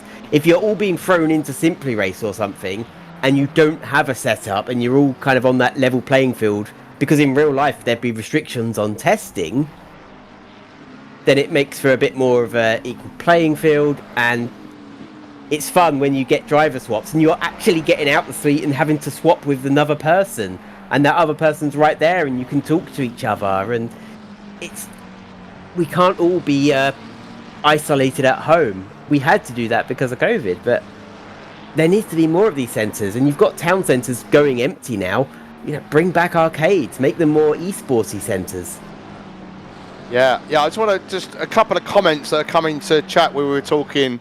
What I was saying about things being fragmented. DStack11 has just added, how do you eventually leverage the grassroots enthusiasm into a single large stage event/series? Ironically, the huge amount of choice we enjoy as sim racers may be the single element holding back its growth. The market is incredibly fragmented, and it goes back to what I was saying earlier on, right, about the pie. I think there are enough slices, but we also need people to start working together, and Herf has come back with pretty true. Having it fragmented is a blessing in some regards, but as a growth, it's mostly likely hurting the process, then Lentilion has also come back with, yeah, I see the only way for this to work is for people to only care about the racers / teams and not the sims which they're racing in. And then D-Stack responds with, but how do you even get the racers teams focused on a single sim to compete? It's like herding cats, which is a really good point. And I think we've touched on something here, is the fact that we just need the industry to kind of collaborate and see each other as friends rather than as enemies, and I think that's really important. But the likes of Moza, with the hardware side of things, are doing a fantastic job, like launching new products and kind of shaking up the market a little bit, and putting these new wheels and bases in certain price ranges. I mean, the other week they just announced their new wheel, the truck simulator wheel. It looks, for those who love truck simulator, I'm not really one of those people, but I can see if you do, you're like, oh my god, that's amazing, right? And I completely get it. So that's brilliant. I mean, I've got a different brand wheel, and I've been considering upgrading. And the brand I've got, they never seem to have anything in stock. And people out there will know immediately what brand I mean. They don't ever. They ship from Germany, I think, and it's like, oh, this is out of stock, that's out of stock. It's also quite expensive. So I'm thinking, yeah, Moza have done a great job in just, well, hey, we have stuff in stock and it's reasonably priced, and we're going to cater to those niche markets like the truck simulator. And I've played truck simulator, and it's a hoot. It's a real laugh, especially the multiplayer mod. I'm sure Jimmy Broadbent's possibly got his eyes on one of those Moza Racing truck simulator wheels. Oh, yeah, for sure. Probably Chaz Draycott as well, because he's been doing a lot on his YouTube channel quite recently. Good old Chaz. He's a good bloke, that guy. Yeah, I'm just getting complimented for my pro level product placement in the conversation. But thank you very much. Cammy, thank you very much for joining us. We're going to have to sadly bring this conversation to an end, but for people who want to check out your products, where can they go? They can go to goforthegap.etsy.com, or they can go to my website, cammysturch.com. I'm currently working on the Go For The Gap website, or they can just email me at cammy@goforthegap.co.uk. I think my website's goforthegap.co.uk, actually. Socials, I'm just at Cammy Racing. I'm Cammy, I do racing. Figured just at Cammy Racing. Couldn't think of anything more interesting.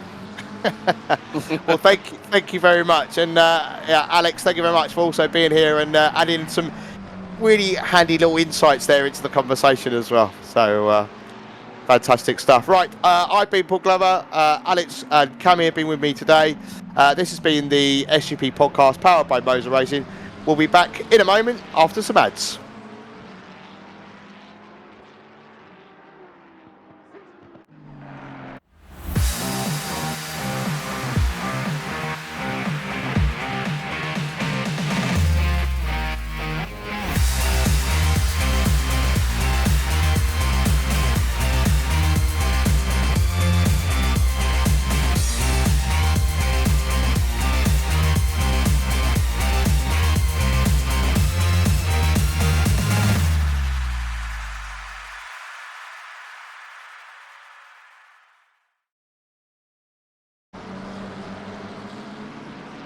Well, after episode number 4 of the Sim Racing GP podcast powered by Moza Racing, we're back for the racing action, as there's 2 hours, 37 minutes left to go on the timer for round 4 of the Moza Racing Endurance Championship powered by Sim Racing GP here at the circuit Ricardo Tormo in Valencia in Spain. It's Alex Goldschmidt and Paul Glover taking you all the way through to the checkered flag, and we'll have a little bit of a post-race discussion. But Paul, things have been occurring. I have to say big thank you to Cammy for jumping on board for what was a great conversation there on the SGP podcast. But Vincent Godfalt now behind the wheel of the Renvelton Online. The temperature has climbed steadily over the past, what was it, best part of an hour and a half.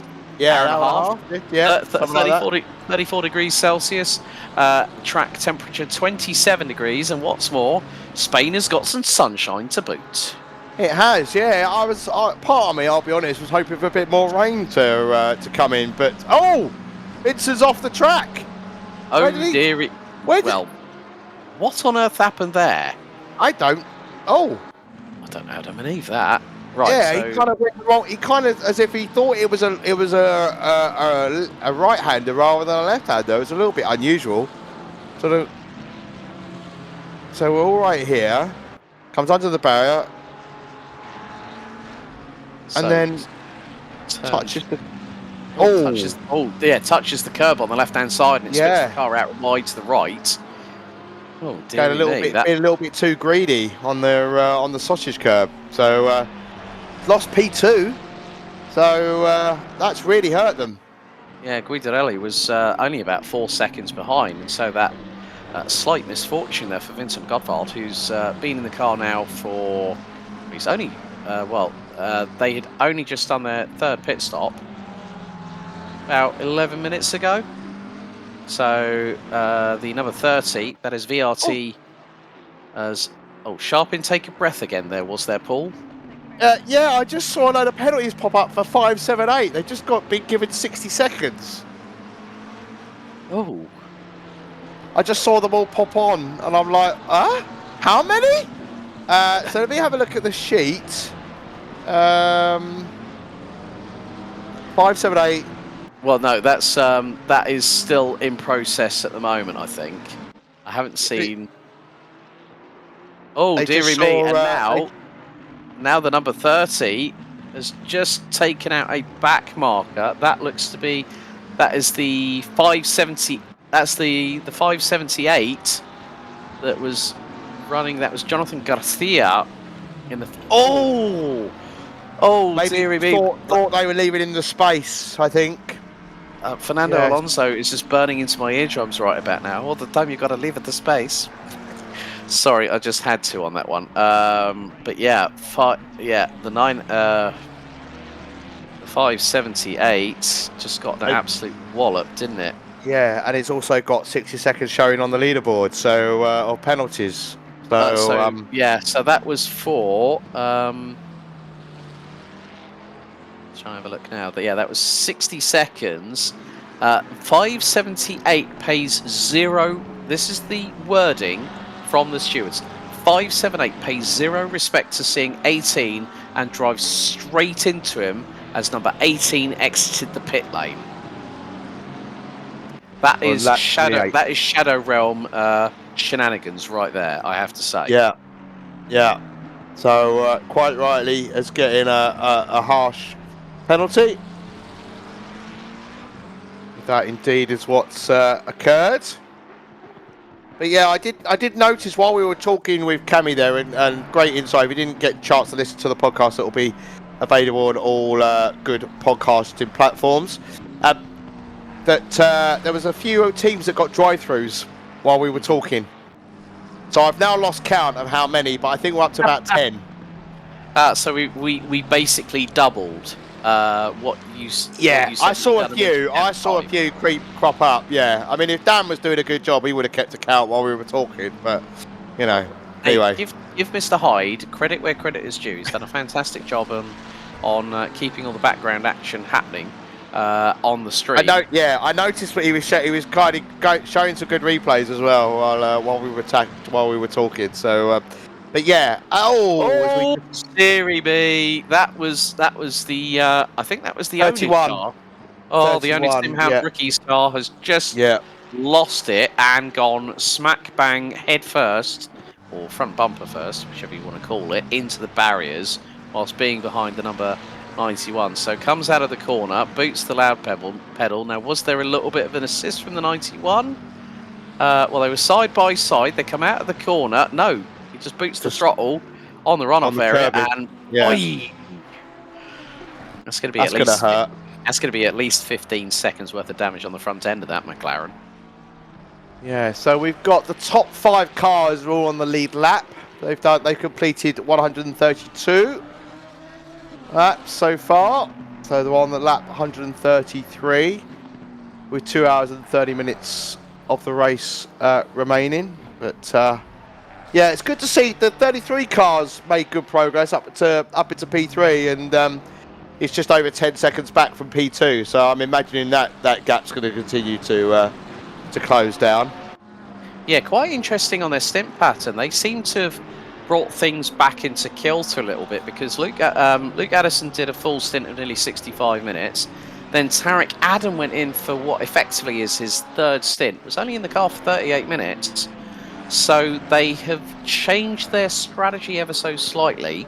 Now, we also had the problem with the 777. Now, Reno Coots did take the start of that, and then had that stop go 30 by speeding in the pit lane at 65 kph. Served the drive-through. Now they have I think they've just gone past, yes they have, the number 221. Now, the 221, that is Kimikli with Giovanni Porzio behind the wheel. Jos Parek behind the wheel of the 777 MITS racing car, now up into what is effectively fourth place.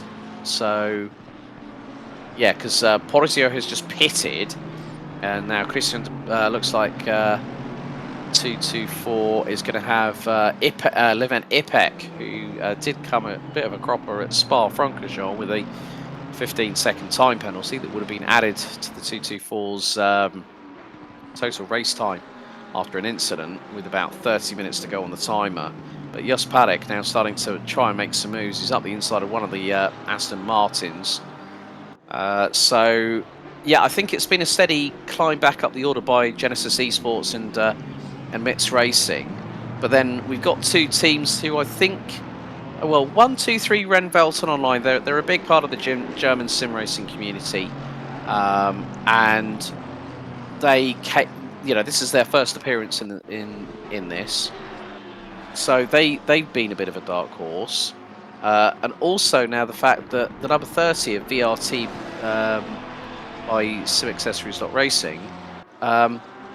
Did you think that we could have possibly had a McLaren at the sharp end of the field past the 3.5 hour mark in this race, mate?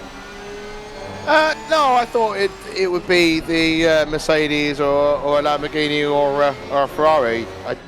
Because you can, if you look down the order, you've got P9, 10, 11, 12, 13, all McLarens. I expect them to be around about there, not leading the way. Now, admittedly, they've got the race lead because the Ferrari had a bit of a wobble, but at the same time, you've got to keep it on the black stuff to gain positions. You've got to show consistency, yep. and that's been shown as we just saw the pass there of Podogel gaining 14th position. I don't know if I pronounced that name right or wrong there, but Robin Pagardel with the 502 Fusion Lamborghini. That's also had its trials and tribulations. We saw that off into the barriers at one point, where the left-hand side got a proper good old hit. For those still putting hashtag MREC, unfortunately, the prize draw has taken place. Congratulations to Ben Brown, who picks up the Moza Racing HGP shifter, worth nearly 140 quid. And then promptly, as soon as Dan Terry said, can you make sure that you can claim your prize? And he said, well, he put the exclamation point, then claim, and then said, need to get a new mount. So, Ben, congratulations on that. Yep. We will also have two participation prizes, which is the HGB handbrake, worth nearly £100 plus the VAT, going out to two randomly selected drivers after this race, who will then duly be contacted by the team here at Sim Racing GP to claim their prizes. But yeah, I mean, Robin Pagardel, 502 Fusion Racing, we saw them very much at the sharper end of the field earlier on this season. It's not been an easy one for them, though, has it? No, not at all. Well, what race is easy? What's easy these days? Drive through for car 96. Ka-ching! Ka-ching! Another one. Yeah, Valencia is just it's a different beast in itself. I mean, our podcast guest Cami put into chat, at the start of the race, is that it's a hard track to overtake on, and I think we can see that sometimes in some of the moves that people feel like they're forced to make on back markers, and we're seeing the contacts that we've seen today. But we've also seen on the flip side that some people can be a little bit more patient, and if you are of the the patient kind, then you're not going to put your nose somewhere where it's where it's a little bit unexpected. And it is hard. It's hard to read the mind of another driver, right? You think we saw it a moment ago, a couple of laps ago. A driver thought they were leaving them a nice little gap to get in, and the next thing you know, that door's being shut and contact has been made. So, as I've always said, Alex, it takes two to tango. This is just a very tricky track to make that work. If it's it's easy. Yep. Oh, here we go. Slam. Now, this is a repeat of what we saw with the 123 of Renvelton. VRT have just been slapped with a 15-second time penalty for causing a collision on lap 131. Description as per the stewards: number 30 tries to pass number 578 too late and too far back into the corner, hitting them and causing them to spin. There you go. We saw that one live. So look, was it that one we saw, or was that another one? But look, I mean, there you go. That just mixes. That just throws the race lead up into the air again, doesn't it? That's huge. Just completely. Just trying to keep your nose clean. It's easier said. It's easier said than done sometimes, because at the end of the day, we all want to win. We all want to do the best. We all get frustrated with a slow car ahead of us. We've all been there. But it's trying to sometimes just take a deep breath. Look, it's not saying that I'm perfect, because I'm far from it. But it's sometimes it just needs that level-headed approach to not ruin yours and someone else's race. And during the podcast, I don't know if you've clocked it. We've only got 29 runners left. I mean, we haven't lost half of the grid, which is great. We've lost five teams. But that could be for multiples of reasons, technical failures. We've seen that from time to time. And Ben Brown has just said that Onid Camsport have just disconnected. Oh, look at that. It's like I've given you the kiss again. I was talking about technical issues, and there you go. Fate of circumstance, do not permit anyone. Right. So if people want to say, how did I come across the term fate of circumstance? Well, two good fellow sim racing commentators, Lewis McGlade and Zach Sweeney, do not believe in the commentator's curse. You might be talking about people, but it might be the case that something happens, so that's a disconnect for the 900. That is just absolutely what they did not need. They were running up in the top 5 earlier on in this race, so we've lost we've lost the 201 and the 101, the SP Auto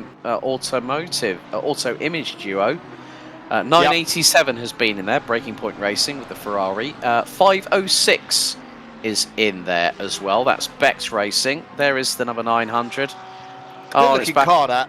Oh, it does. It does, and it did have Go for the Gap underneath the rear wing, underneath Sim Racing GP.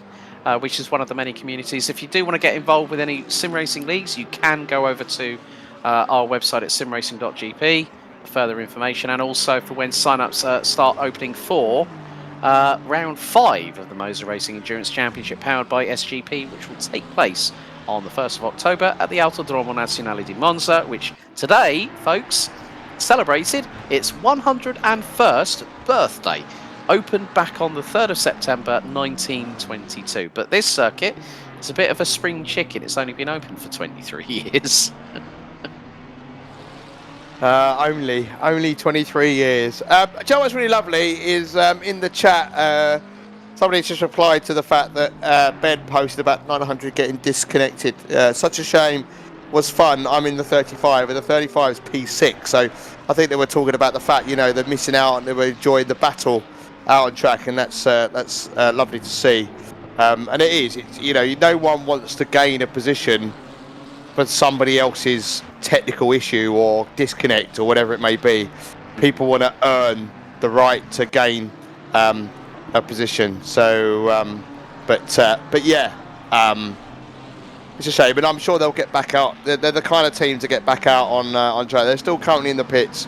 They have sadly fallen down the order. They're currently shown in P26 for the moment, but yeah, that is a shame. And they're moving. There we go, and they're on the way. Yeah, and for those wondering about the regulations in the Moza Racing Endurance Championship, there is actually a part of the regulations which I will now quote when I find it.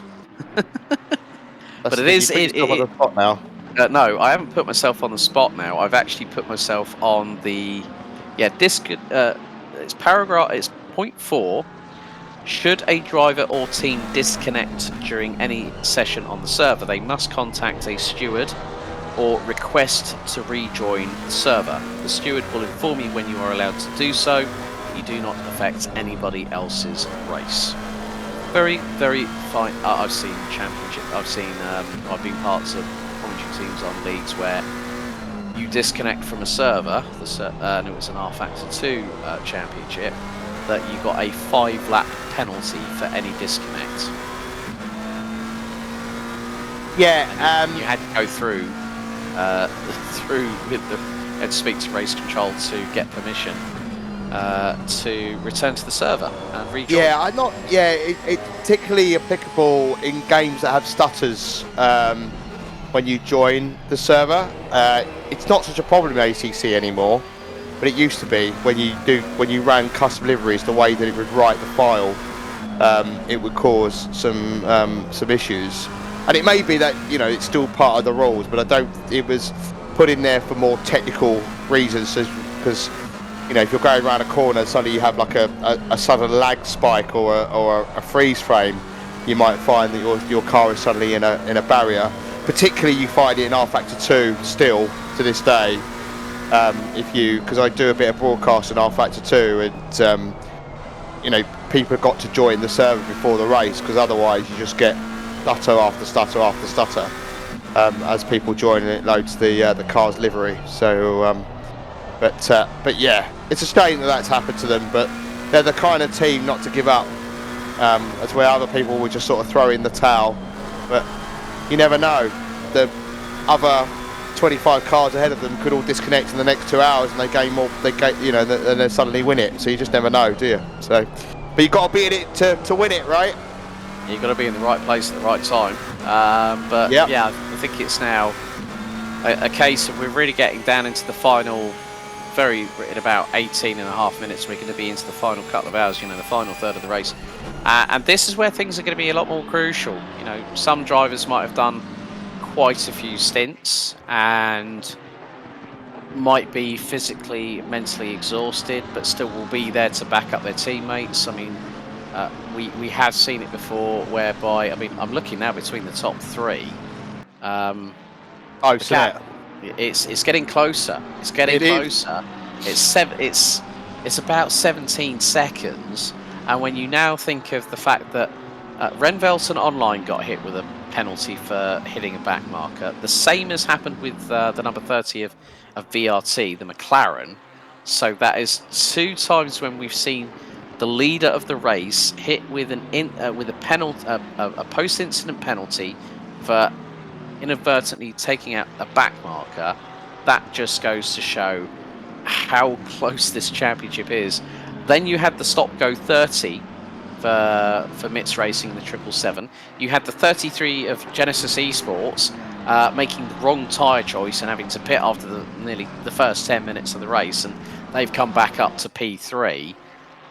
This has been, I think, in terms of who's been the de facto 100% leader of this race, has not been 100% set in stone, because we've had the 30 lead the race, the 123 lead the race, the 33 lead the race, and the 777 lead the race, and we don't know who is going to come out on top after the next 2 hours and 17 minutes. No, we don't, and they're all in the top 4 as well, which is considering the setback some of these cars have had.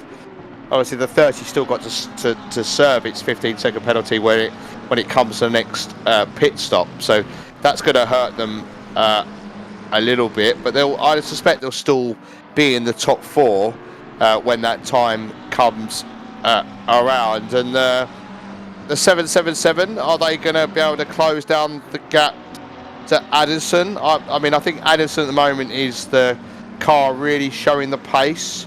At the moment, it's not like a huge outright pace compared to the top 2, but he's going that little bit faster at present. So I think he's just going to keep eking that gap down, and then it's whether the where Parrick and the rest of his teammates can get amongst the pigeons as well. Yeah, coming up to nearly 2 hours and 2.25 hours left to go. Greg Prescott in the number 31 Only Racing McLaren was right behind one of the Porsches. Looks like Fernando De Lillo in the number 969 Aston Martin has just jumped into pit lane on what is their 140th lap. Now, another thing that we do always try and talk about is the points with regards to racing. Now, qualifying, there's 5 points for pole position, 4 for second, and then goes all the way down to 5th for 1 point. But then the interesting thing about the Moza Racing Endurance Championship points side of things is you have the SOF multiplier, like where you can gain 114 points per race if you win, but then you've got the scale multiplier, you've got the points multiplier, then you've also got bonus points for teams that have stayed in the same machinery for multiple rounds of the competition. Now, Genesis Esports have done that. MITS Racing have done that. You know, some teams have changed. As there is, that's the 969 in the pits, and that is the blue team Aston Martin, just making its way out of pit lane. And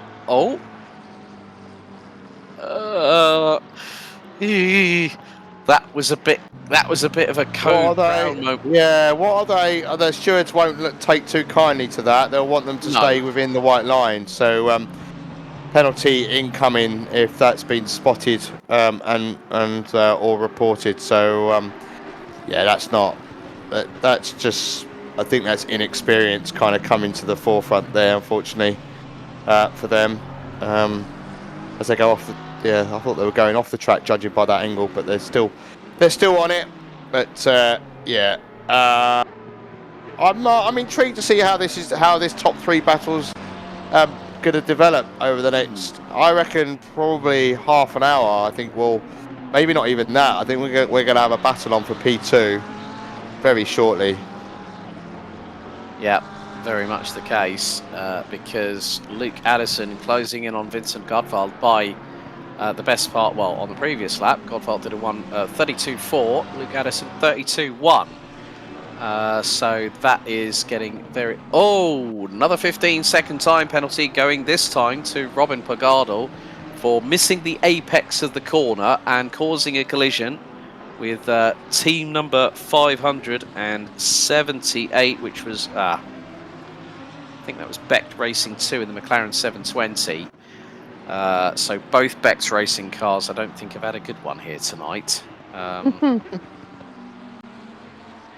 Yeah, it's some of the stories for some of the teams has been a little bit mixed, but yeah, getting a 15-second penalty when it's all still relatively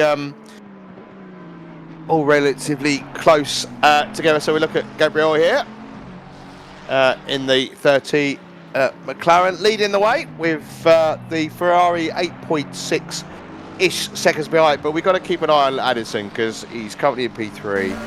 He is the fastest car out there at the moment, and these top teams will appreciate, his pace and understand that he's only 15-16 seconds off the lead as things stand. So he's really going to be setting the pace and closing down that gap.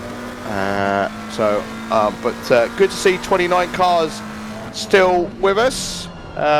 This is the SGP Endurance Championship, Moza Endurance Racing Championship. Let me get the words right, that always helps. And we've got 2 hours and 11 minutes of the race to go. So if you've only just joined us, where have you been?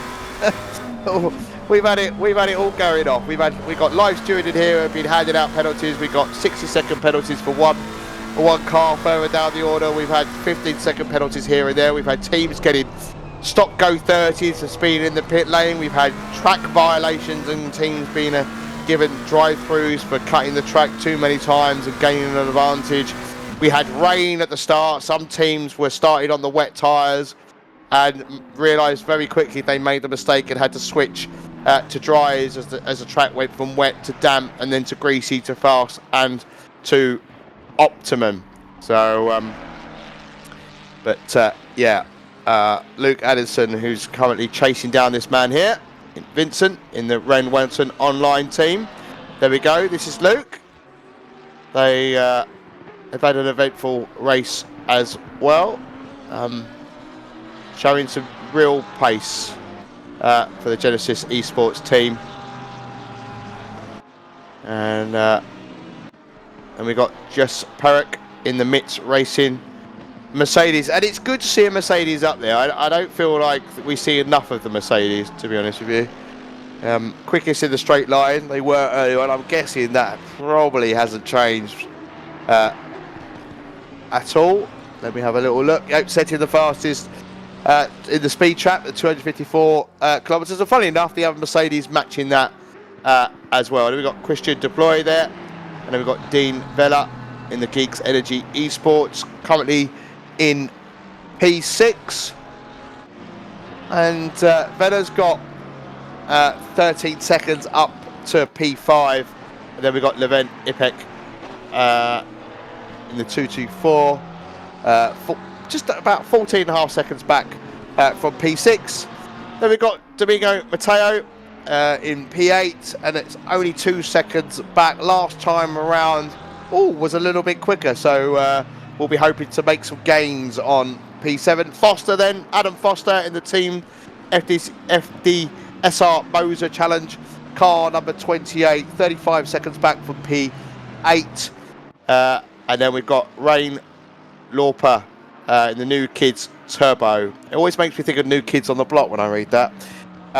Car number 3, currently in P10, 22 seconds back from P9. So the field has spread out a little bit since we last kind of ran through the top 10, but it's definitely going to be interesting for whoever's going to end up on the top of the podium step at the end of this race, and we'll be slowly edging our way to the next round of pit stops. So apologies if I butchers anybody's name there. My pronunciations aren't always the best, but and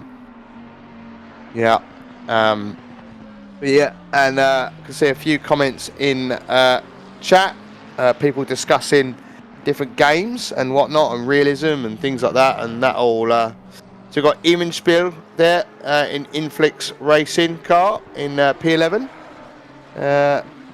Got I think a car behind them to lap them, I would imagine, because the P12 is 35 seconds back. They've got the number, I can't quite read the number on the back of that there, but begins with 91. So the car 91, that's Askelin in the Ferrari, currently in P21. We've got Dave Shalecki in the Onid Racing, car number 18. So one of the two Onid Racing cars this time, and we got a car exiting the pits into T1. That's always a challenge there, because you're trying to come into the apex, and then you want to drift out wide, be like, there's a car there. So it makes things a little bit awkward, doesn't it, Alex? It does indeed. It's like, hang on, who put this rock in front of me? Get out of my way! I'm coming through. It's just quite interesting how close the pit lane exit is to the first corner. Yeah, and that just goes to show that you've, as we said, it's being on your A game. You just got to really sort of put your money where your mouth is, or got a big enough set of cojones, you can try and chance it, see if you can get through, and if it doesn't quite work out, then you might be hoisted by your own petard, so to speak. Yes, well, Luke Addison continues to catch up to P2. You won't be surprised to hear that. Well, considering the fact that he's just taken 1.4 seconds out of Vincent Gottwald in the Renvelten car, that's not. I'll be completely honest with you. Not at all a surprise. But not at all a surprise that Guidarelli is also losing time to Gottwald as well. He is. The gap between them was just under 9 seconds. I think you were saying that Zalecki's just had a drive-through for track limits. Sim Racing Alliance, in the meantime, in the number 712, Brian Addison behind the wheel of that car. The car with, I think it was Stephanie Fisher who was piloting it a little bit earlier, was down outside of the top 25, and that car's made a little bit of a resurgence. The additional part of their team name, as I saw on the Sim Racing GP Steam side of things, it said Sim Racing Alliance sometimes may be good. End the caption. Paul will know exactly what I'm talking about because it's a football meme reference right there. I think Roshi says on here, Mitz goes better and better each race. Sadly, the crashes in race 1 didn't show their true potential. Well, yes, I completely agree. But you know what? They have been kicking and fighting their way back, starting at with the win at Spa for round 2. Still a second place last time at Mount Panorama. So I know for a fact that Genesis Esports know they don't have it quite in the bag. I don't think we're going to be done at Monza with this championship. I think it's going to come down to wherever we end up for the final round on November 5th. I think I'm really excited about the fact that this title could go down to the wire here, Paul. Oh yeah, I think you're onto something there. I think it could as well. I know you pointed out that Salaki there got a drive-through. I also saw something else pop up. The car that got a 578 has also been given a drive-through by the game, and they're the car that also got given a 60-second penalty that we spoke about previously as well. So yeah, getting hit from all sides with regards to penalties in game and those from the live stewarding. So yeah, I think all right. I think it could go down to the final round. We don't even know which track that's going to be at yet. So we hope it's a good one though, right? But I think every track has had its own different challenges. Like today, it's clear that Valencia is a challenging track because we're seeing that with regards to drive limits today and getting past those back markers. Yeah, and it had the Dan Terry special stamp on it because the opening round of the season was at Bleeding Watkins Glen whenever he sets up a championship, doesn't he? He loves that track because I'll make DT. Which I think it is. Watkins Glen, I'll be completely honest with you, is a little bit of a hidden gem. I mean, I've had a go on it on iRacing, yet to try it on ACC, but hopefully when I get to the Expo in October, actually have a little bit more time to try and try out stuff because, well, you remember last year, you're at the SGP stand, I was running around like a whirling dervish. We then pull a 6-hour stint on the Saturday. We're all flagging when we get to like Sunday because I needed to get off the commentary box for the digital GT 500 because I was flagging. But I think hopefully this year when I get to a LAN event like the Expo in Dortmund this year, to actually be able to try out a few more bits of equipment. Oh, the number 96 has had a little bit of a drama in its own right. Looks to have been running either was getting out of the way or might have just had a drama. Not 100% sure. Yeah, I'm not either. Yeah, just keeping out of the way and not wanting to incur a Sebastian Vettel style stream soundboard noise saying blue flags, blue flags. Yeah. I'm just going to have a little hunt back to see if I can work out what was going on. But yeah, they're the last cut. They're the car in last position at the moment. I think they were just trying to get out of the way, Alex. They look a little bit unsure of themselves, so I'd imagine they're relatively new. So yeah, I think they were trying to be too nice to get out of the way. Yeah, no spinning or anything that I can see. Now, because of the fact that this is quite a new track on ACC, Paul, have you ever had a chance to sort of like go around the circuit on ACC and sort of see what it's all about, because I'm seeing a lot of cars going wide out of turn 1 on Well, that runoff as I- area. Yeah, as I mentioned, I mean, when I watched the launch party event that they did, it's 90. I've just seen 96 had a moment and caused the yellow flag.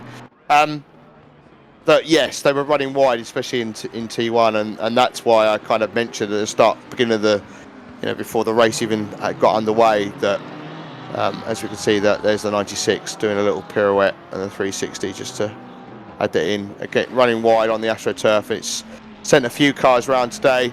Yeah, T1 is prime because you're coming in at such high speed, and if you're not scrubbing enough of that off, you're easily going to run wide and you're going to get a track limit violation.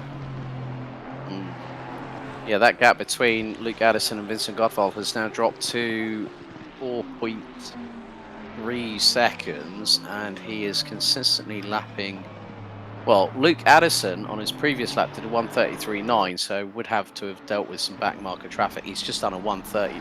He's just done a 31.865. So it's taken best part of nearly 4/10 out of Vincent Gottwald on that previous lap. Gap now down to probably more than likely about 3.9 seconds between the duo. Make that 4.1 seconds. I mean, thing is, I know Vincent very, very well. We both met him in person last time out at the Sim Racing Expo in Nuremberg last December. He is trying to do a lot more sim racing, and the thing is, I think with the crew that he's got with him, Leon Bound, Aaron Mutz, they've done a really, really good job so far. Greg Prescott. Now this is a battle for. Now this is with the Egyptian sim racing team.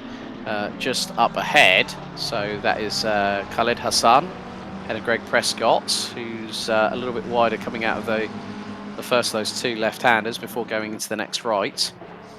And right, okay, well spotted, Paul, that the 777 of MITS Racing, Yus Parek, has now just done a pit stop, and Yus Parek back behind the wheel again for a second stint, having done 64 minutes and 40 seconds. Again, these top teams are just getting so close to the wire when it comes to going, right, okay, 65 minutes. Right, one more lap and then you come in. It's going to be close, but you're going to make it. Don't worry, you'll be fine.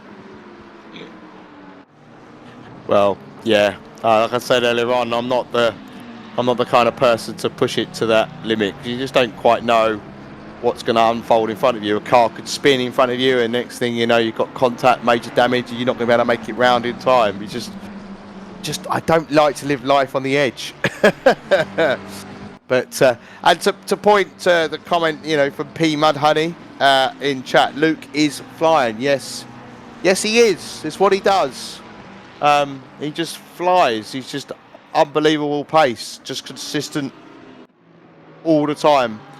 Yeah, we're taking a look at Greg Prescott in the Onid Racing car, number 31. But I can see that Perek is on the back of Ipek. Now it's about half a second back, so and that's I think Perek is in P7. So yeah, definitely getting onto the back of the Porsche. That's the Porsche we saw earlier on, defended very staunchly as well, didn't we?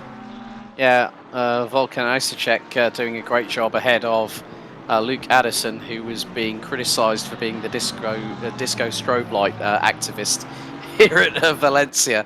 Like literally for about 3 or 4 laps, he can continue to do that. Basie Bump says that ACC is a lot more realistic, but it's a lot easier because they only have to focus on a few classes. So yeah, that's true.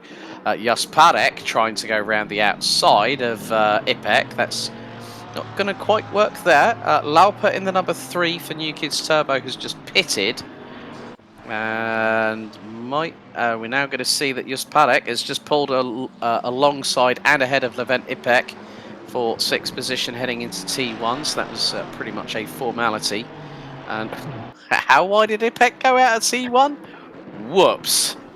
Yeah, hopefully it eased off. But again, I've seen people go quite wide there anyway, and I don't know to what there we go there, like Robin there has just, Padago has done exactly the same thing. But again, I haven't driven this track enough to really understand where the limit is out there, so somebody could advise us a little bit. But You might have to Maybe get you might have to get in touch with our buddy Jardier, but as long as you don't interrupt him mid-bite, we'll be fine. Mid-bite, yeah. That was quite funny, that, wasn't it? Yeah, it made the highlight reel and everything. Love it. Did. Oh, the 190 Mercedes off and bang into the barriers.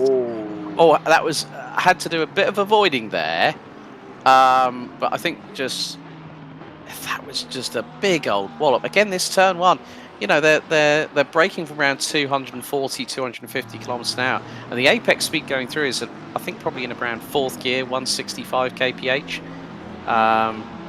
Yeah, it's sort of like, yeah, it's our good friend Herflum saying it's in T1. The green AstroTurf is still fine. Even if the car is four wheels outside of the white line, if that was IRL, you would definitely be pinged for that 100%. It says, yeah, go on. Says if you are over, it's a warning. Everything else on the track, the white line counts. So does that even include turn 14? Because there's a big old green AstroTurf surface area there as well. So it looks like T1 and T14 are probably where you can get away from it. But I'm sure that at some point, if there's a software patch from Kunos and Aris, who was our first ever guest on the Sim Racing GP podcast powered by Moza Racing. Yeah, where all this AstroTurf is, I think the AstroTurf is the sort of like the grey area here at Valencia, isn't it? Yeah, but you could also see that if you run too wide, we've seen it before, you know, people running wide on the AstroTurf and applying their the power, you know, the rear end comes around and goes, oh, I want to say hello to the front end. The 190, bless them. I mean, I had a little look, and that front of that car is mashed. So they're now in the pits getting that bad boy repaired. So they'll be back out on track in a couple of minutes. I don't think they'll come out last, but because they got a few, because the 96 has only done 143 laps, and the 190 is on 152. So I think they'll be okay. I don't think they'll end up last, but I mean, that's, again, it's so easy for somebody just to hit the escape button and go, oh no, we're done now. Do you know, like, and that, like they genuinely get my respect for keeping going. Same when, you know, Ben Brown had his issue in their car. You know, like, respect. Like, you're keeping going. And it's because that's the only way you're going to get better, is by doing more laps. Exactly. In the meantime, Luke Addison has pitted the number 33 Genesis Esports, and Cody Sherratt, the younger brother of Lamborghini Esports Pro, Jordan Sherratt, is now behind the wheel. He's oh dear, Roshi has just said, imagine someone's wife disconnects the fruits. Oh, wouldn't that be insult to injury? Be like, you've been on that all bleeding week. Oh, 27's got an SG30. It's been in the pit lane. That's a bad overspeed to get an SG30. Listen, you joke about that kind of thing. I know somebody's daughter turned off the electrics. Ouch. Yeah. Why your daughter can reach, and like, you know, your electrics, you know, your main board. Like, who built your house? Because that should not be in a reach of a 3-year-old child. But yeah. And the thing is, with SGP, if you put the endpoint protection in place, so you have to click on the event before the event loads to, you know, for the server protection. If you get a new IP address, because of that, you're done. You can't join the event. So things happen. You know, it's unfortunate. A few more comments coming in the chat. P Mudhoney saying, a word of appreciation for the 991. That's the Honda crew. Love the Honda. Works well in Valencia, but fuel load and tyre deg usually kills it in endurance. They're battling away with Johnny, a bad boy, in the number 27 Aston Martin, and have just got taken a lap back from them. Yeah, I mean, the Honda NSX is a car that doesn't really get the appreciation it deserves. It's we've seen it before, haven't we, Paul? Where certain cars, when Kunos have put in a BOP adjustment, and then it's caused problems for cars. I mean, when, you know, I still remember when the Nissan GTR Nismo was being used on ACC, and now how often do you see a team running with that car? Not very. Never, because it's that slow now compared to the others. It's an old car, right? So it's the rules and regulations have moved forward since that car's been released. So it's gonna struggle in to be able to keep up for that reason, because it's not a new car anymore. But yeah, it's good. Look, I mean, it's good to see the Honda here. Oh, Honda doing Honda things though. Yeah, and that is one of the reasons why it doesn't get chosen, is because it is a bit of a beast. You could be flying really, really well, and then Honda does Honda things, and you'd be dead. So, but yeah.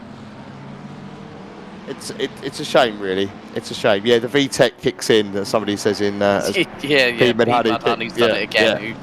Who gave the word of appreciation, then said VTEC. Yeah. Into relevant comments in chat. We have to say a big thank you to everyone that's been with us so far since we started broadcasting around 4.5 hours ago here on round 4 out of 6 of the Moza Racing Endurance Championship, powered by Sim Racing GP, as the 991 decides now to dive into pit lane. We've got an hour and 50 minutes left. My, Mr. Glover, hasn't the time flown? Yeah, it really, really has, and it always does, and it always surprises me how quick that time does just go by. And I thoroughly enjoyed our conversation with Cami earlier on as well for the podcast. So not only have we had great racing, we've had some bad racing as well, like silly mistakes from people, but you catch the drift. But we've also, the chat we had with Cami was really enjoyable as well, and that all helps to make the time fly by. So we'll earn our rest when this event has passed. Indeed. Well, I'll try to. I've got to go and do I've got to drive to Norfolk after this to go and pick up my niece from the pickup area for the Sundown Festival that's been happening just at the Norfolk Showground this weekend. Oh, okay. All right, so, nice. Yeah. No rest for the wicked, that's what they say, right? No rest for the wicked. No nice little comfort drink to send me off to sleep tonight. No, that won't happen. Roshi saying, were there weather changing races like sun, bit rain, then maybe dry again? Round 2, Spa. Yes. Jonathan Earl will attain to that, considering I didn't let him get a word in edgeways for about 5 minutes when we had Velikov and Kutrale battling away for, I think it was P7, with about 8 minutes on the clock to go. And it was like well, the good thing, Roshi, you can actually go onto the Sim Racing GP YouTube channel and you will hopefully find the VOD, the video on demand on there, which you can watch 100% absolutely free of charge for round 2, but it was absolutely saturated and we saw multiple changes of positions. So this race will also be uploaded in its full entirety on the Sim Racing GP YouTube channel, along with all the races that we've been able to do so far from memory, along with all of the episodes of the podcast. But right, 123, Ren Velton with Vincent Gottwald pitted. And what have you spotted? Well, no, that was it. That was it. The fact that they're pitted. I'm just trying to see how long they're stationary for. Because the average is around about 60 seconds-ish, I'd say. But yeah, interesting now. Then the number 30 obviously takes the lead away. The 33. I mean, I don't really know much about Cody Sherritt, but anywhere near as fast? He's fast as Luke, or faster Luke, or is Luke faster than him? Would you say? Or well, Cody's on a par with his older brother, and there's the 123 coming out of the pit lane, and where is Cody? Cody is. Oh, he's coming through. Cody. He's ahead. Is ahead. He's just gone through. Yeah, he's ahead. Yeah, he's ahead.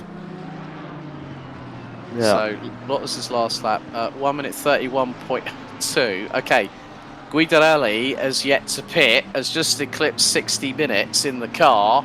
And what's more, this is going to put Genesis Esports back in the race lead because Cody Sherritt has only been in the car for 8 minutes. Guidarelli, whoever, if he stays in the... Well, look at this. Dushku, Guidarelli, Cutrale, and then Guidarelli. That has been the driver order in their pit stops so far in this race.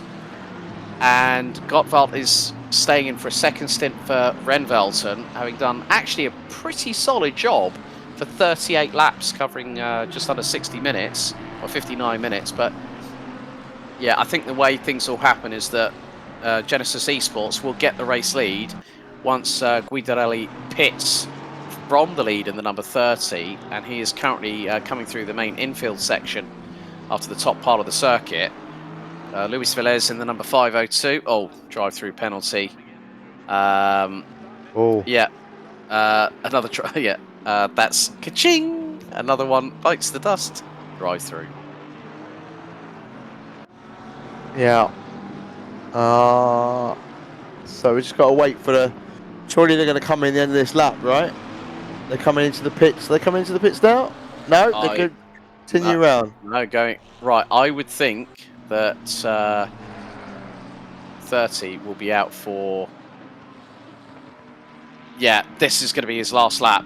This will be his This will be the last lap, because if they go 2 laps over, another lap past it, so if he'll come in on lap 41 of his stint. If he goes on to lap 42, he's doing 132s at the moment. So, yeah. Oh, Bain's round. He was. Bain had a yellow flag, Mr. Stephen Bain in the only racing, but he's back moving again. I don't know why. I just briefly saw a yellow flag with his name next to it. But when don't you see a yellow flag next to Mr. Bain's name? Yeah. But yeah.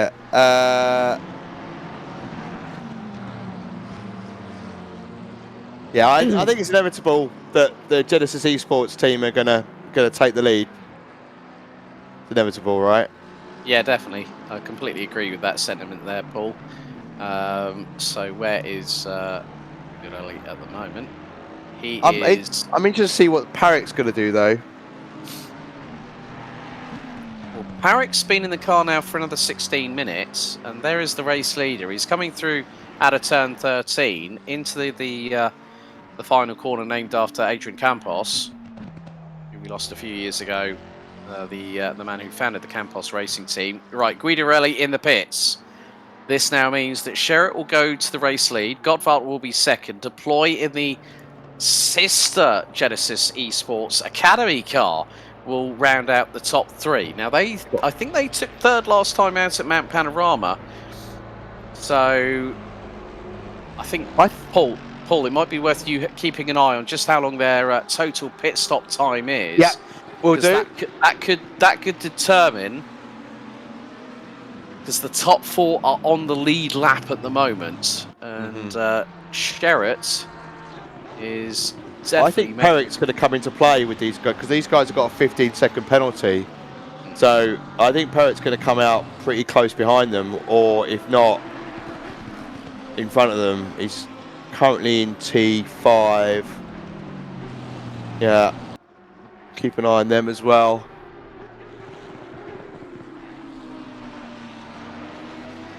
So leader is still stationary in pit lane. Yeah, already hit the 60-second mark. So that's going to be more like 75 seconds that I've spent in the pit lane. I think you said to me one of the teams were in the pits for about 62, 64 seconds. Yellow flags out on the circuit again, as Dushku now is able to put the pedal to the metal, takes over from Guidarelli. 77.7 seconds in total. Perrick is coming round into the final section of the circuit, so he's closed up to them quite nicely with that penalty. He's in the final corner now.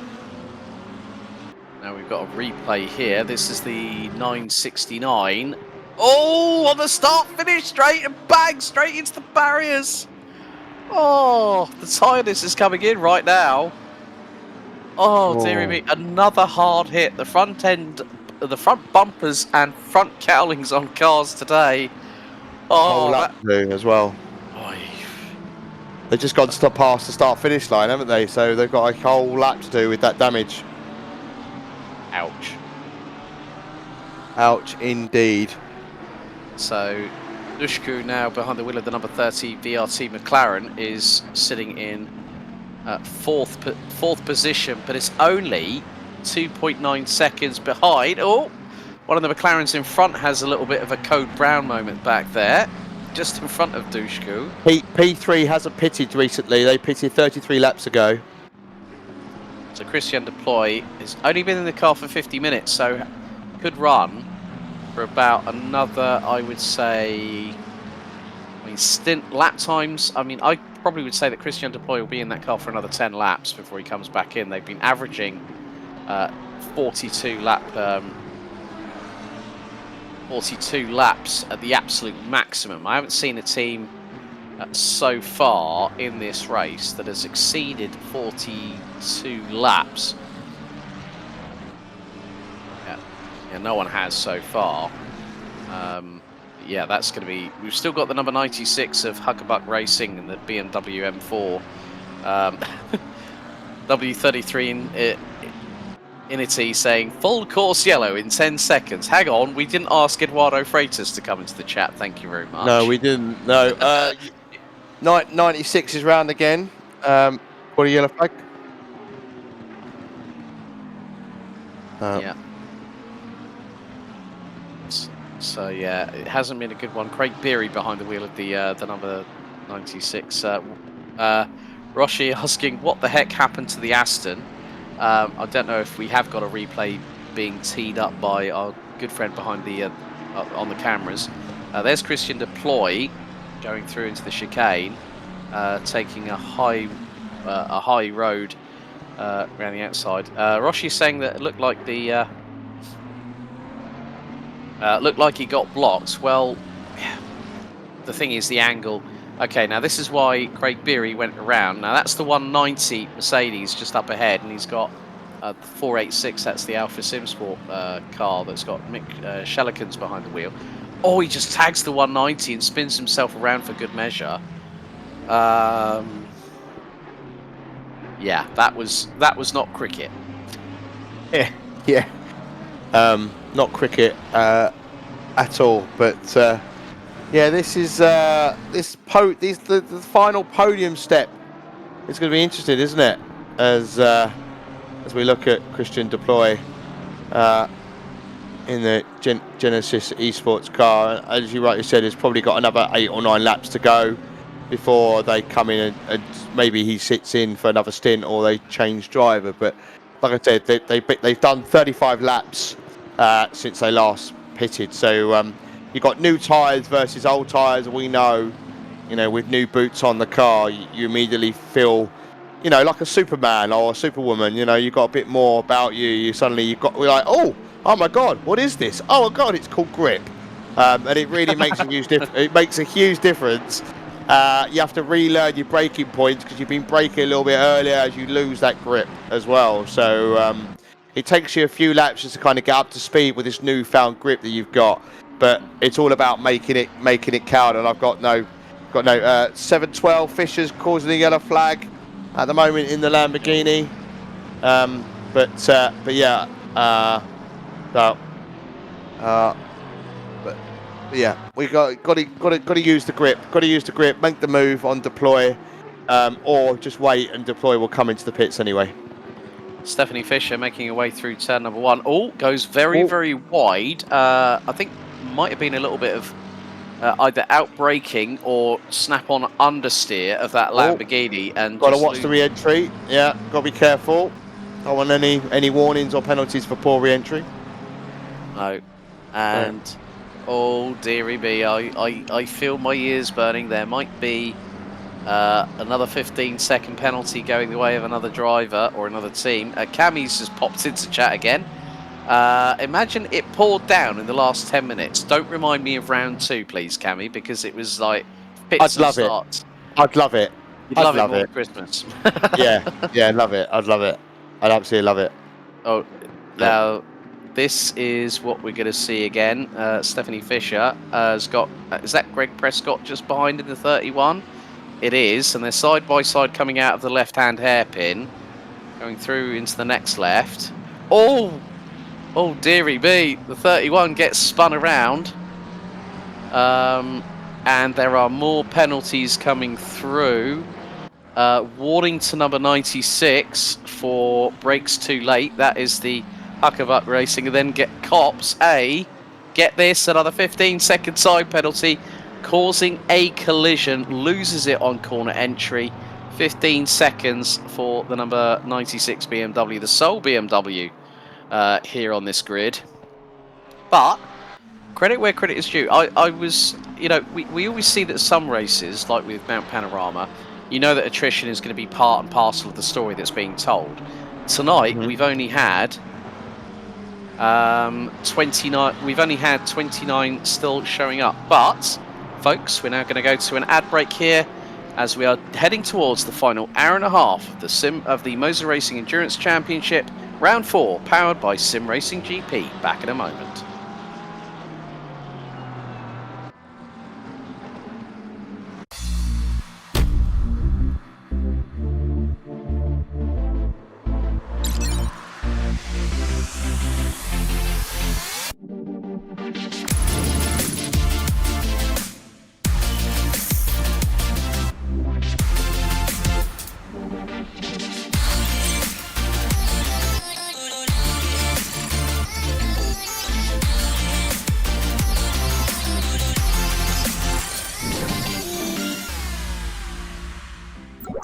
Three of a crest.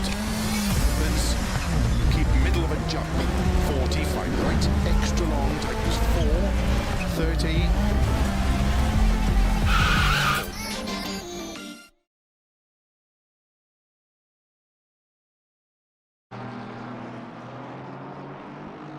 Well, our final ad break before. Well, I was just about to say welcome back, and someone has just speared the main pit building, going into their box on the right hand side of the circuit. Well, welcome back for the last 94 minutes. That's an hour and 34 minutes for you folks at home for the fourth round out of 6 for the Moza Racing Endurance Championship, powered by Sim Racing GP. With myself, Alex Goldschmidt, and Paul Glover here at the Circuit Ricardo Tormo in Valencia in Spain. Paul, it has been an interesting one. We were just before we got to the commercial break. We have said that there hasn't been much attrition as we've seen in previous rounds, has there? No, there hasn't, and it's actually been really impressive to see. Even now when people are having big moments, as we look at Epic challenging the 178.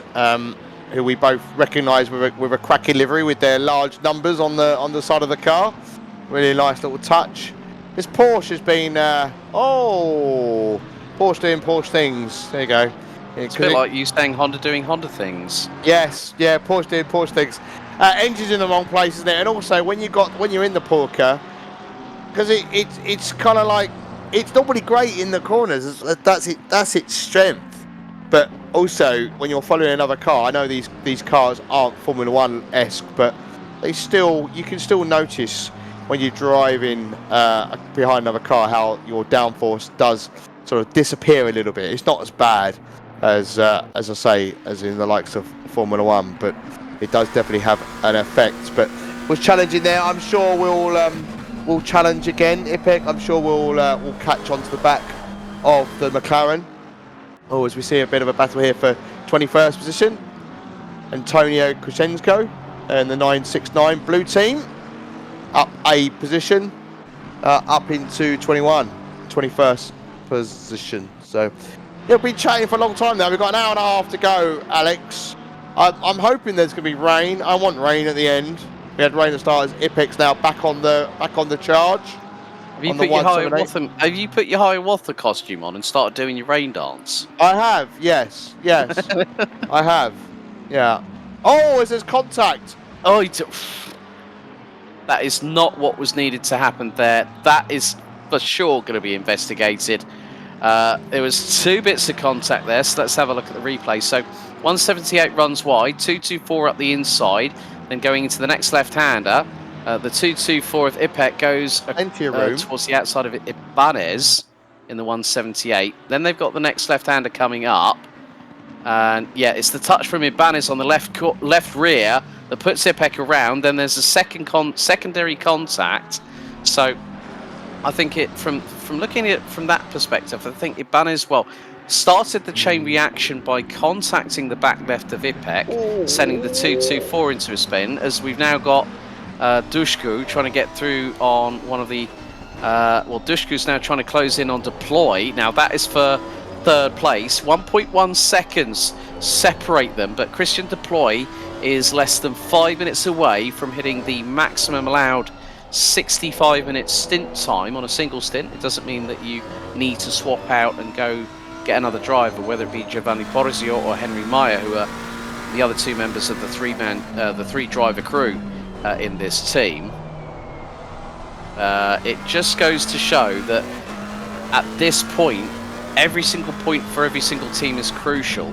Dushku has showcased the pace of the number 30 VRT McLaren, but was leading the race. So we have seen it twice so far. Well, we've seen it where 3 of the race leaders have copped penalties. The first of was Mitz Racing in the 777, currently being piloted by Jusparek in 5th position, getting a stop-go 30 courtesy of Reno Coots speeding in the pit lane after going through into a 50 kilometer an hour speed zone at 65 kph, thereby giving them a stop-go 30. Then we had the incident with I think it was Leon Berndt taking out a back marker inadvertently, but then copping a 15-second time penalty. The same is said of Gabriel Guidarelli, who for the number 30 VRT crew also got a 15-second time penalty for contact with the back marker, which spun them out. But it has been the fact that Cody Sherritt and the team at Genesis Esports have really measured this very, very well indeed to keep themselves at the front end of the field. They've got a 4.5-second gap over Vincent Gottwald, who is in the car for Renvelten, the Renvelten online community team. Leon Berndt and Aaron Mutz have also taken stints behind the wheel. Vincent Gottwald might be doing what will be more than likely his final stint. He's been in the car for well over he's been in the car for 75 minutes, so an hour and 15 minutes in the car. So I would imagine that when he reaches his limit, then the thing is they may put Aaron Mutz in for the final stint. They could put Leon Berndt in for the final stint because he's had a breather of about a couple of hours, and in that time you sometimes can get some respite. We're seeing a replay here. This is the 712, Stephanie Fisher from Sim Racing Alliance, now going into a left-hander. Oh, just running a little bit wide, boots the loud pedal and spins it around. And the 296 Ferrari, the next level play racing Ferrari, getting out of the way. And Yumer Dushku closing in on Christian Deploy. Deploy now will have to pit at the end of this lap. He's on his 42nd lap of this stint. Henry Meyer and Giovanni Porzio have all taken a trip behind the steering wheel, so to speak, of this 221 Genesis Esports Academy car. And Dushku is closing very, very quickly.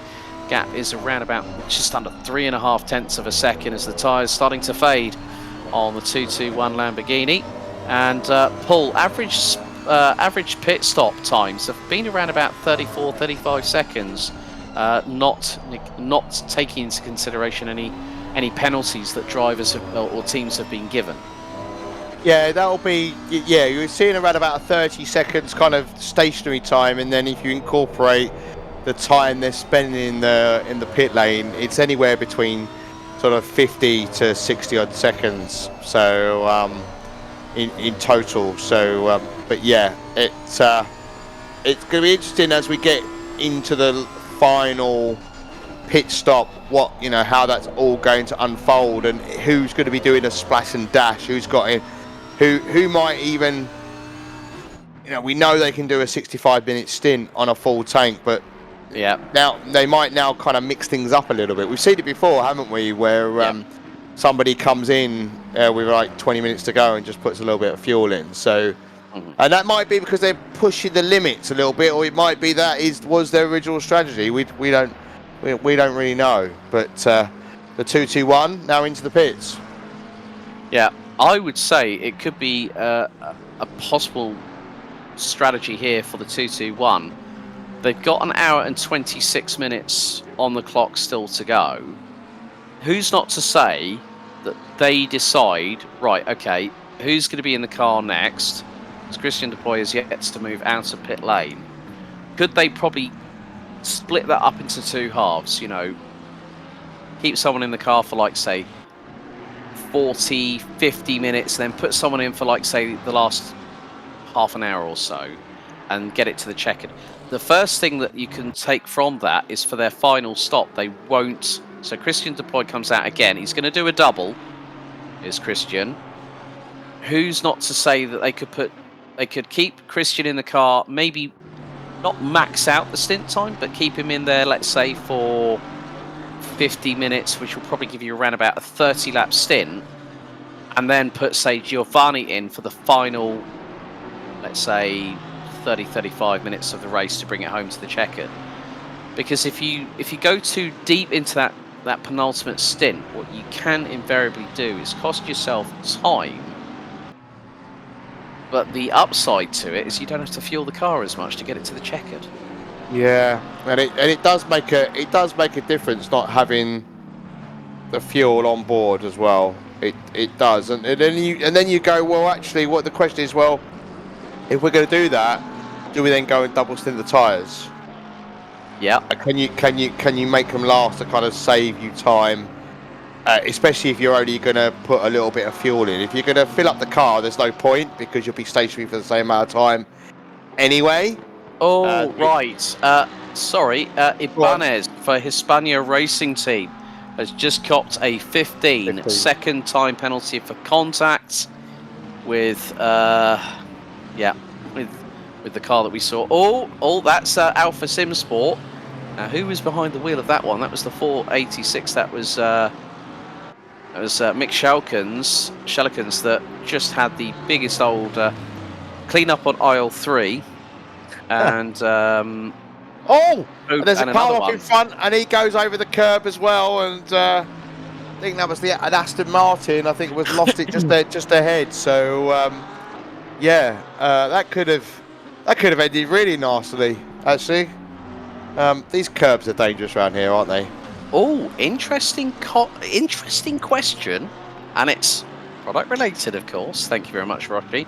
Which Moza gear is best for the real experience when you ride GT3 cars and old timers in real life?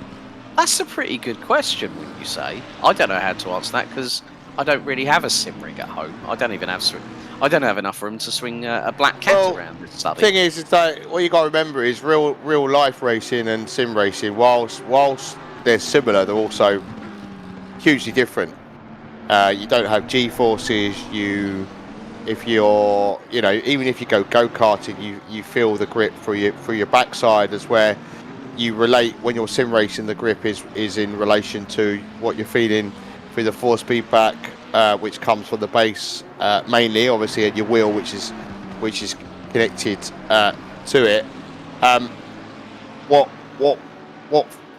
gear fits your budget is more to the point. I think is just because something's most realistic doesn't necessarily mean that, and what you think is realistic, somebody else may have a difference of opinion. So all I could recommend is that, like, I know the guys from SGP, I unfortunately can't attend, at the Birmingham NEC this weekend for a gaming festival in partnership with Intel. They've got Moza gear there, and they've got some rigs set up, and that's a great opportunity to go and try some of the Moza gear if you've not had an opportunity previously. So, but yeah, I mean, look, it's opinions are like backsides. Everybody's got one. So I try really hard not to recommend things to people. I tell people what I like, but just because I like it doesn't necessarily mean that somebody else is going to like it. But from my personal experience, I went from a G27 Logitech to a CSW 2.5 from Vanatech, but I actually found the best upgrade was the brakes, not the steering for me. But yeah, I know that doesn't really answer your question, but I think that's the best answer I can give. And also, watch YouTube, watch reviews and everything else as well. Yeah. and get to try equipment. Try it. I recently tried a rig from Vizaro that had motion, and I found it really disconcerting for about the first 30 seconds, and then I was like, oh, I really like this. Yeah, I like what Roshi says. Thing is, my dad and me, we would use it together. He for like say Le Mans Classic, and for track days with regards to some GT3 class Porsches. Well, yeah, I mean, as Paul rightly said, it is a case of find what works for you in your budget. What are you looking for in a direct drive wheelbase? That is the key point, because as Paul said, people do have opinions like backsides, as we said. Doesn't matter. It really doesn't matter. Everyone's got their own personal preference, and if people were to ask me, and I go, well, I'm not the person to ask. You need to experience that for yourself. So, folks, an hour and 20 minutes on the clock remaining here at the 4th round of the Moza Racing Endurance Championship, powered by SGP. And a big thank you to everyone that's stuck with us for now, which is now over 5 hours thus far. To 2:15 p.m. on the server. Track temperature has started to slightly drop. The cloud cover has started to make its presence felt here at this 2.5 mile circuit. Luis Velez for Fusion Racing in the number 502, having a little bit of a 2-minute tango as such. Looks like that might be the 221. Is that the 221 of Genesis Esports Academy behind them, or is that the 33? No, that might be the race leader, I think. It is the race leader. Yes, you're right. That is the race leader. So the disco is not coming from Luke Addison anymore. It's coming from Cody Sherritt. As if to say, right, you're a back marker, blue flags, get out me bleeding way. I've got a race to go. And again, look, a couple of flashes there.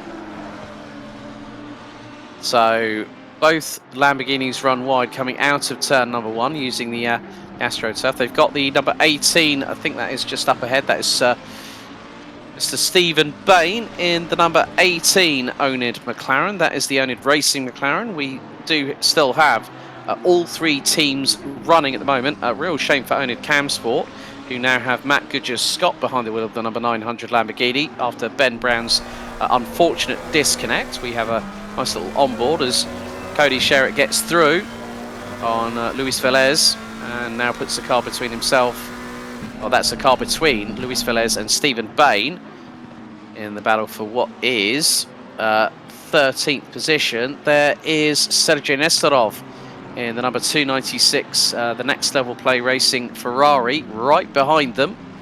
Ferrari seem to be doing very, very well at the minute, because we've got the number 123, the Renvelton Online Community Team, car currently piloted by Vincent Gottwald, in 2nd position, around about 5 seconds off of Cody Sherritt. The next place one is the number 35, the Geeks Energy Sim Racing car, that at some point is now Bastian Vigboldus racing in that car. Dean Vella and Sheldon Muscat, both are from Maltese drivers, both very, very competent drivers, especially on ACC. Then next up, oh, that was very close. I think Nestorov just bumped over the curbs, going through ever so slightly. Slight hip check and a little bit more of afters as Luis Velez, is off the circuit.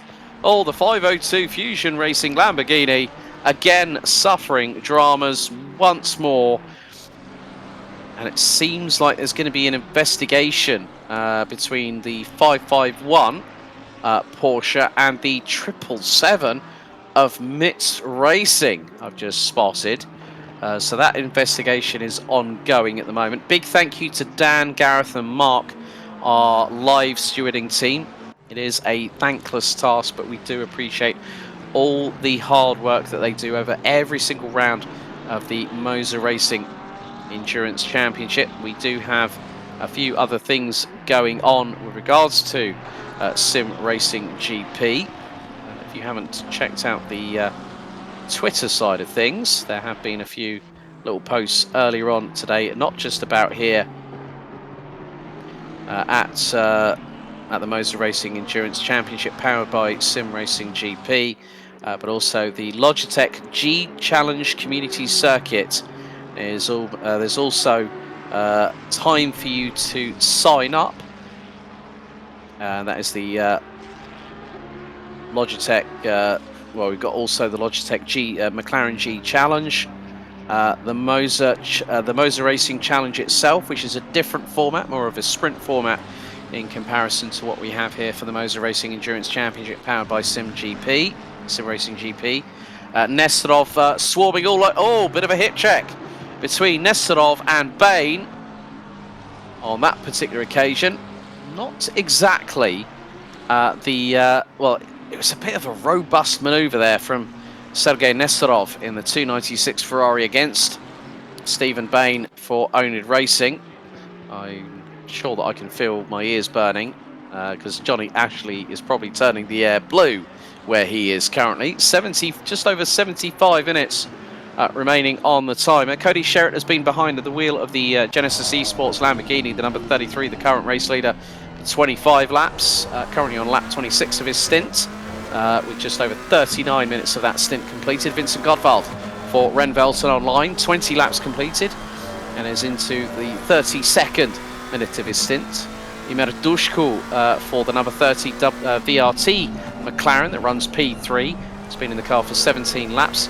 Again, Nesterov just getting very, I wouldn't say the word haphazard, but I think just getting a bit opportunistic with the late braking potentiality of that Ferrari 296 GT3, which is currently sitting in 13th position. Now right on board on the front splitter cam of the 296 as it hard on the brakes into turn number 2. Again, just I think the braking needs to be a little bit earlier from the Ferrari, because you can see that coming through certain parts of the circuit, we now head into turn number 4. Drinks the car wide into the right at 4, now the right at 5, and they've just broken the timing beam. Half a second separates them into the next left-hander at turn 6. And it's the run up through this slight kink to the left. Hard braking zone, turn the car in, that will be turn 8. And Nesterov taking a tighter apex, looking to get the crisscross on Stephen Bain from Onid for 12th position. And into the next right-hand hairpin they go. Again, both cars just very tight on the apex. We get the trackside camera shot here going through the chicane.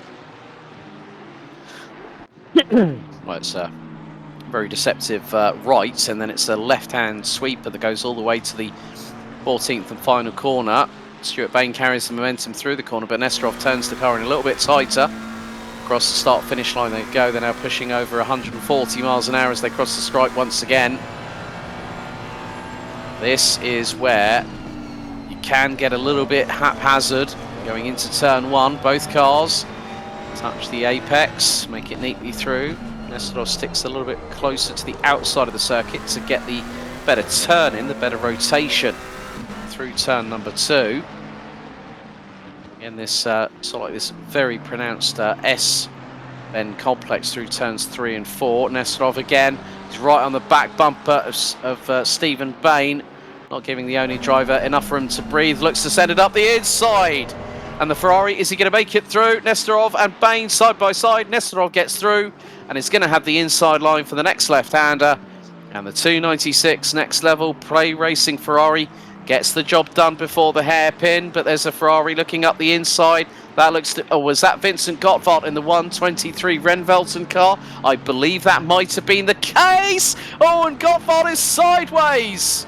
Oh, he tried to set it up the inside of Stephen Bain, and Vincent Gottwald gets the slightest of touches whilst trying to get through on back marker traffic. We're going to have a look at a replay here. So Nesterov makes the move on Bain. Gets through. Gottwald seizes an opportunity, looks up the inside. There was enough room. Gets through. Oh, little bit of a wiggle there from the Ferrari. A slight touch, and then Stephen Bain just forces the issue up the inside. Gottwald goes spinning around, And he's lost a significant amount of time to Cody Sherritt as a result of that slight contact. And not too sure how that's going to be looked at by race control. If they do decide to investigate it, it could be a racing incident. The stewards have been busy. 64 incidents have been looked at all the way through this race so far. This just goes to show that for those wondering, it is a real shame. These things do happen, but when you are going for a top three, you're going for a win. Gap between Sherritt and Gottwald now is around 9 seconds. Vincent Gottwald's last lap was a 1 minute 35.9. So probably would have been as a result of losing that time in that instant that we've just seen transpire. Mario Pirisar in the new Kids Turbo has just made it through. I'm not too sure if that's been a change. Yes, that is. Has just got through on the number 20. And that is Infelix Racing with Guido Riphagen behind the wheel of the number 20 McLaren. So that has been a change for 10th place. New Kids Turbo also having their fair share of dramas over the course of what has been happening so far, but we are 10 minutes away from the final 60 minutes of the 4th round of the Moza Racing Endurance Championship powered by Sim Racing GP. So let's see, Vincent Gottwald has just done a 1 minute 32.7, pretty much matched times with Cody Sherritt. Sherritt at this moment is making his way through turn 2. Vincent Gottwald now trying. Oh, please do not tell me lightning's going to strike twice between these two, because Vincent Gottwald again now has to try and get past Stephen Bain in the number 18 Onid Racing. McLaren just up ahead, and this is not a battle for position. Bain steers clear out of the way. It's Gottwald through. Very good, astute driving there. Was a bit clumsy on the previous exchange between these two. So that just goes to show that sometimes you think that there's a move that you can make. That previous exchange between these two showcased how it can all go completely and utterly Pete Tong. But you have to give Rennveld and Online credit for how well that they have performed so far in this race. So the next start now, looking at Ibanez for the 178. Daniel Ibanez has been in the car for close to 52 minutes on his 34th lap of this stint. Christian Deploy has been in the car for 11 laps and has been in it for 17 minutes in the 221. That currently rounds out the top 5.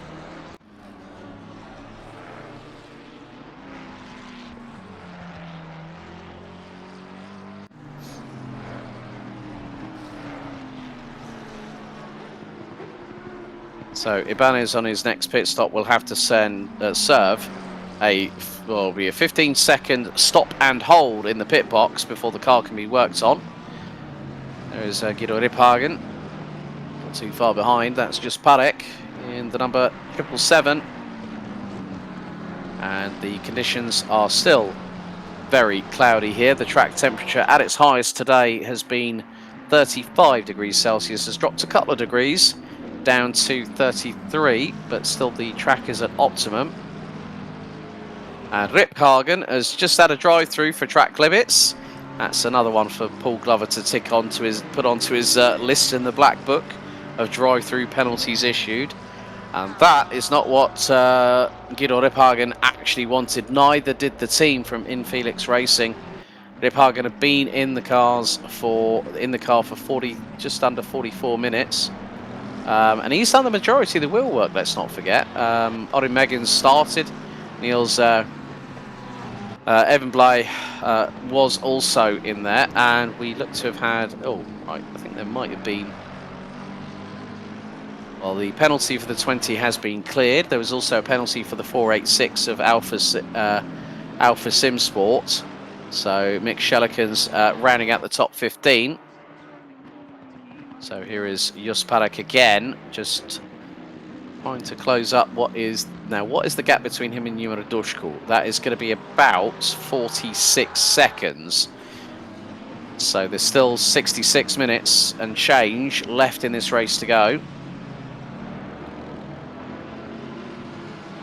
Gordon Sherritt now on his 187th lap. Still 29 out of 34 cars that started this race nearly 5 hours ago are still circulating. There have been quite a few incidents, accidents, penalties issued, drive-throughs given, and along the way a couple of stop-go 30s by speeding in the pit lane. Stephanie Fisher, that's another one who gets a drive-through penalty for exceeding track limits. Now at this point of the race, it is getting increasingly more demanding on the drivers. And Jez goes, Stephanie, no! Yep, that's a real shame. They were back up to P20. There is the number 900 of Matt Goodyear-Scott. Stephanie just put it hard on the brakes. There we go. Into the pit lane. And that is going to be the drive-through of track limit shame, I'm afraid, for the number 712. But you know what? It's not going to stop the resolve and the intestinal fortitude of drivers like Stephanie, who prove themselves week in, week out on a multiple. And Jez goes, at least she looks good doing it. So does the car. So does the car. As Stephanie now punches the pedal to the metal and gets back out on track. Careful to those on the outside, including the 502 of Fusion Racing. That's the number 30. As still Ibanez yet to pit, is about 9.5 minutes away from breaking the maximum stint time allowance of 65 minutes as the sunlight starting to fade a little bit here. The track temperature again has slightly climbed to the track and air temperature has slightly climbed, 26 degrees Celsius, air temperature 34 degrees, track temperature, track still at optimum, and still zero wind around this 2.5 mile circuit. Emil Dushku looking to get past the 502. That is one of the back markers. And yeah, Paul, the drive-through counter has started to ping a little bit thanks to track limits. What a surprise. What a surprise. How many have we had? 3. Oh, blimey. Yeah. Well, Stephanie Fisher was the last one to get one. Well, yeah. And how we, and the 33 still leading ahead. So 10-second gap to all the way back to, well, 11 seconds. That's just hit now. Well, yeah. Pace. Yeah, well, the thing is, Vincent Gottwald got, well, sent it up the inside of Stephen Bain, and then they were side by side for a few corners, and then there was a little bit of hit Bargy? Yes, there was, yeah. And then Gottwald got turned into a little bit of a spin, and then had to try and get past Stephen Bain all over again, and Stephen just went, you know what, I don't want it to happen twice, got out of the way. There's been no investigation from that, but there are still on. I think at the end of the day, I was giving credit where credit is due to our stewards. They have done an absolutely sterling job tonight. They have, and to be fair to them, they always do. And you tend to find at a start of one of these events, there's a little bit of madness for the first few laps as everybody's trying to fight over the same piece of tarmac, and it takes a little bit of time for them to review each incident. Some are easier than others to decide on. Some are a little bit more tricky, and yeah. And then after they've done that, the first few laps, things tend to calm down, don't they? But they do a sterling job. Don't forget, teams can also protest, so they have to review the protest and reject the protest, and so forth. So yeah, they work well as a team, and they're one of the reasons why we get such good racing like we do. Not just on this event, but other events that we've also hosted. So yeah, great work from everybody. Yeah, there we have Vincent Gottwald in the Renvelsen car. Cody Sherritt now, well, Vincent Gottwald is actually picking up the pace a little bit. He is 10.7 seconds behind Cody Sherritt. Might have taken a little bit of time out of him in the first sector. So the Ferrari seems to be holding its own tonight, and I'll be completely honest with you. The Ferraris we saw You know, like literally, it was the week after the big launch party, wasn't it? When we started off at Watkins Glen earlier on this year in this championship, and now it's just become one of those cars that it's a bit Marmite, isn't it? People like it or they hate it.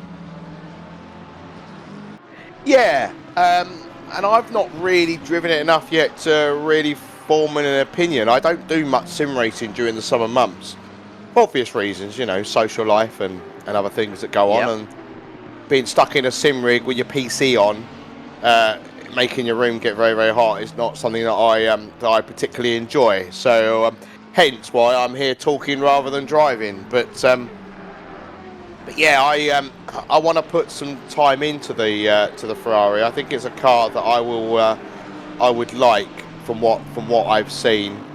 I think it's got a decent amount of pace. I think it's a bit of an all-rounder. I think the Ferrari potentially. So but yeah, and I've been really. I don't know if the word's pleased, but I've quite liked seeing the Lamborghini up there. I always felt a bit sorry for the Lambo drivers because people chose it because it was the Lambo and it sounds amazing. It never really was able to compete unless it was Monza, and that's since changed. I think we touched on that earlier on during the race, and it's actually nice to see it up there. And we know that could change any moment when there's a BOP update. So enjoy it whilst you can, everybody. Enjoy it whilst you can. Yep. The 991 Honda keeps out of the way. They're still circulating. And they are currently sitting in 17th position. Now, they qualified, if I remember correctly, outside of the top 20. So, at one point, they were running as high as P12, as we're seeing the likes of Shalikans.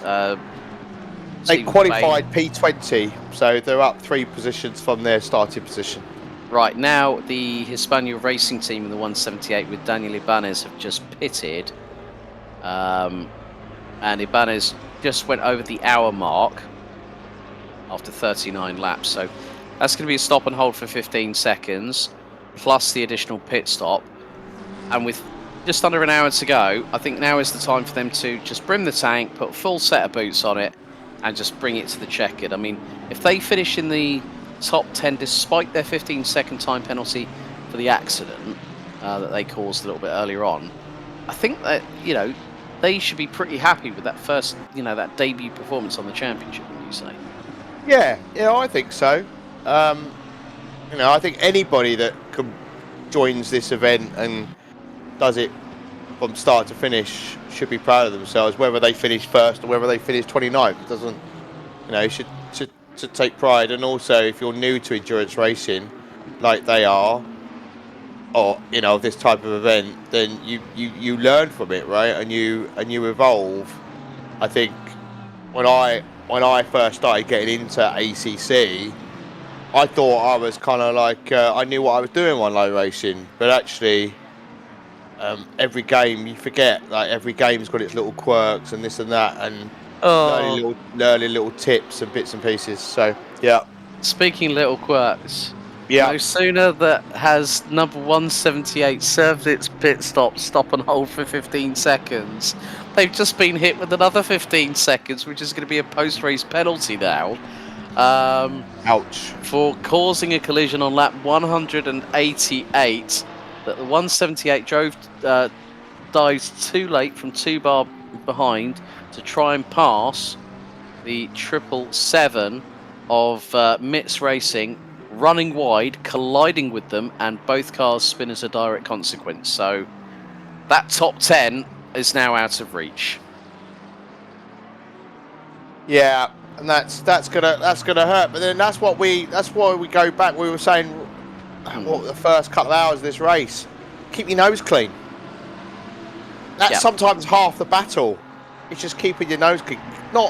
Just don't put your nose where it's not wanted. And try not to take too many risks.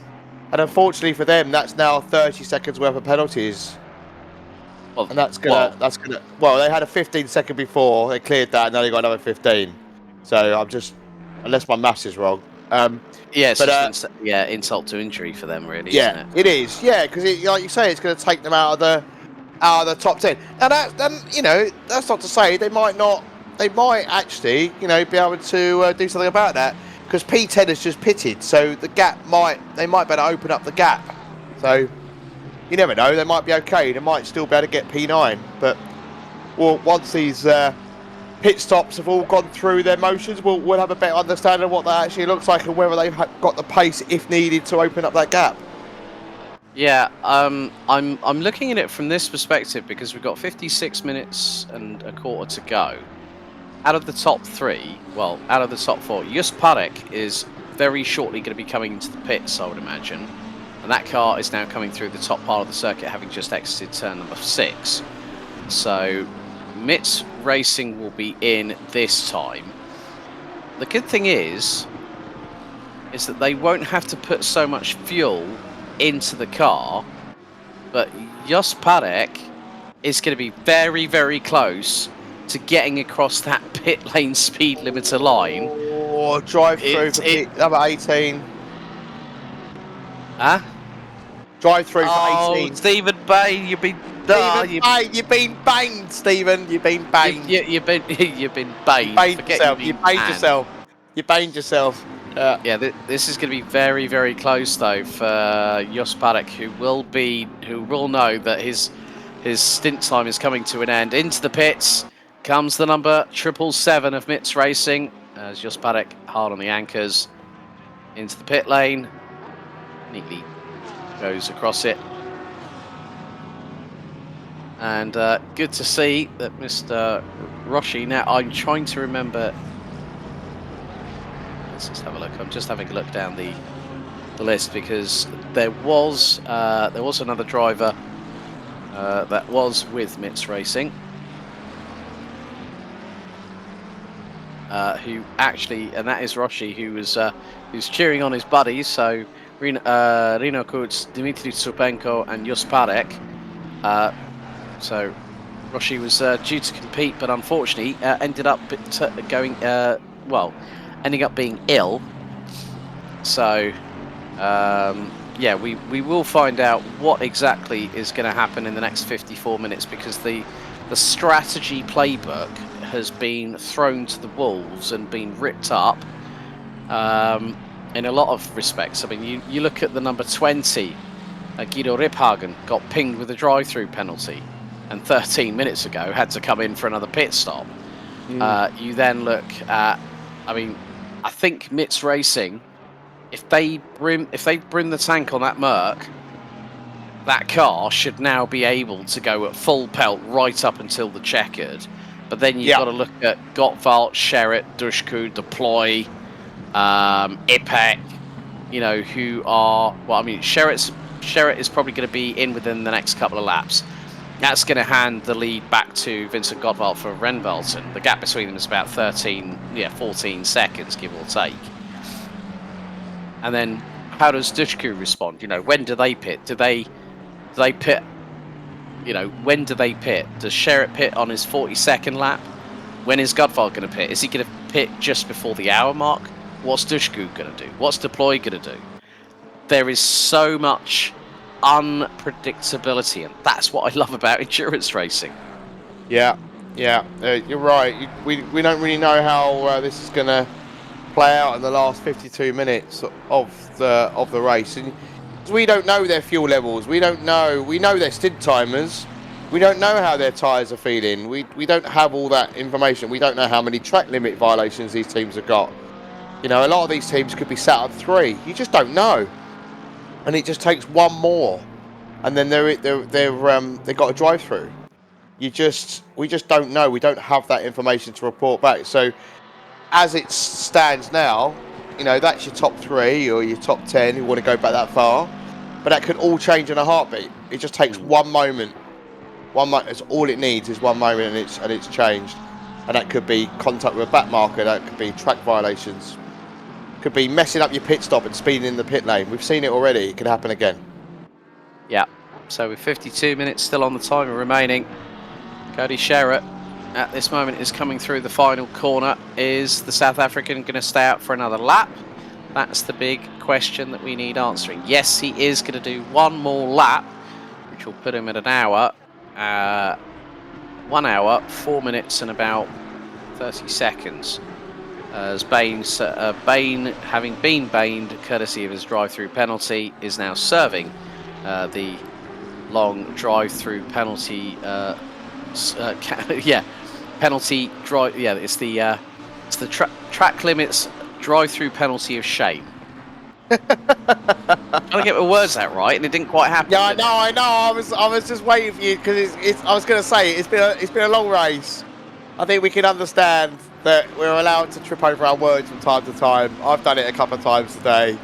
It's just sometimes the brain's just not moving fast enough. I don't really know what happens, but yeah, I mean it's been such a good race, and I think Dusky is going to catch up with the 1-2-3. I don't know if he's going to stay in for another stint, but I think the 30's on for a P2 here. It could be the case. It just depends on how Renvelton respond and who they put in the car next. If they put Leon Burnt in the car and he brings it home, he's going to. I think, bearing in mind, Burnt has been one of the fastest out there. To be honest with you, Jordan Sherritt has been the outright fastest out there, if memory serves me correctly. So and lap times. Oh, right, Cody Sherritt in the pit lane. Ooh, here we go, everybody. So, right, the question is, Gottwald is heading towards the final corner. Dushku, at the minute, is also about to head through into the final corner. So Cody Sherritt, with 50 minutes on the clock, crawls down pit lane in the number 33 Genesis Esports Lamborghini Huracan GT3 Evo 2. And for those wondering about those lights, they flash like that. It's a default on the cars actually in the real world. So with Kuno Simulazione bringing the simulation to real life here on ACC. So they won't need to put as much fuel in, but even with a refueling stop, because now Gottwald is in the lead, Dushku is now in second. So Christian Deploy, where he is at the moment. Oh, we're going to have a little bit of a replay. This is Mitz Racing versus, so this is Reno Kutz versus Levent Ipek. Oh no, that was a lesser spotted McLaren. I'm wondering if that was Rain Lauper in the number 3 that just came across the 224, put a warning shot across the bow and inadvertently put the Porsche off the circuit and onto the dusty stuff. Yeah, I'm going to have a look at the... yeah, I think you might be right. I think it might have been the number 3. So the new kid's turbo. I think that's who it might have been that was involved there. Yeah, that would have been Rain Lauper behind the wheel. Yeah, Of that car. So yeah. So yeah, but we got Luke Addison back in the Genesis Esports car, the number 33. Just not long ago, they were stationary for 33 seconds. okay, right. Gottwald now has responded and gone into the pits at 58 minutes and 23 seconds. Roshi is saying, "Could send it. Check them sector times." Oh, here we go. So Gottwald going towards the end of the pit lane. So the big question is, who will bring the car home for Renvelton online in the 1-2-3 Ferrari 296 GT3? So this now means that Dushku will be in the race lead. And there is the number 30 VRT car. That driver's been in the car for coming up to 54.5 minutes. So yeah, this is going to be quite crucial now. There are a couple more investigations happening, which includes Chemically and the number 3 of New Kids Turbo. There's Christian Deploy crossing the line. It's going to be tight between... They're out ahead. Yeah, they are out ahead, but Christian Deploy's got warmer tyres and might be able to catch Vincent Gottwald, but Christian Deploy has only been in that car for 38.5 minutes. So we've got 47 minutes on the clock still to go, Paul. The strategy, if Genesis Esports Academy pull one out of the bag and get onto the top 3, that will have been a little bit of a masterstroke. Dushku's got another 9.5 minutes, I think, approximately, to stay out. So Yeah, this is so it is going to be Aaron Mutz that is going to bring the Renvelton car back to the checkered flag. Basie Bump saying, "I know it hasn't ended yet, but great broadcast from you guys. Almost as good as the racing itself." Thank you very much for that wonderful comment. That is very, That's very highly appreciated. yeah, very nice of you to say. We didn't pay him or that or her or them or they to say that. So yeah, I thought I'd cover all the All the bases. all the bases there. Yeah, yeah. Disku is currently leading the race. Is just getting past a few back markers, and I think gonna do so without any kind of chaos. Just got past the 27 Aston Martin. So what do? Do they pit now, or do they go a few more laps? Well, look at it from this perspective. The number 30 VLT car now has a lead of 38 seconds over Luke Addison from Genesis Esports. Then it's 56.8 seconds to Aaron Mutz in the Renvelton car. So I would say that I think if they pit with 35 minutes to go, that's a good stretch to bring the car home. Wondering if Deploy might be able to do the same, but then it depends on if they are in the. We got a yellow flag out with 45 minutes to go. That's 190. Richard Gasson behind the one wheel of the 190. Yeah. So The called. car, yeah, the car we saw earlier on that had a hard hit, didn't it, to the into the barrier. And Roshi saying also big up for all teams. That's a great thing to say as well. The number 28, the final drive sim racing car of Beekhouse behind the wheel, now in the pit lane, and it's just exiting out of it as we speak. Graham Morris now takes the final stint behind the wheel of the number 28 McLaren.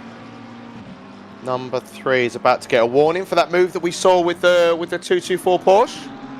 And also racing incident between the 900 and the 712. The 712 being the Sim Racing Alliance car, and two Lamborghinis coming into strife. Matt Goodger-Scott involved in that one for owner Cam Sport. There's Christian Deploy closing in.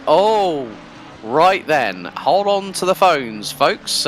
Sit back, relax, get your beverage of choice, and also get your popcorn, because very shortly Christian Deploy is going to try and put a move over on Aaron Mutz. Deploy last time around was over 0.4 of a second quicker. Geeks Energy Sim Racing now have Sheldon Muscat bringing the car home. The number 35 Ferrari currently now rounding out P7 ahead of Beekhouse from the final drive sim racing crew. Go on. I was done. Oh, sorry. I was just going to say, are you sure? I mean, Deploy it'd be really good if you can, because Mutt's just come out of the pits, so he's going to have new rubber on him. So maybe he just needs a couple of laps to get up to temperature. So if Deploy wants to make a move, it's got to happen now. But then again, I think he might just become a sitting duck once the tyres come into the operating window. Yeah, I think that's the case, because Deploy is... Luke Addison has just put in a personal best for him, 1 minute 31.030. So Dushku is now 35 seconds ahead. Let's see what the gap is between Mutz and Deploy. 9.5 tenths. So, yeah, Mutz has been out for 3 laps. So I would say normally if you got cold, new rubber. And Tarek Adam, yes, we are aware of that the Academy car still needs to pit, so this really isn't for position. Well, Tarek, never say never. Things could happen. Yeah, things could happen. You never know. You never know. As the great late Murray Walker said, anything can happen in motorsport, and invariably it normally does. It's true though, isn't it? It is. Yeah, it's very true. It's very true. These guys are coming up on the 96 BMW.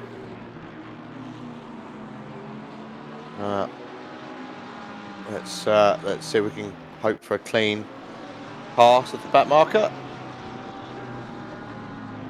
Luke Still- Addison's behind the 224 at the moment, so he's coming up to lap the 224 Porsche, but that pulls in nicely into the pits. Yeah, that's Levin Ipek. Mhm.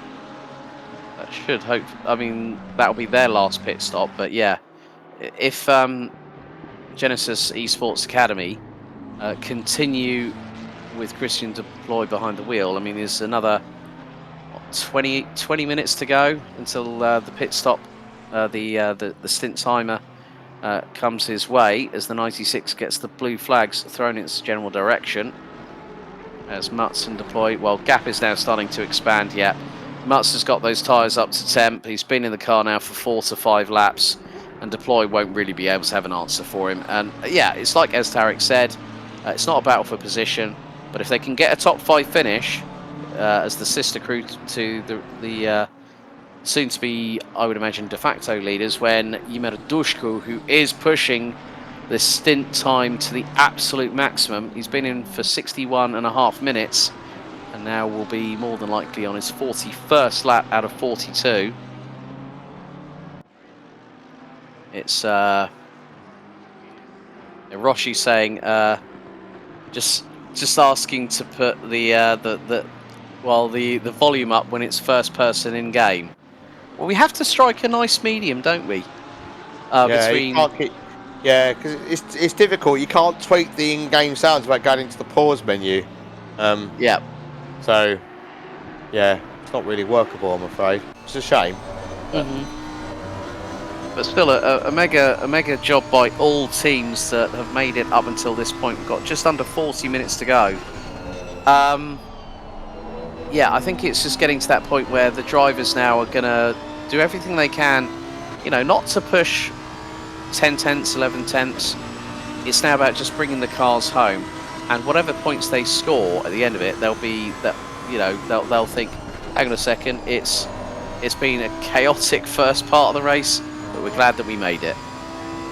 Oh, yeah. I can't believe we've got just under 40 minutes to go now. I know we said it a little while ago as well, but it just seems to go so quickly, and I'm sure it feels exactly the same for the teams out there as well.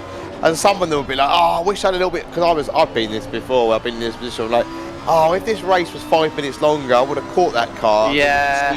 You can see the time edging away. Like, you're like, yes, come on. You're like, I can do this. You're like, I gained 2 seconds on that car, blah, blah, blah, whatever it may be. And then you're like, oh, and you just see the timer counting down, and you're like, I'm not going to do it. And your heart just sinks. So, and that's what's really good.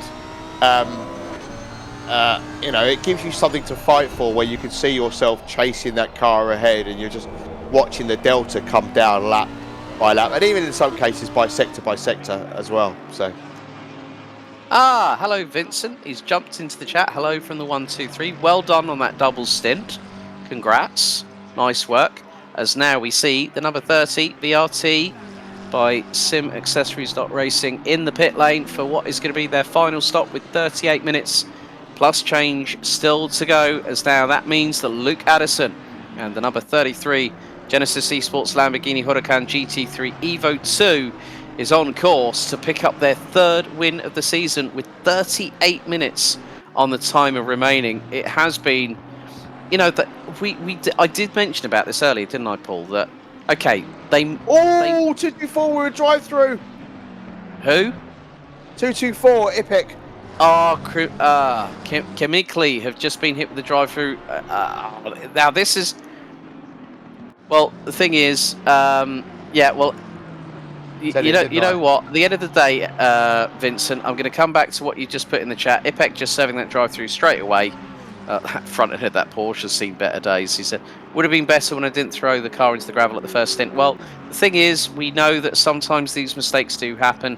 It's part and parcel of racing. But you and the team at Renvelton, you've done a mega job all race long. And still to be in 3rd position with 37 minutes on the timer remaining, well done, well played. GG's on that one, I have to say. Yeah, well done indeed. And Ipek, the team might just be absolutely kicking themselves right now with just under 40 minutes to go and a drive through. So, but I think they had enough behind them. I'm just waiting for everything to kind of sort itself out. I think they were in 7th when they got the drive-through, and I think they've remained in 7th. But Morris now is only 4.5 seconds behind, so that might give the 28 car driven by Morris a little bit of impetus. They can see that that's just happened, so they're now in their ISO. It's a bit like, you know, giving yourself a bit of a boost. Oh, they're only 4.5 seconds up the road. It'll be interesting to see whether the McLaren has got the pace to be able to close that gap down even more. Yeah, the proof will be in the pudding on that one, to be completely honest with you, Paul. We know that some cars tend to come a bit more alive in the latter stages of a race. As we run on board with Stephen Bain, he has got Iridius Partes for the Alpha SimSport 486 Porsche just behind.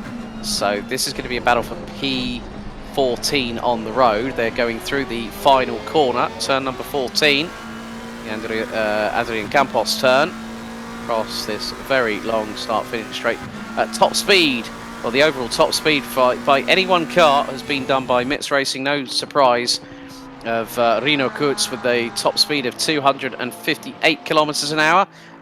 We then had Quinn in the 190 crew at 256.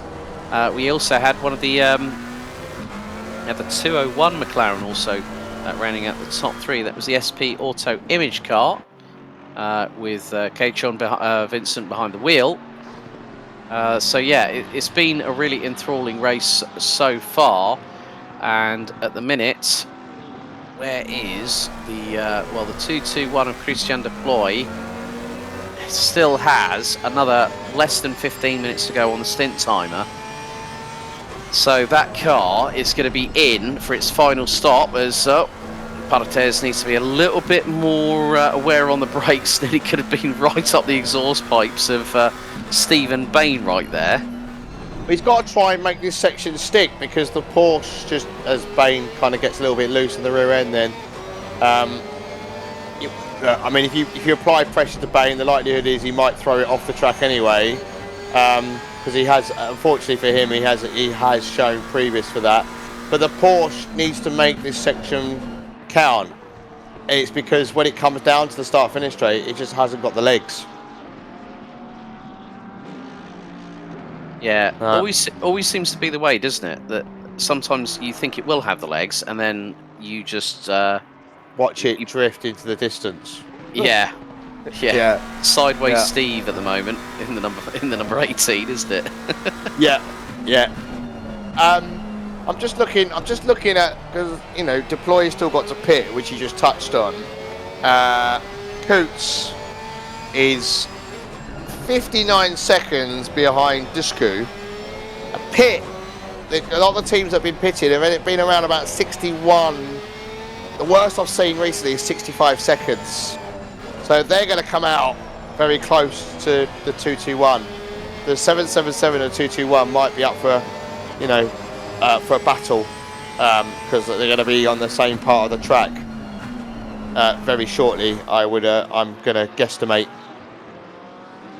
on that. Yeah, I think you might be right on that one. There's another car in the pits, the 551 of Tomasz Lovek. That is the Dadsko Sim-Porking Porsche. Currently sitting in around about 18th position, as Partes trying to close in on Bain once again. And yeah, these guys have done a very, very consistent job, I would say, to be honest with you. A lot of the teams, you know, some have fallen by the wayside, of which we had 5 of them, which included the SP Auto Image crews, the 201 and the 101, out on lap 121 and lap 118 respectively. But still to see battles right up until the checkered here at this circuit, it's just been an absolute joy to behold. But next time out at Monza, it is going to be a completely different animal of a race altogether. Yeah, that is, and that's where the likes of the Lambo is going to be, I think, really strong, and the Mercedes as well. But also, as we know, there's, you know, the sausage curbs around Monza as well, and they can really punish you. So it wouldn't surprise me that we see quite a few cars, quite a few spins at Monza. It's a high-speed circuit, and it shows when people try to carry as much speed as they can, and they hit a sausage curb and around they go, or into the gravel, so forth. So yeah, and of course everyone's going to be expecting the old T1 carnage as well. Yeah, down at the Variante Rettifilio as always. Then you've got Della Roggia, the Lesmos, you've got Ascari to deal with, and then the final corner, Cova Alboreto. Some personal bests coming in. Dushku 1 minute 31.0, Ipek 1 minute 31.5, and yeah, I mean Barte's still trying to put the frighteners on to good old sideways Stephen Bain, as they come down the start-finish straight, still battling way over 14th position. As folks, we are literally just a stone's throw away from the last half hour of what has been an enthralling, exciting fourth round of this Moza Racing Endurance Championship. Still two rounds to go here, Paul. And as we said, it is still up in the air as to who are going to be the top three. But it's great to see the interaction from the community. We've had anywhere between 50 to 75 concurrent viewers on Twitch all the way through the stream, which has been greatly appreciated. If you haven't already followed the SGP_racing Twitch channel, please hit the love heart and give us a follow. As now we've got Deploy being hounded by Dushku, and that is a change for third position. The VRT Racing McLaren now up into P3.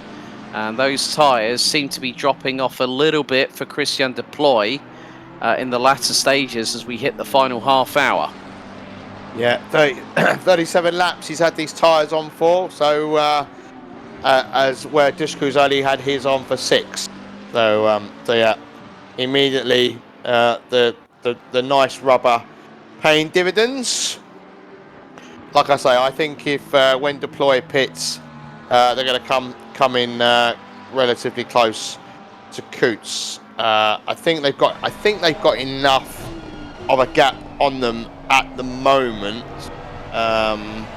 Coots not as fast as Deploy last time around, which, you know, all things considered, is a really good performance. I mean, Coots has had these tyres on for around about 17 laps.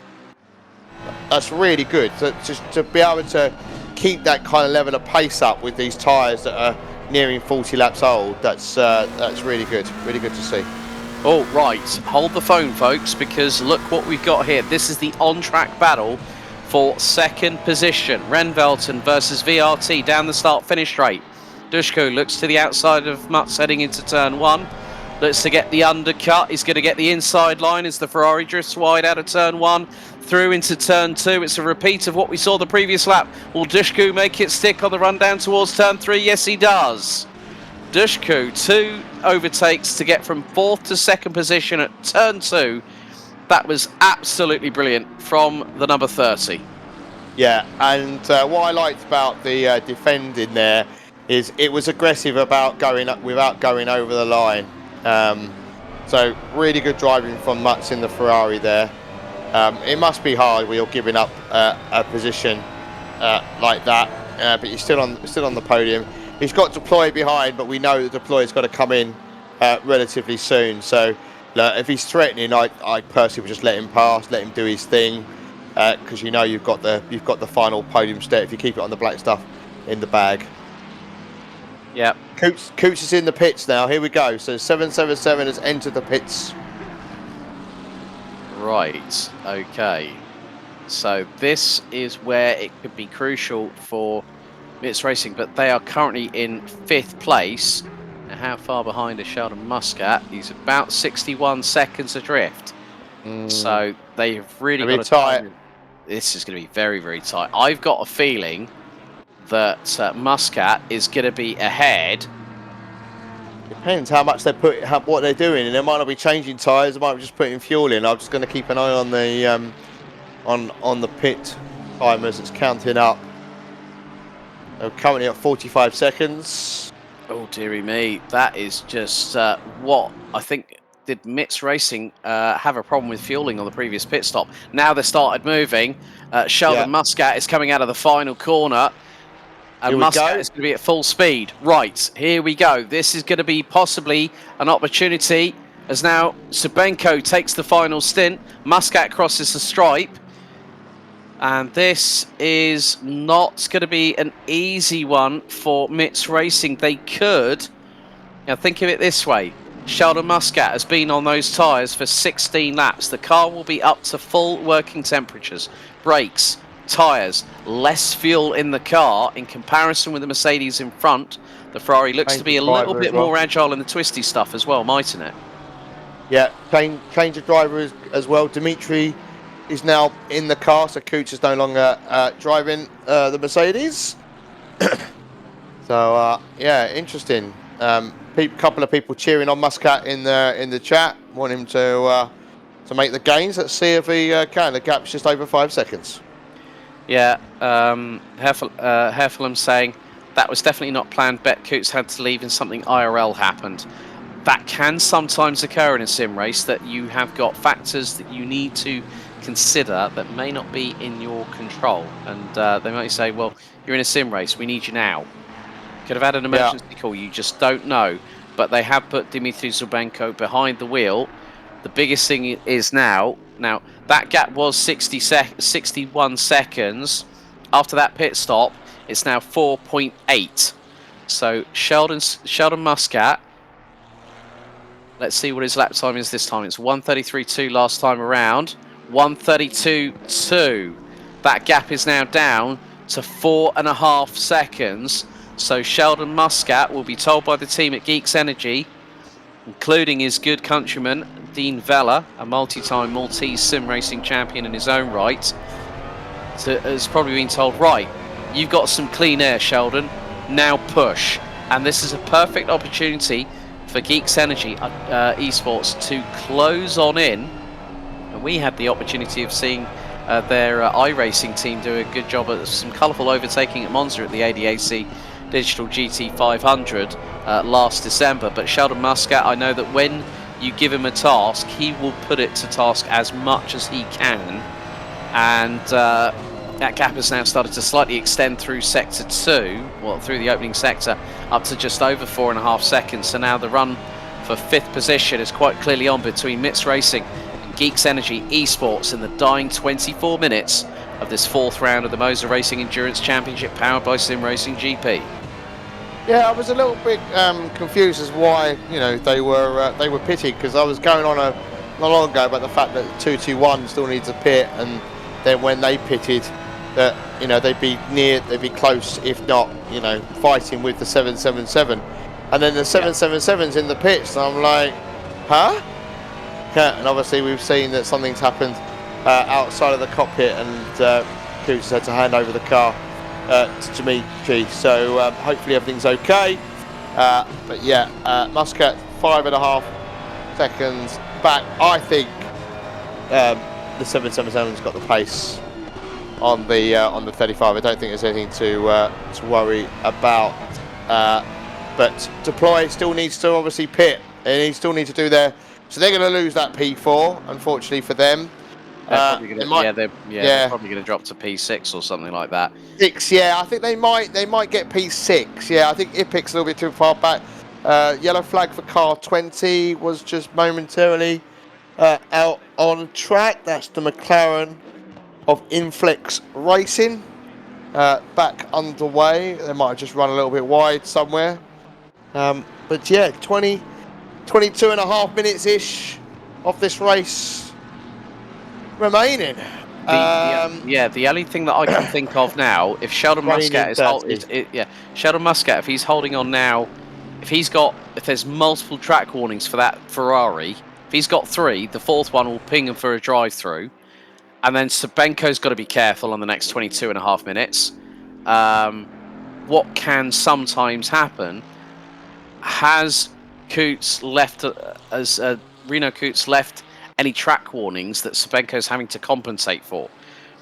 And this is where, folks, oh my goodness, I've just seen what you said in the chat. The rain is going to be late because in half an hour there is rain predicted on the circuit here at Valencia. If that comes any earlier, oh my goodness, that will put the cat really amongst the pigeons and send them all a scatter. Yeah, I can't see it coming in before the end of. I've never seen the game change the prediction. I don't think.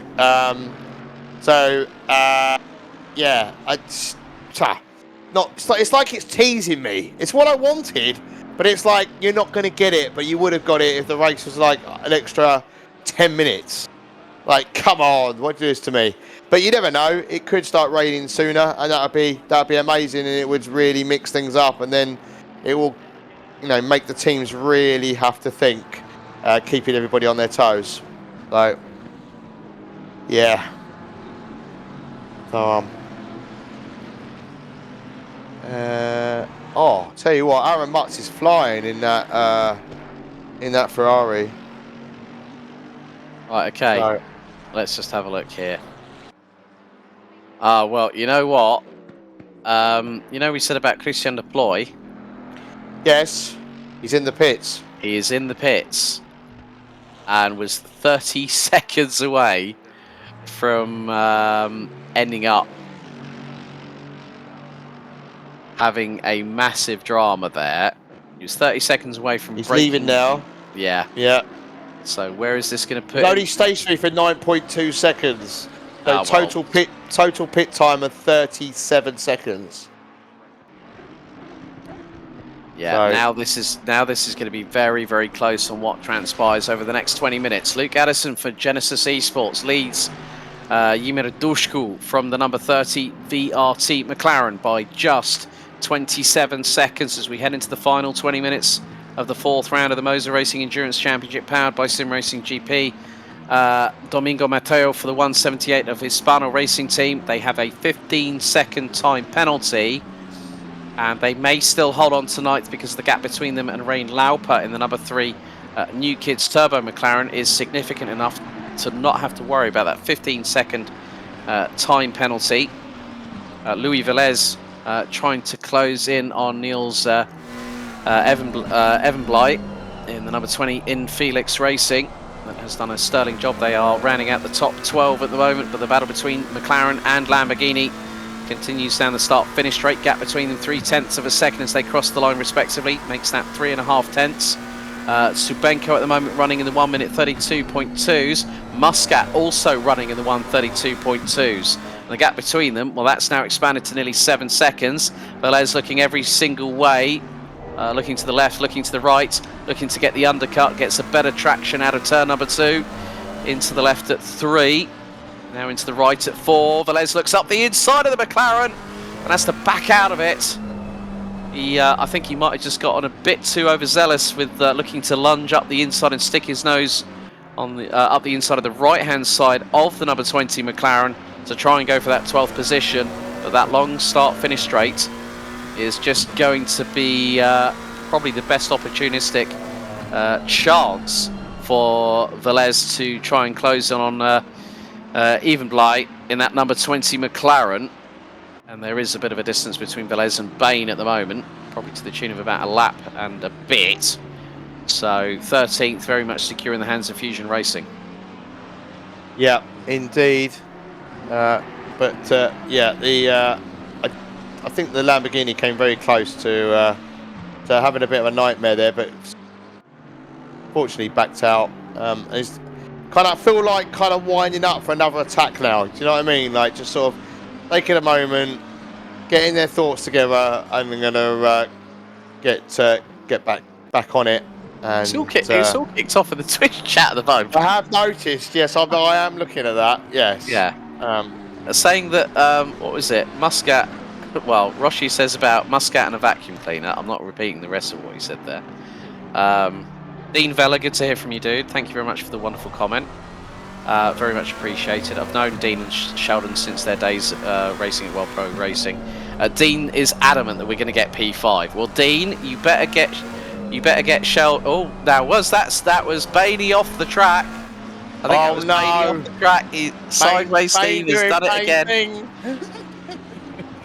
Oh, he's baned himself again. Oh, dearie me. Johnny's probably going to be like saying to him on the debrief, Steve, yeah, why'd you keep doing it, mate? Yeah. What happened? Oh, don't know. Went sideways again.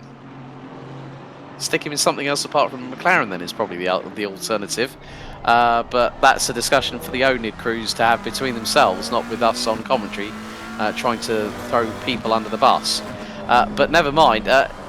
It's been a really good battle between these two here, the McLaren of Infelix Racing and the 502 Lamborghini of Fusion, coming towards the end of this race. But masterful drive by Genesis Esports, and they still have a comfortable cushion of 27.8 seconds with 16 minutes still to go on the timer before we see the checkered flag.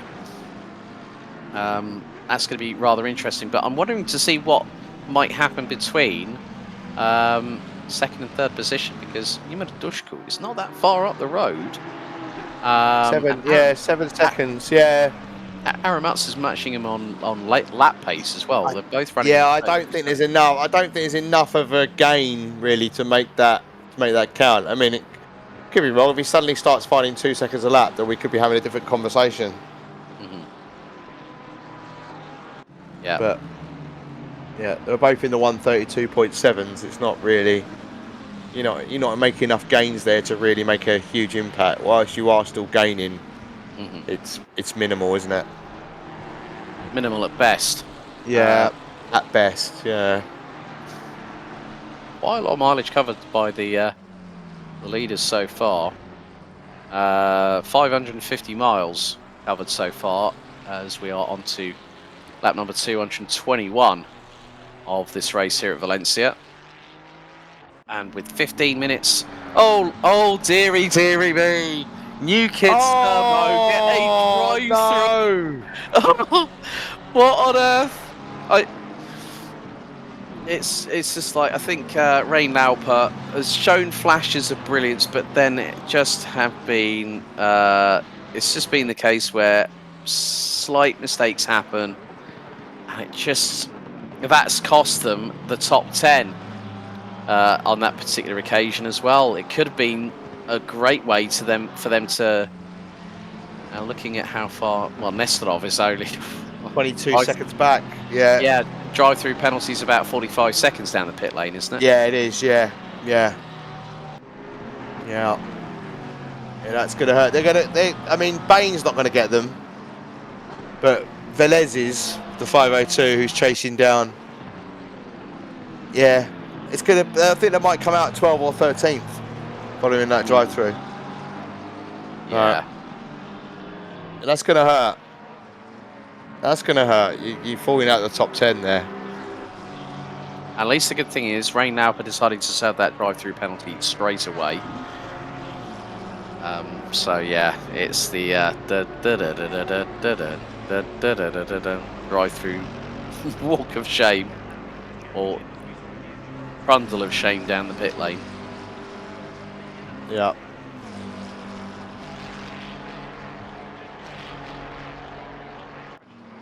Right, so that was 27 seconds.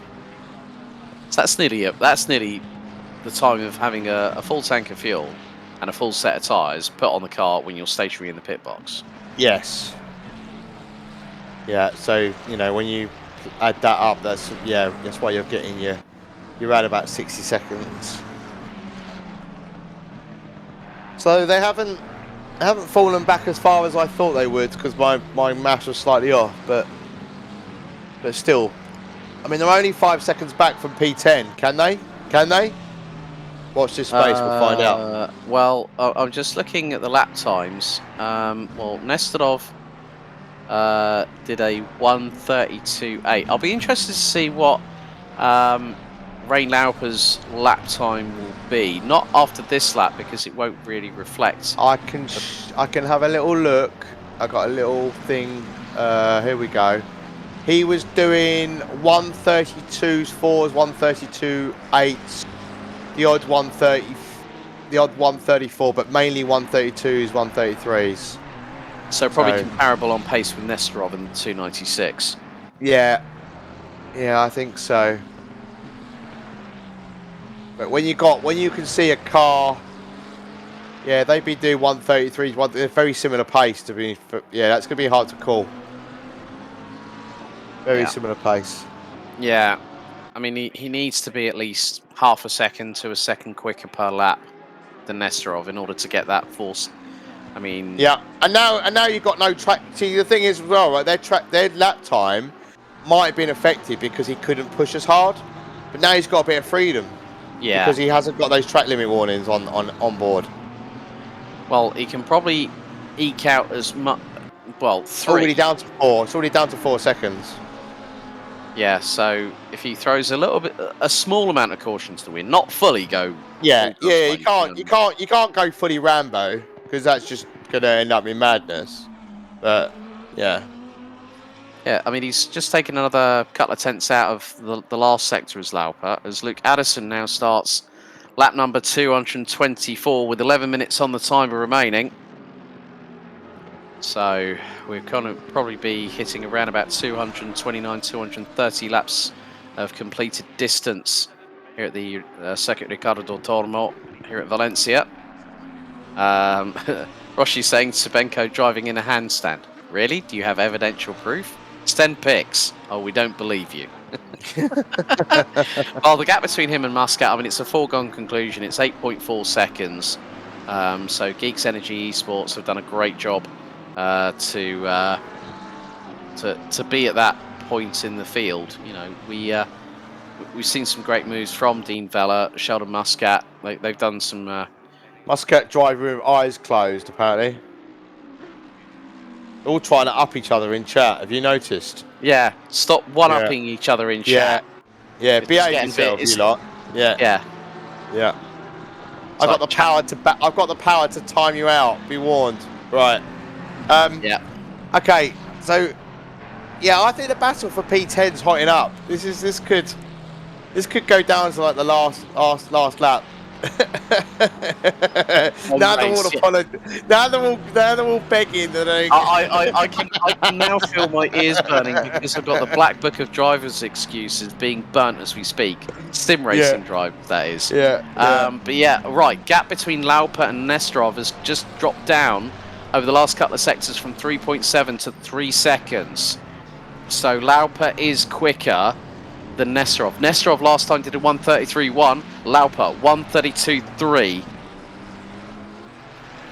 So I think that 10th could be decided with probably a lap or two to go. Lauper now under. Oh, careful rain! Just be careful of those curbs and that AstroTurf. You Talking could fall of rain, out of it. It's not coming before the end of the race. So, yeah. So. It isn't stopping him though.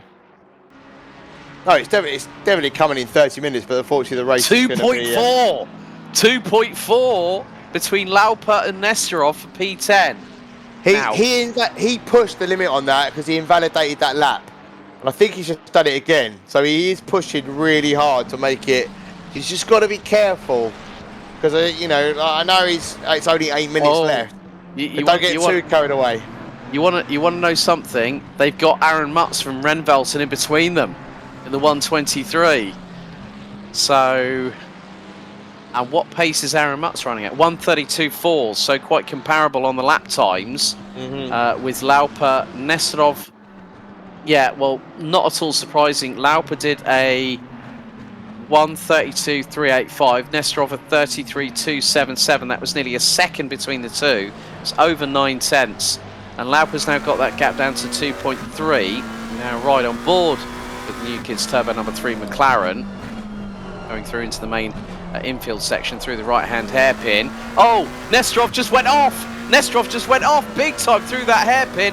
Kicked up the dust. Mutz went through. And now Lauper's got Nesterov right in his crosshairs for P10. Unbelievable. It's like... It's just all happening in front of it. Oh, we're on board. And I love the fact that someone says, rain is not coming from the sky, but rather from behind. Absolutely brilliant. Absolutely that's actually quite good. Yeah. So, yeah. Real ops driving seeing I feel Nesterov's sweat from the screen. Yeah. Sweating buckets profusely. The team will be saying, "Oh, you Rain Lauper." Oh, that was all that hard work And that He's throwing mistake it from away. Nesterov has just cost him.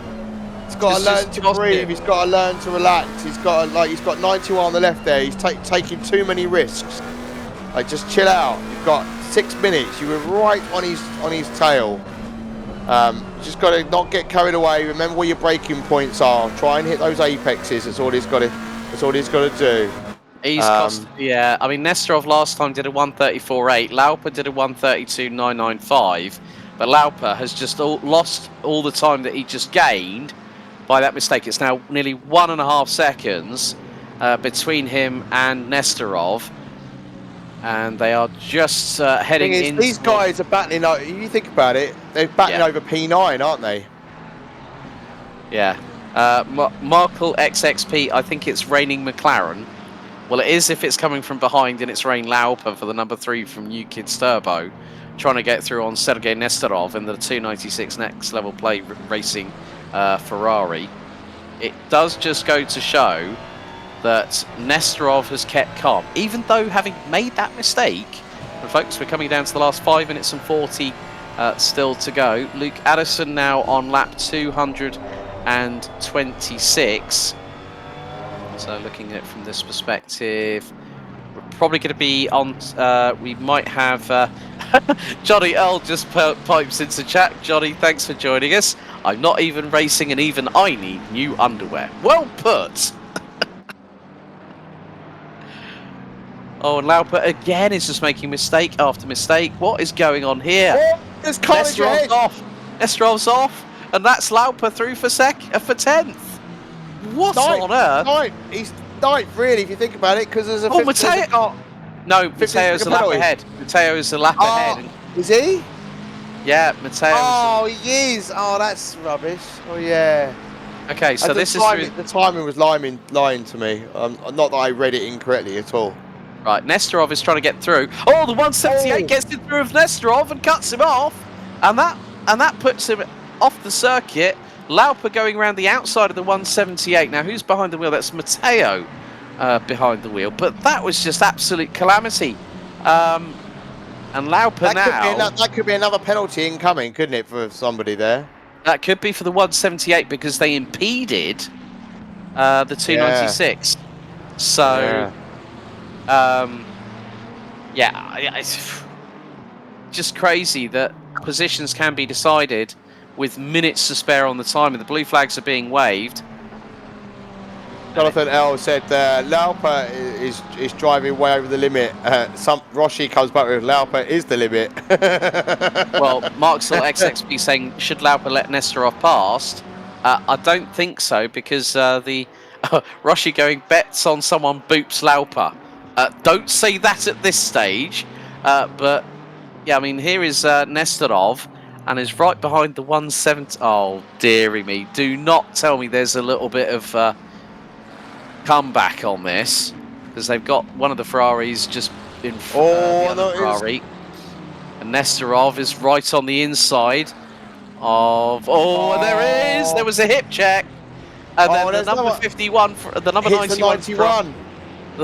What is going on? It's just getting completely uncalled for that kind of madness to be happening. And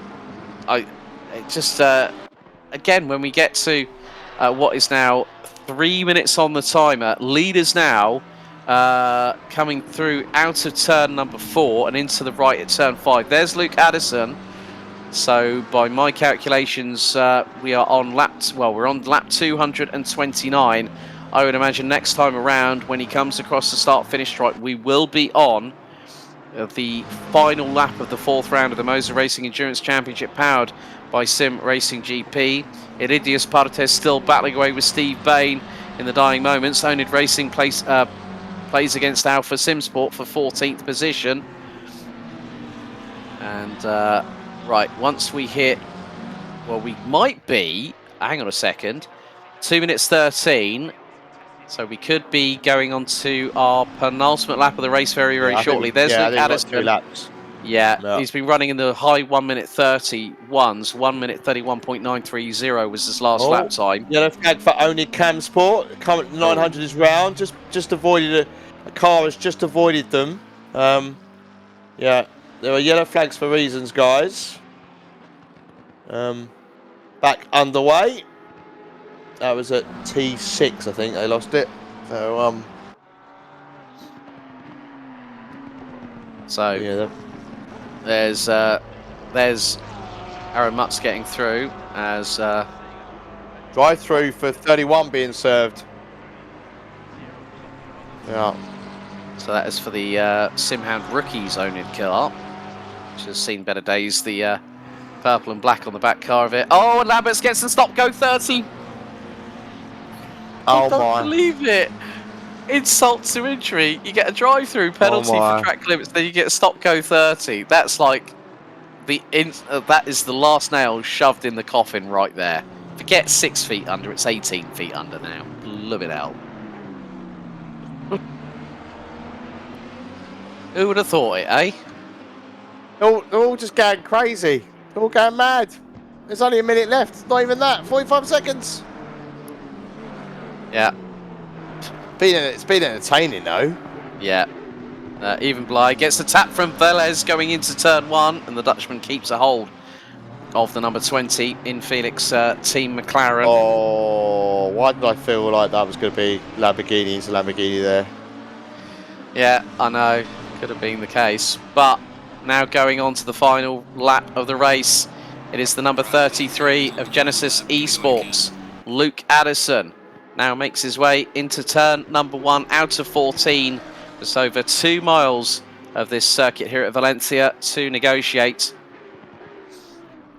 So Luke Addison, combined with Cody Sherritt and Tarek Adam, have done an absolutely fantastic job to decide that, okay, we didn't do the best strategy at the beginning of the race, but they have literally put their stamp on this championship. They are on course for what will be their third win out of 4 races. Didn't get the clean sweep, courtesy of the dramas at Spa-Francorchamps for round 2, but over the top part of the circuit, there's nothing else that you can say in terms of superlatives about Genesis Esports apart from dominant.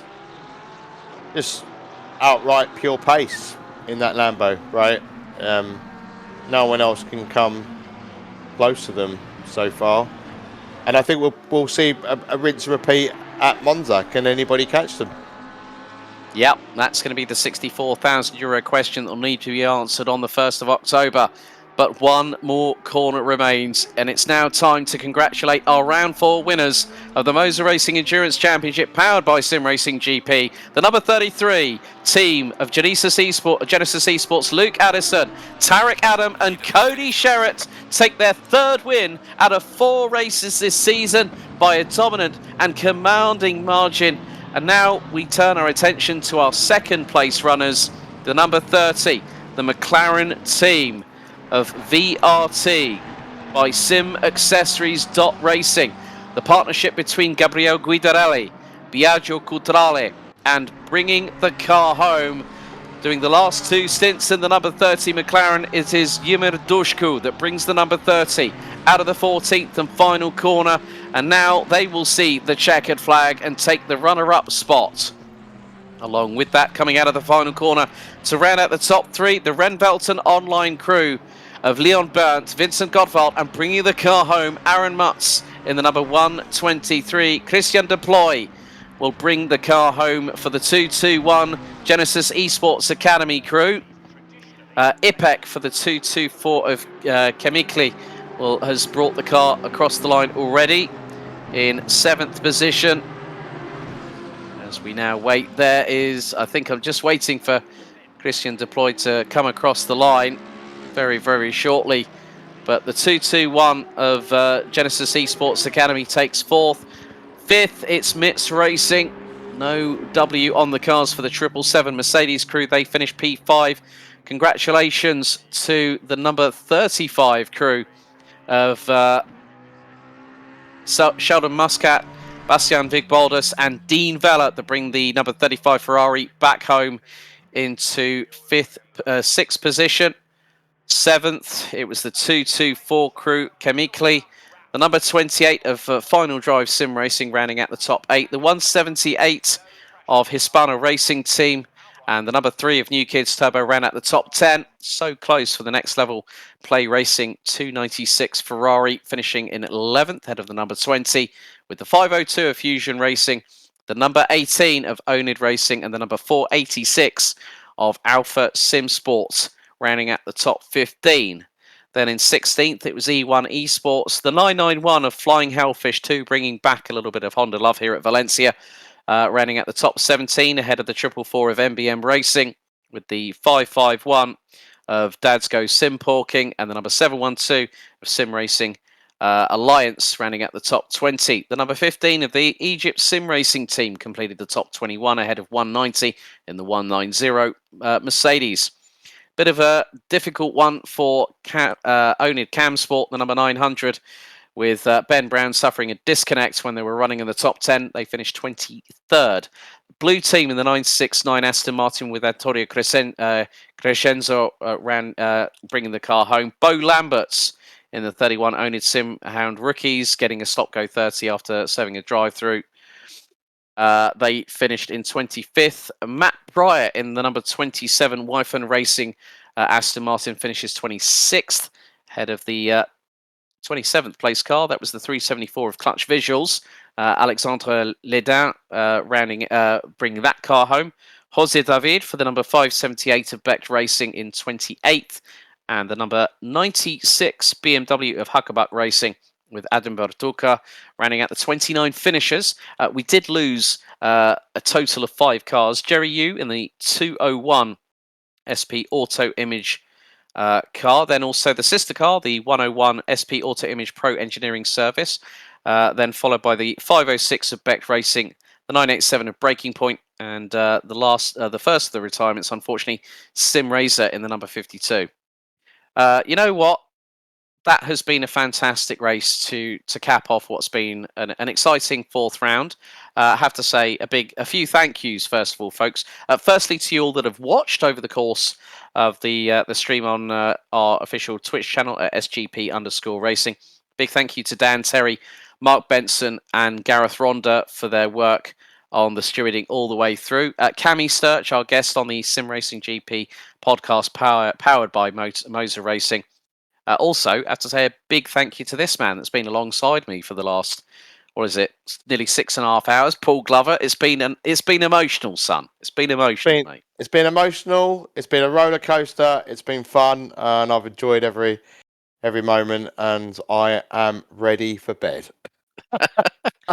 Well, on that note, folks, thank you very much for tuning in for the 4th round of the Moza Racing Endurance Championship powered by Sim Racing GP. Not too long to wait until the penultimate round. We head to the Autodromo Nazionale di Monza for the Temple of Speed on the 1st of October 2023, when we go for the penultimate round of this championship. Still, very soon, we will be announcing when entries are open for that round for anyone to take part. We've had 34 cars, 29 make it to the finish. But what can happen at the Temple of Speed? You're going to have to wait until the 1st of October 2023 to find out. Also, keep your eyes peeled on when we might make a sudden announcement about the 6th and final round due to take place on the 5th of November. A big thank you to Dan Hyde from Cadan Computers for being the man behind the scenes when it comes to the broadcast. My name's Alex Goldschmidt, bidding you a very, very good Sunday night. And we'll see you all very soon for more racing action here on Sim Racing GP. Thank you very much for watching. Good night.